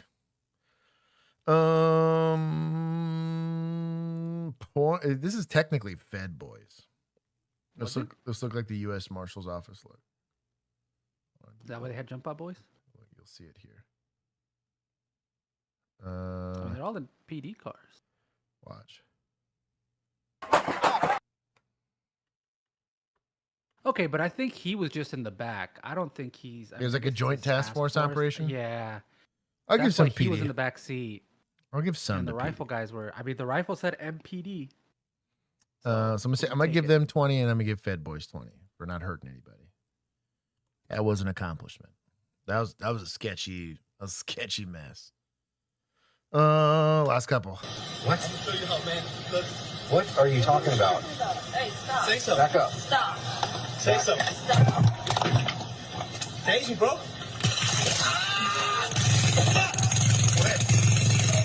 Get on the ground. Get on the ground. Get on the ground. Get on the ground. With great power comes great responsibility. Okay. Dude, he got him in the chones. Ooh, I got him. Cuff him. You know what? That was subsequent successful taser deployments. That's never been seen for the dick shot. I'll give it to him. That's pretty impressive. What up, Bulls? Jacob, what's going on, homie? Hey, Jacob. Confirm bingo. Bob says hello. Hey, shout out for Bob. Is it Bob says hello, or is it Bob is the name? I don't know. Bob is the name? Is it? Why the Bob F? says hello. Is he quoting Uncle Ben? Is that the same? Is Bob is the name the same as Bob says hello? I need to In the know. Discord.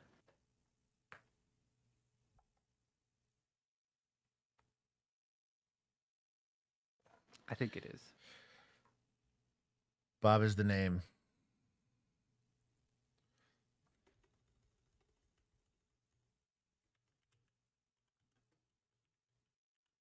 Is the name. Underscore Bob is 0. The name is the name. There it is. 0. There you go. Bob is the name. Yes. 0 is complicated. 0 also, like, being zeroed and a 0 are technically not the same thing. People think, well, the gun's zeroed, so you're fine. And I'm like, well, it's zeroed for a very specific distance, which means the 0 is only technically effective for that distance. You have to then compensate for that 0 depending on how far or close you are shooting. So it's complicated. Ballistics is not as straightforward as people make it out to be.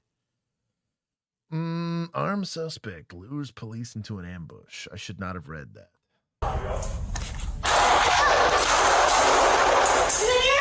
On August 11th, 2024, in Columbus, Ohio, officers received word that an armed man had just shattered a window and forced his way into an apartment.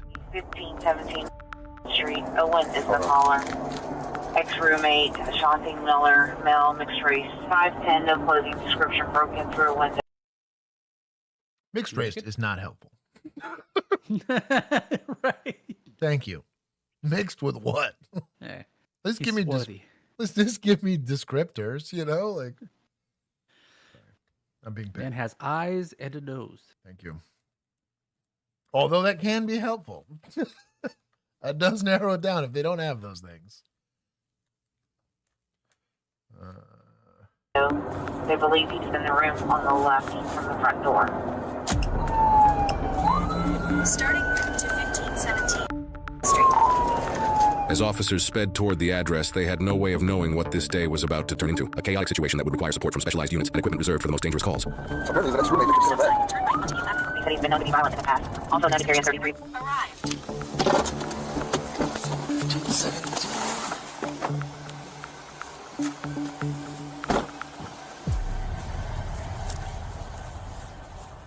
Are you approaching with your gun out? I'm assuming that it is, yeah. Depends, right? So we got a burglary in progress. What I'm also doing is not parking right in front of the house. First thing I'm not doing, right? Especially if I think it's an armed burglary. So I get shot from the second story window as I approach the structure. That being said, it's a big city. You don't know exactly where this place is. It is what it is. It's a felony. Potentially a violent felony. I'm going to say, yeah, I got my gun out. Yeah, dispatch said he's known to be armed sometimes. I got my gun out for this. I would argue if I got access to a long gun, I'm probably bringing that. Would a shotgun be goated here? Yeah. Absolutely. Rifle's probably preferable if this is multifamily living, right? Because that's going to not go through a bunch of drywall and a bunch of other stuff. But hey, we're here to win a gunfight, not die. 1527 right there, 1525. We're trying to figure out where we're at. This can be harder than you think. Like, bro, city planners, yo. Like, points to delivery drivers, because this shit is complicated. I would, no lie, value someone that's worked Uber Eats or something like that, just because they got a lot of practice, you know? For orientation? There we go. Open door. The clue. Consent. Sergeant, put your hands where I can see him. Put your hands up! Oh, good. We pointed a gun at this guy. Let's go. Put your hands up! the only thing we're missing here is the utterance of police. That's all we want. It's a quick, yo, it's the police. Sheriff's office, state troopers, somebody. Law enforcement. Don't just come up and say, hey, it's Eddie. What's going on, homie? You have no idea who you are. You got him? We have one inside refusing to come out.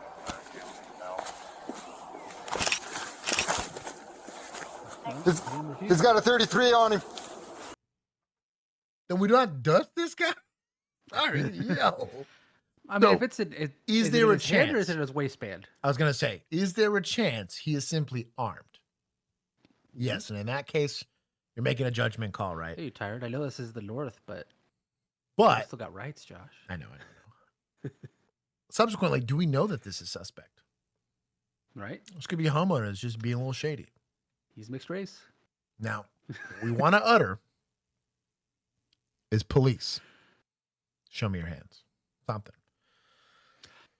Chris didn't get a clothing description, but he's very identifiably like wearing a tracksuit kind of thing. I feel like whoever called it in needs to get their eyes checked. In a funny turn of events, as I try to get this guy's description here. Oh, yeah. Like, Backpack, yeah. Oh, he's got like gray pants, green pants, something yeah, like that. gray pants, like slacks, and he's wearing some A hoodie? shiny shoes. Yeah, there's definitely like a stripe on his thing. Mm-hmm. Yeah. Like a colored design on the front. Mm-hmm. I thought I was slowly losing my vision. I'll tell you about this. I told you about this. Stream will find this funny. I thought I was losing my vision, and I had to take a full physical, hearing test, eye test, heart rate, all that kind of stuff. Right? It's a pre-employment physical for the sheriff's office, and I get to the eye test, and I have to take it. Left eye, right eye, nearsighted, farsighted, mixed vision, whatever. And I could not see the bottom line. And my whole life, I have taken eye tests thinking the bottom line was 20/20. My whole life. I am 35 years old. And when I couldn't see it, I was like really disheartened. And I like read the second from the bottom line, like all bummed out that my eyesight got bad. And so I was like, did that disqualify me is what I asked her. She's like, what are you talking about? I was like, well, my left eye, I couldn't see the bottom line. She's like, no, your left eye is 20/20. I was like, what? And he's like, yeah, your right eye is like 2019 or 2010, whatever the hell better than perfect is or whatever. Because I have it both near and far that I can see the bottom line in just my right eye. And then when I do both, it's even nicer vision, but it's like completely my right eye. Like my left eye is not seeing anything. I like intentionally closed it one time. Was like, oh yeah, this is weird. She's like, no, that's just what 20/20 vision looked like. I was like, how does anyone else live? I was like, people have worse than 20/20? She's like, yeah. I was like, yo. Shut up, dude. I had to pay several grand to get that. That's what I need. I was like, count my blessings. I am a scumbag. And there are genuinely people out there overcoming obstacles I can't even fathom. Genuinely. If only you could read. That's what the joke came through my mind. I was like, this eyesight was wasted on this illiterate. It was a weird moment. I for can me. see the wrong letters. Exactly. They're so sharp. Put the I have dark vision, but I'm illiterate. I can't even speak common kind of thing. Right. Mm-hmm. Anyway, this is a weird thing. So yeah.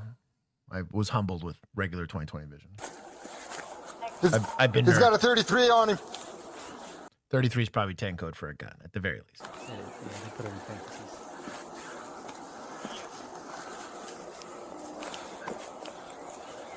So you're gonna want to take this a little wide, if you think he's armed, right? Just because getting shot at seems really unappealing, right? Take a little wide. You got a little bit of cover here that you could probably get behind if it gets squirrely. But you don't want to close this distance here because if he's waiting there, he's going to see you a lot faster than you see him. 10-3 has got a 33.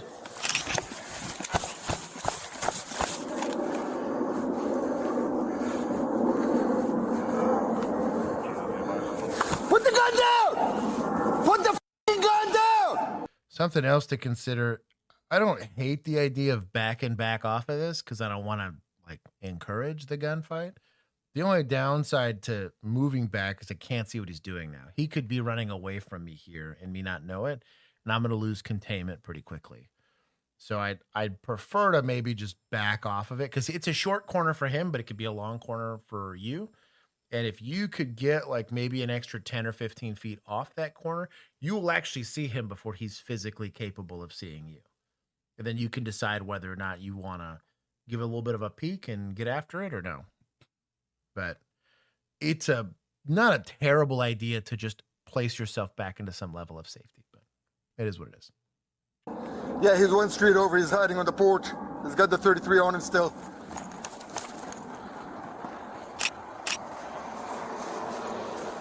Put the f***ing gun down! Good job. Put the gun down! Put the f***ing gun down! They have done an excellent job of L-shaped ambushing this guy. Very, very good job. Whether it was intentional or not. Good on them. Down! I'm not gonna tell you again! Okay, he's running towards Worthington Street. Light skinned male, black. About 6 foot tall, all black. Book bag. Looks like a black semi-automatic. I don't like being known in the open. Landing 40, I'm in the area. What's the DOT? Eastbound from 8th and Worthington. He's some old heads. DOT, and he's got a 33. He's some old heads. What's the description again? Light skinned male, black. About 6 feet tall, all black. Book bag. He's 108th. 108th. Does he still have a 33? Yes, that's a firm as far as we know. 108th. He's at 108th. What's 108th? 108th. He's walking eastbound on 8th. Correction, Highway 8, Highway 8. Be careful. He was talking. Be careful. Hey, the cruiser team, he was kind of stalking us around the corner behind one of the houses, so he's waiting for us to make a mistake. Yeah, he's hunkered down. Let's just set up a perimeter. Can we get a car on Hunter just north of 8? He's right around here somewhere, so be careful. He's lying in wait, so just take a spot. Good job. There he is. Yeah. I think we got him walking, I believe, northbound through the houses. God, this would be a nightmare. There's so many places for him to hide. All these multifamily units. Dude. And then what sucks is he can just shed a layer of clothing and completely change his appearance for the most part. Come right out to you. He's in between these beige houses. Yeah, he's running towards the location again. What's up, man? He's going back eastbound. He's going back eastbound. There, he went like 2 blocks and cut. Gotcha. Yeah, buddy. All right, man, thanks. Shout out to society. Bitch. Also, M&P boys are out here. Let's go for Smith & Lesson. Let's go. I think he's playing yakety yak. Where's the foot chase? They're really Benny Hill this one. Put the gun down! I'm going to shoot you! Put it down! Okay, so first officer, he's in charge here, right? So he's the most risk of getting dusted. If I'm number 2 here, this is a training thing, right? I'm not criticizing officer number 2 here. You don't get a lot of training, if any, in this at all. The problem is that let's say a shot brings out. The most likely thing this guy's going to do is flinch into cover, right? Which means he's going to shift left. But there's a chance he shifts right. And I don't want to be behind him getting tunnel vision, right, if I don't have to. Getting in line with him probably is not a great idea because I have 0 cover, concealment, nothing. I'm just standing out here in the open waiting to get shot. But I can take this concealment and cover away from him by shifting right. Now he's having to reconcile both of us. Bullets start flying. He's only going to be able to pick one of us. Here, he start ghetto blasting us even from concealment. He knows generally what our direction is. He's just got to throw bullets in that direction. Something's going to hit. I have doubled his hit probability by standing next to him, doubling the width of his target, right? Or I can split the difference, and he's going to have to pull some crazy El Presidente from 20 yards away, which I'm just not going to take his chances. This is not taught pretty much anywhere. I'm lucky I got to take a hostage rescue class. These are some of the things we talked about and actually repped, and you just like identify, hey, rather than being super worried about cover and concealment, make this as hard a gunfight as it can. Because I'm going to get in a gunfight. Guns are here. A gunfight's happening. Make it as hard as possible on him to win is the goal, which is a very different approach. You're like, we're going to get shot at. I can't stop that from happening, but I can up our chances of winning. Put it down! Put it down right now! Put it down! This gun's pretty much useless. Oh, this here. is. Oh god. So 2 things to look at here, right? One, this is a very skinny gun. It makes me think it's just like a subcompact or like a stack and a half kind of gun. Just concerning. Just like a. Would that be issued by anybody? Apparently, not that I know of. We only Is it issue an ankle gun? Is it the detective that's just bringing his home gun? What's going on? I guess this is weird. First problem. Second problem is if this is a semi-automatic pistol, this is a thumb over thumb grip. This is effectively a 1-shot gun. Second that slide comes back, gonna drill you in the thumb, and your thumb's probably gonna be fine, but it's gonna interrupt the slide.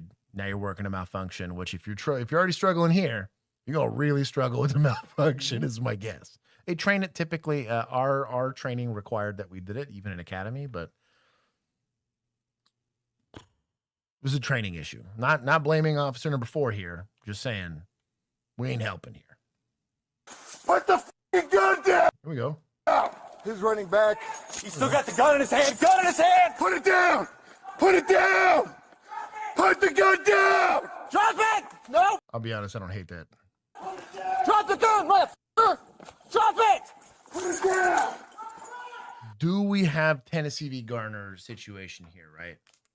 So it's going to be a little harder to articulate like the escape clause of it because we're doing a pretty decent job of keeping up with him, right? I don't know that depending on call text, let's say he's already assaulted somebody, right? We know he's already committed a burglary. Very minimum, a criminal trespass, right? Breaking and entering, whatever you want to call it. He's running around with the gun in his hand. This is going to depend a lot on jurisdiction. Some states going to say, hell yeah, you can Tennessee v. Garner this bad boy, right? I can easily articulate a threat to the public. He's not cooperating with us, giving him commands to stop. The problem is brandishing is not a felony. Let's say we just do criminal trespass on him breaking that. That's a misdemeanor. So you got 2 misdemeanors so far. And open carry activists are going to eat your lunch alive if you dust a guy for that, right? It's in his hand. The difference in between like the control at delete and the homicidal ideations are going to be razor thin. If I'm this PD, I'm going to want at least an intermediate, in my opinion. I think that's the ethical and moral thing to do from a liability standpoint. But unless I see him trying to like break into one, he kicks a door, we dust him. I can easily articulate that, right? The same thing if he tries to carjack somebody. We could dust him because now it's a threat to a third person and I can articulate that. But just running around, that's going to be a hard sell, in my opinion. Now, some states, you're in Georgia, probably could have shot him a long time ago, but depending on the state, I'd be a little bit more leery about that. Give it just the gun! Put the f***ing gun down! Put it down! Put it down! Oh, it's crazy. We didn't have the marksmanship fundamentals to end that gunfight. Wild.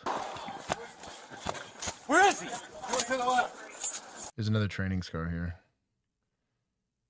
Thumb over thumb still. Unless it's a revolver. Just hunker down there. If it's a revolver, technically that's correct. Maybe it is. Maybe it is. Revolver grips are thin. Don't you dare put a revolver on camera. You're right. I won't put my revolver on camera. But I'm just saying, like, that's a pretty thin grip for a revolver. It's like a K-frame. Just hunker down there. I don't. Where is he? I don't know that I hold my revolver. You see him? He's probably down under here. Can anyone see him through there? I got you straight ahead. Did he go up? Did he? He gone. He went that way. You need to see that guy's behind you. Your left. Can you see out? Another block. Oh my God. Somebody needs to get in a cruiser. Where's he at? He ran down that way. Let's go. All right, be careful. We need the chopper. Damn it. See, fellas? Get wrecked. All right, man. You got enough officers here. Just get after it, okay? Gotta do it old school, okay? We used to run after people back in my day. He can send one. Where is he? Which way did you see him go? Got over here somewhere. He's got the gun in his hand, just so you know. He still has a gun. That is not a revolver. Go back in your house. Somebody. Which way did you see him go? Got over here somewhere. He's got the gun in his hand, just so you know. Right there. It's a different guy. He still has No, gun. Officer 4. It's labeled. Oh, okay. Go back in your house. That's weird. That's a thin gun. That's weird. Yeah. Somebody's around here. What street is that there? Somebody popped over here. They went that way. He's running eastbound. He's got the 33 in his hand still. He ran that way. We need a cruiser. He's running one cruiser. Right? He's gonna come back around a bit. Last seen this way. This way is where he went. Lock your car, please. I hear him on the left here. You see him? Ready? Get behind me. Let's go. Stay careful.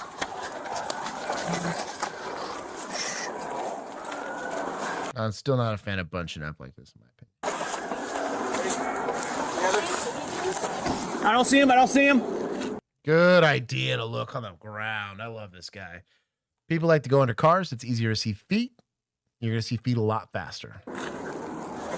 I don't see him, but we got cop over there. Cop over there. Watch cross. Is this one? Can you get in this one to do a check? Do you have any more on the door? Should I travel here? West in the area, time for more than 10, running eastbound. We need to get from our setup. We can get a car south of our location. He's trying to get back to the house. Make it back to that truck. Back to that truck. Watch right. Somebody watch right. You guys want to take Ellie to the hard left. Let's go. There's an open door here in this house. 7A. Stand by, everybody. Okay, let's come back and set up a perimeter. I'm coming your way.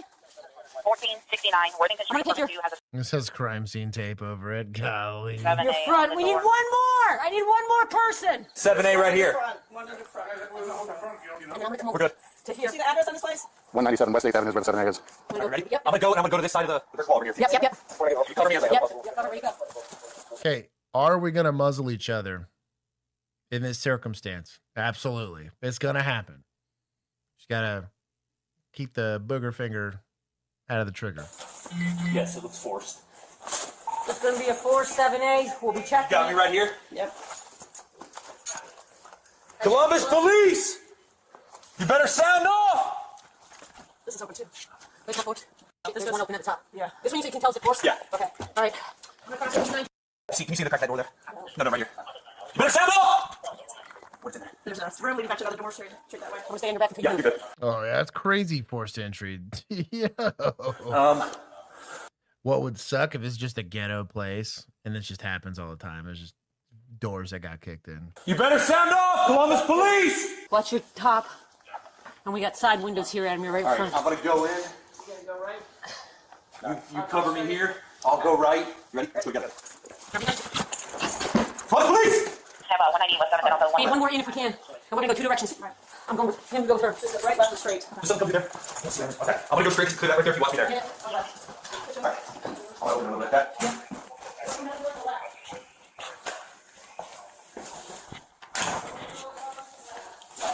Every building search I ever did in my life with a gun in my hand, I had a flashlight in the other. It feels dumber than it looks.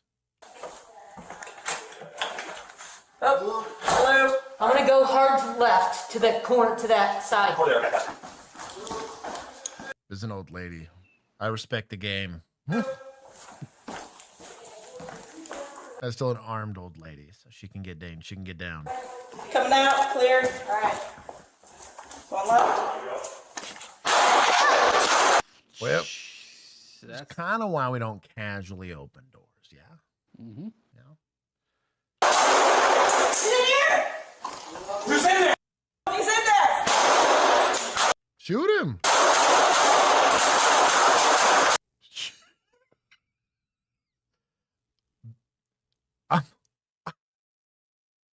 It's a bang-bang play. I'm going to give this old lady a little bit of a pass because she's definitely blind. So, blind fire in the corner, right?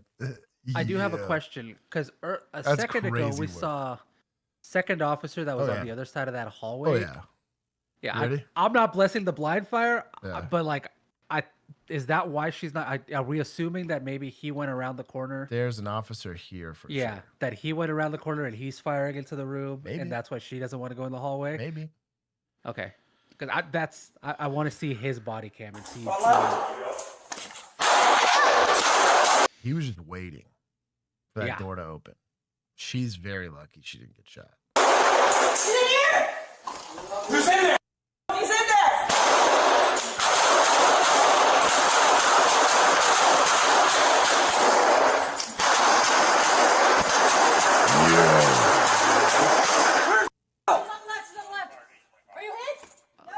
As Officer Are you Shore. in there? You know what that gun is? Okay, he's gonna be in there. Get out here. Get out here. Come on. Oh, they're in the door. So they're behind. They're both in adjoining rooms, pointing at the same door. That's crazy work. Come on, quick. Good? Good? Done. Go back and go check. Go check. Go out, check. Check her! Hey! Good call. He's in here. Hey! Excellent leadership. Old lady, but she was like, you leave. 1, you're already involved in the OAS. 2, we have no idea if you're shot. And 3, I don't have time to figure it out. Just go. Excellent leadership at the point of attack there. Come on. Reload. Can't see the freaking. You're right. Reload. He does not need to be reloading. 1 person at a time. Anyone that's shot, reload. What gun is that? It's a Smith & Wesson. Like an MP. Okay. So, good idea to reload because we want to get in a gunfight with a full magazine, right? The only downside to semi-auto pistols is if you're going to reload like that, press check your gun. But this is why you're not trying to reload unless you absolutely have to, because in that time, we've not seen this happen in Ready or Not a million times. You're like, okay, I guess I'm safe. Magazine comes out, then the gunfight happens. You can, depending on your grip on a pistol, hold your slide release down. You could have been on an empty gun. We see it happen all the time. You load a magazine on a slide that's to the front, but that's an empty chamber that you don't realize is an empty chamber. You have a dead gun. Press check your shit every single time you're working on something like this. If you have time. It is what it is if you don't. Go out and get checked. You're okay. Go get checked. There he did it. My dog. I love this guy. We gotta get this door open. Anybody got anything to? Okay, hold on. Everybody just stop. We got him in there. I don't know if he Hold on. can he get into that room? Just stop. I do not think Swap him out. We need to bunker up. We need. So it's going to happen. It's going to happen. Yeah. I admitted it was going to happen early. It's going to happen, right? This is instinctive. She's figuring it out. Bunker up. Like she's figuring it out. Like maybe I need to point a gun at this guy. But I'm not mad about slowing it down because we're like, what rush are we in to go re-engage this guy and get into another gunfight? Because in her mind, she's like, so who gets the street named after him? If we force this issue, we could have shot him already. For all we know, he's bleeding out in there for all we know, right? We don't know any better, but it is what it is. We also, if we didn't have outside containment, he could have jumped out the window. We could be yelling in an empty room. I don't think that's the case, but it is what it is. We can't help him while he's here. This is going to be a one-man job. You're probably going to take rotations holding cover on that and making sure this guy doesn't leave the room. You're waiting for SWAT dog or at least a shield. If you're going to have to go and ghetto blast your way into that door. Also planning on taking a shield class, which is going to be kind of cool. But here is one of the very few times where waiting for a shield makes perfect sense. Because there's no reason to push the envelope unless there's a hostage. There's a hostage that we thought we could save by going in there and getting after it. Hey, it's time to put on the hero pants, right? We're not Uvaldeing it and sitting it out here and waiting for someone else to get hurt, right? But you got to be that guy. Relax. Slow down. Let's go. Call him out. Start calling him out. Hey, get sound off! I'm gonna kick this door. He doesn't know what sound off means.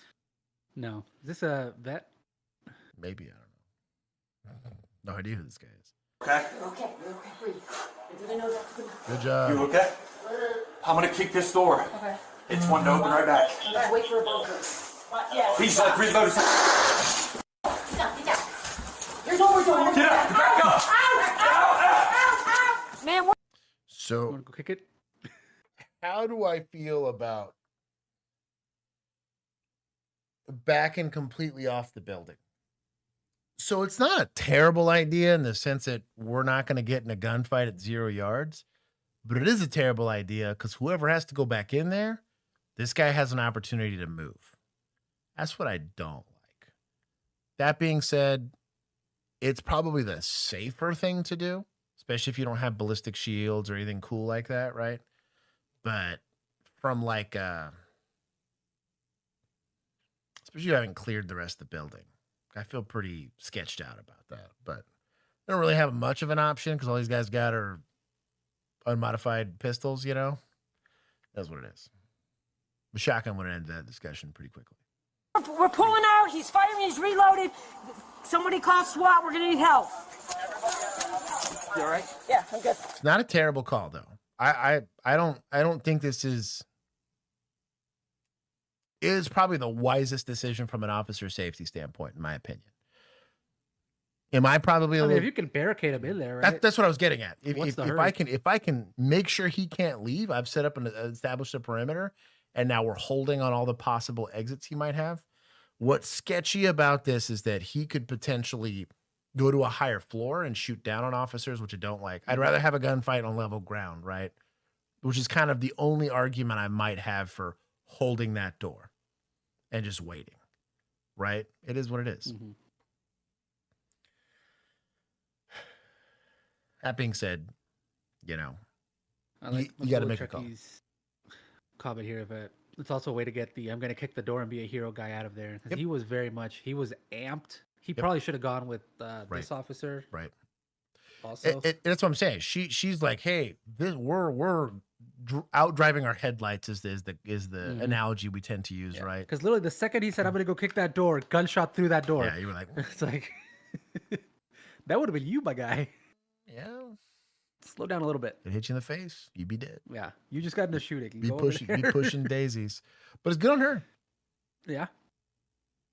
That poor PD had to rely on a female officer there. And not like a young one. It was an old lady. It was somebody's mom out here kicking doors and making combat decisions, you know? But cooler heads prevailed. This is probably the safer thing to do. Come on. In case he comes out. Have anyone injured?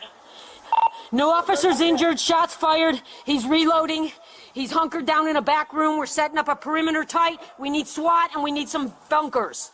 They're coming. 114's coming with a bunker. SWAT's being notified. Yeah, we might want to move out just in case right back. here. We gotta move to a safe location.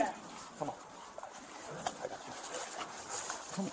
Okay, stop a second. Let me check you.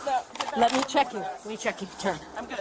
I know, I want to double check you. After hearing the suspect reload and fire again, officers immediately backed out of the house. With no visual on his position and the threat still active, they moved to stronger cover and requested tactical support.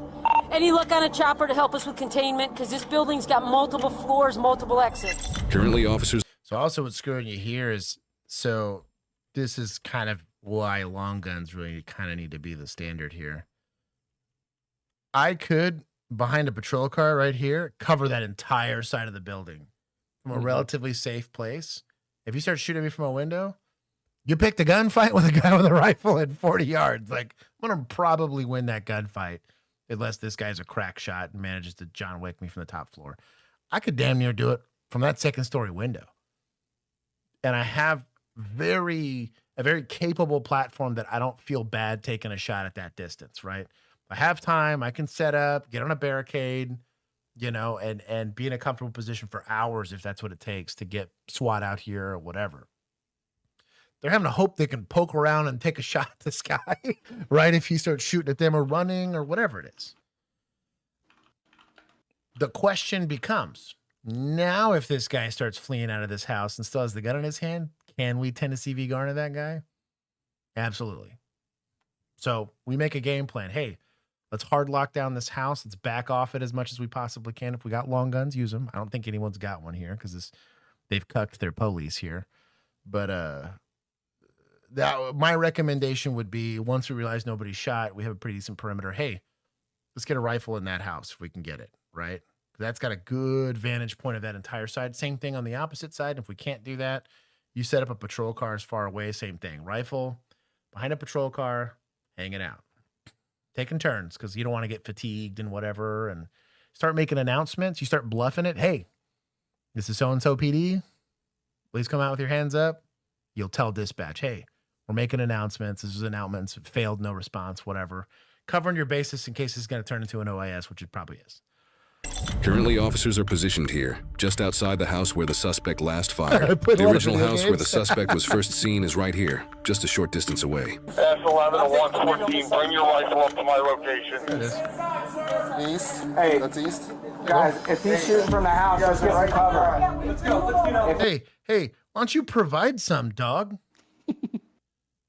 Sorry.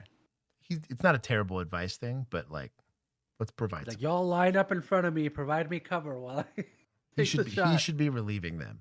He's got the superior weapon platform. He pops out. Somebody cover. Watch the hole right there when you come. Bro, what are you doing, baby girl? Like, yo, what can you even see from there?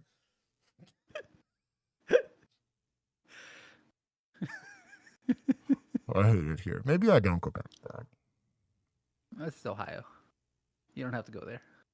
Thank God, dude. This is stressing me out. So the goal here, right? Superior weapons platform. You got two. You can cover him. He gets across the street, behind a tree. Like I said, in a house. Get some of these officers, hey, start knocking on those doors. I'll cover you. Literally, I'll just face the house with a rifle in my hand, right? Can you get us in that second story building?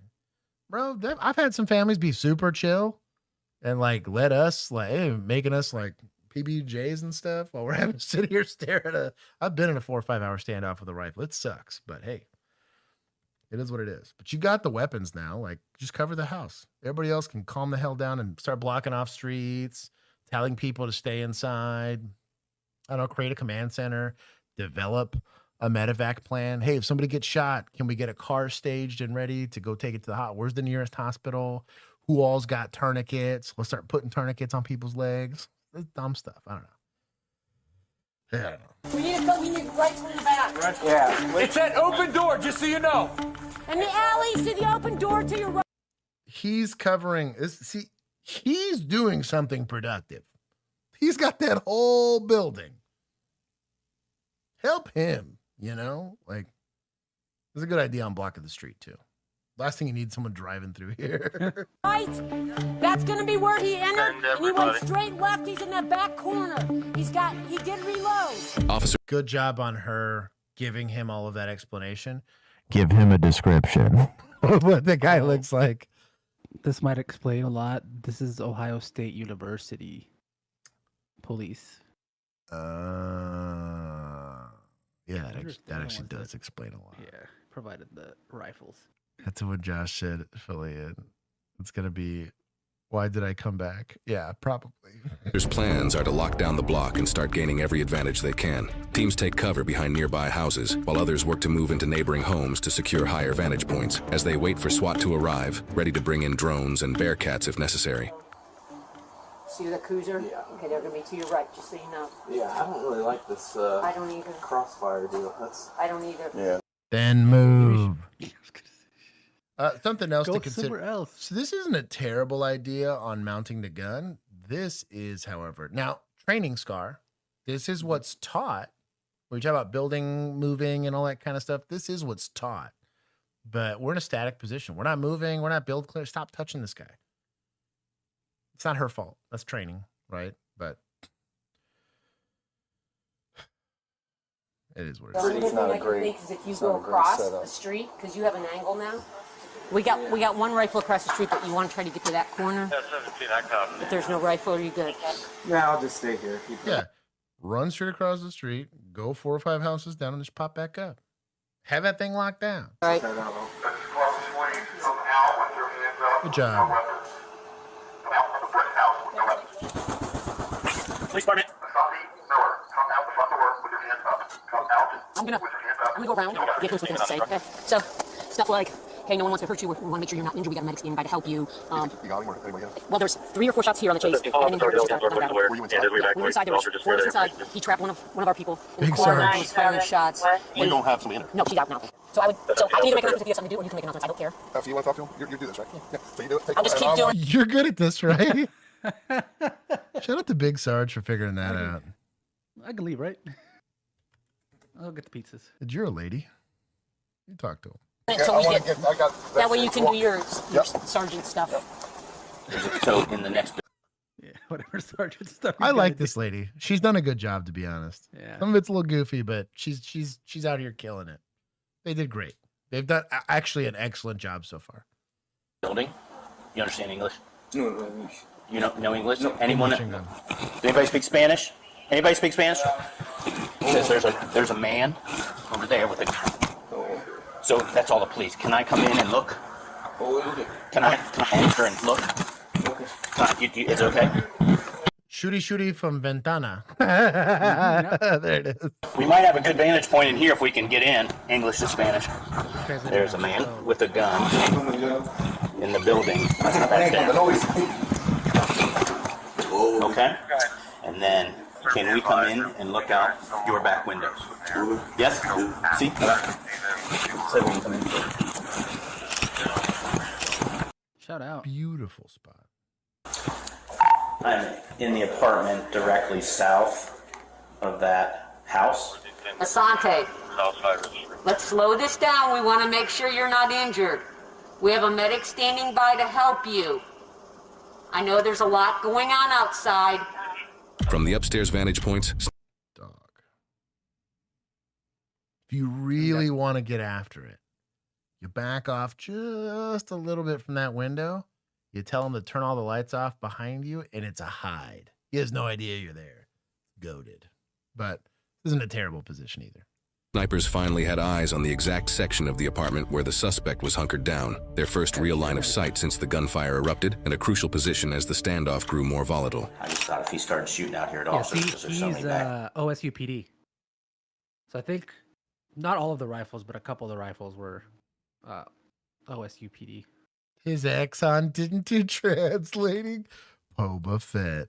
Give me an excuse. Take Doug. the point. Give me an excuse. Okay. Here, you might have to. I can't see that third floor. Juan be reviewing your butt. Yes. If I'm ever doing anything interesting enough to I will be review, scoring, Josh. That's fine. Window at all. I couldn't see it in the bathroom either. Let me look. As the resident expert. I think that we shouldn't give up this ground, so I'm good staying here. I mean, dude, you got me a chair and everything, so I can stay here for a good long time. Since they have their SWAT team coming, and we have plenty of dudes, let's go ahead and if you want to explore and see if you can't get a vantage point on the two windows that are on the left side. And if not, yeah, come on back here and we can just swap in and out. All right, I'm on it. I'll be back. No, I'm going down to the original location to get information from our... The destination is on your right. Police! Coming out. How you doing? Is this a guy that you guys know, or? Yes, yeah. He used to live here. He used to live here. For about a year. There's a bullet in my account. Really? Okay. There's a bullet. Nah, he will get vigilantes to roast him. I mean, review the video. Wow. On your counter? I guess. Okay, just leave it. I get a little bit of levity because I'm doing it for free. To be fair. This is a standoff right now, and I don't know if you heard there are multiple shots fired, but this is a very extremely high situation. So here's what I want to find out: do you guys know anything about him, his background? Yeah, a little bit, yeah. Do you know if he was ever diagnosed with anything specific, like I know schizophrenia? that he's ever sought help with a lot of signs of like bipolar. Signs of bipolar. Yeah, like very. Is this going to be reliable? Probably not, but it's better than no information. I'll take this with a grain of salt from Mr. Buckeyes here. Basically, Very much he's like- emotionally unstable. Which Yeah. Yeah. Yeah, he just flips a switch. Like he'd be sitting in our house with us, and all of a sudden be like, "What the guys?" Like, or something. And, like, get very dangerous with people. Just out of nowhere. Yeah. Did at any time did you guys see a gun, a firearm? I heard him? when the police said, "Come out with your hands up," I heard him cock a gun in the kitchen. Yeah. You heard him cock a gun in the kitchen. He said, "Cock a gun," and then when you heard the police at the front door saying police. Yes. Okay. Yeah. And then what did he do after? He ran out the back door. He ran out the back door after he cocked a gun. Yes. Okay. After speaking with friends, officers had a clearer picture of who they were dealing with. I have a really good view down this alleyway. On the other side is a white bump out. On the opposite side is a door. Okay. So he could try to squeeze out there, or he could come out here to surrender. Right. So I have down that little sidewalk, got a nice little. With nearly 2 hours passing since he was last seen and no movement inside, SWAT arrived with Bearcats and tactical drones to take over. I'm still right here. Swan's the other one to the right. I'm at Plato. Yo. That's a Wilcox mount on that PRO. That's pretty hot. SWAT positioned units at both the front and rear of the building, while other officers watched from these nearby apartments. The suspect entered through the door here and is believed to be inside this room. The drone was sent in through the same doorway officers had used during the earlier exchange of gunfire. Inside, it approached the room where the suspect was last seen, but the door was partially shut. In the back, SWAT had already fired bunker rounds through the window and used the Bearcat to break it open even further, clearing a path for the drone to enter without exposing officers to another potential ambush.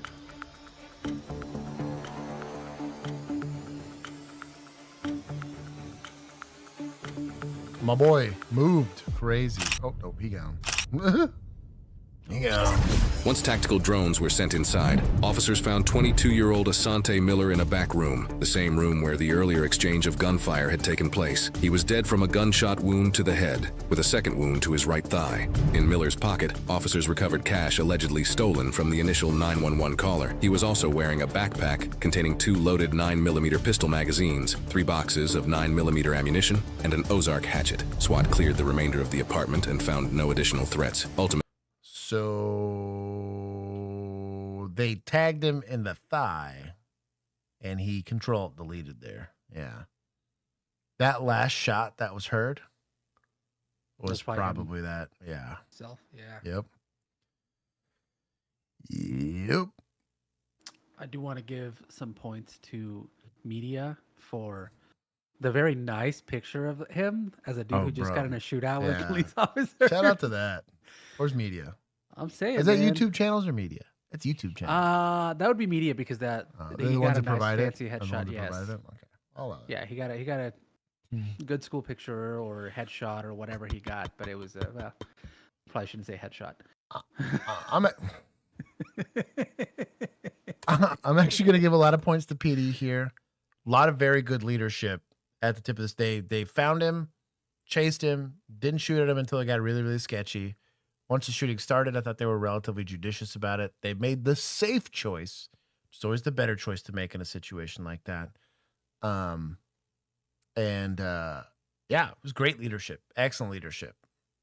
And crazy, tiny, fragile female cops that probably are not very helpful in a fist fight, but instrumental in demonstrating situational awareness, safety, and a good application of tactics while getting shot at. Like they too got shot at in that situation. That's pretty good. It's pretty good. Last one. Oh, must be nice. Police escort.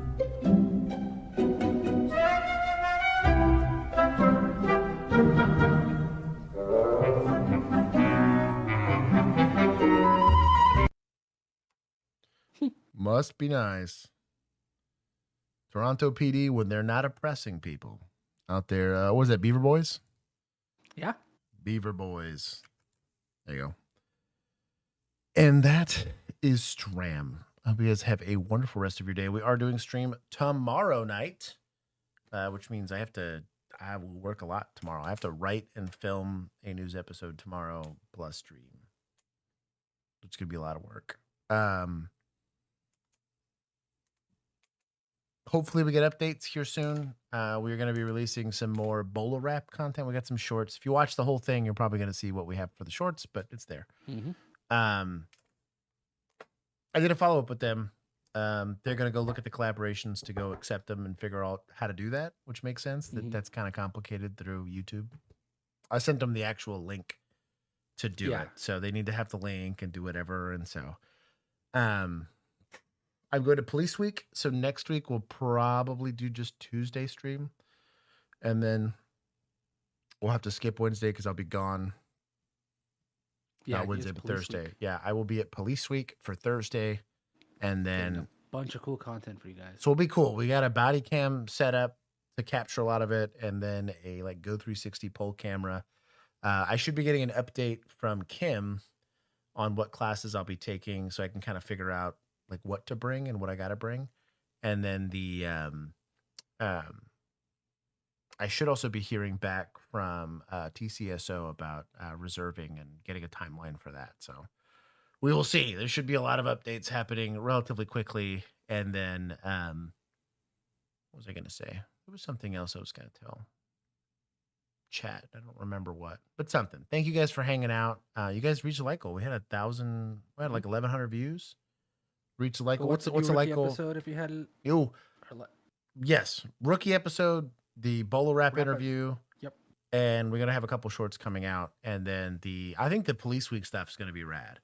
There's gonna be some pretty cool interviews. A lot of the stuff that we talk about, we will be hearing from the foremost subject matter experts on the training that's being applied. I'm going to find probably some desires on things that we want to get training on that T-Cole will actually bless and allow to be proliferated in professional circles. And then hopefully I don't get hurt or get alpha gal from a tick or something weird like that. Be out in the bush. So I mean, you're basically desert out there, aren't you? yeah, that's my. There's not gonna be really much brush, so I'm Yeah. not too worried about that. There's not a lot of brush, not a lot of grass. There's also a lot of lead out there. I'm hoping that just kind of kills everything that's out there, just because it's like a very You're inhospitable. gonna get gamma gal syndrome, which Yeah, turns into the Hulk. the Hulk could be incredible. I come back more jacked than Bill. He's gonna be like, "What are you on?" My peptide stack came from a tick. But police week, like less exciting fleet week. Well, no, there's no Navy boys making out at this one, so it's actually something productive. Fleet week's just a Get way drone for flyovers. I saw the drone class. Dude, the drone class. So we're gonna have anti-drone classes for PD, which is kind of rad. So that'll be interesting to see if I can get some action in on that. I'm hoping I get to at least see the demo for that. I'm kind of hoping it's not Thursday where I might miss it. But I'll be getting updates. I'm gonna work for like 20 days straight, basically after this weekend, which is gonna suck. Because I had a pretty short weekend for this week, and I've had nothing but long days this week, which kind of sucks. But sleep is for the week. Hopefully, I live long enough to actually accomplish some of these goals, and then I'm so weak. I'm going. yeah, no kidding. So you guys have a wonderful rest of your evening. I will see you guys tomorrow evening for Thursday Stram, and until next time, peace. Thursday Stram. Yes, it's going to be anti-drone frag. Getting sophisticated.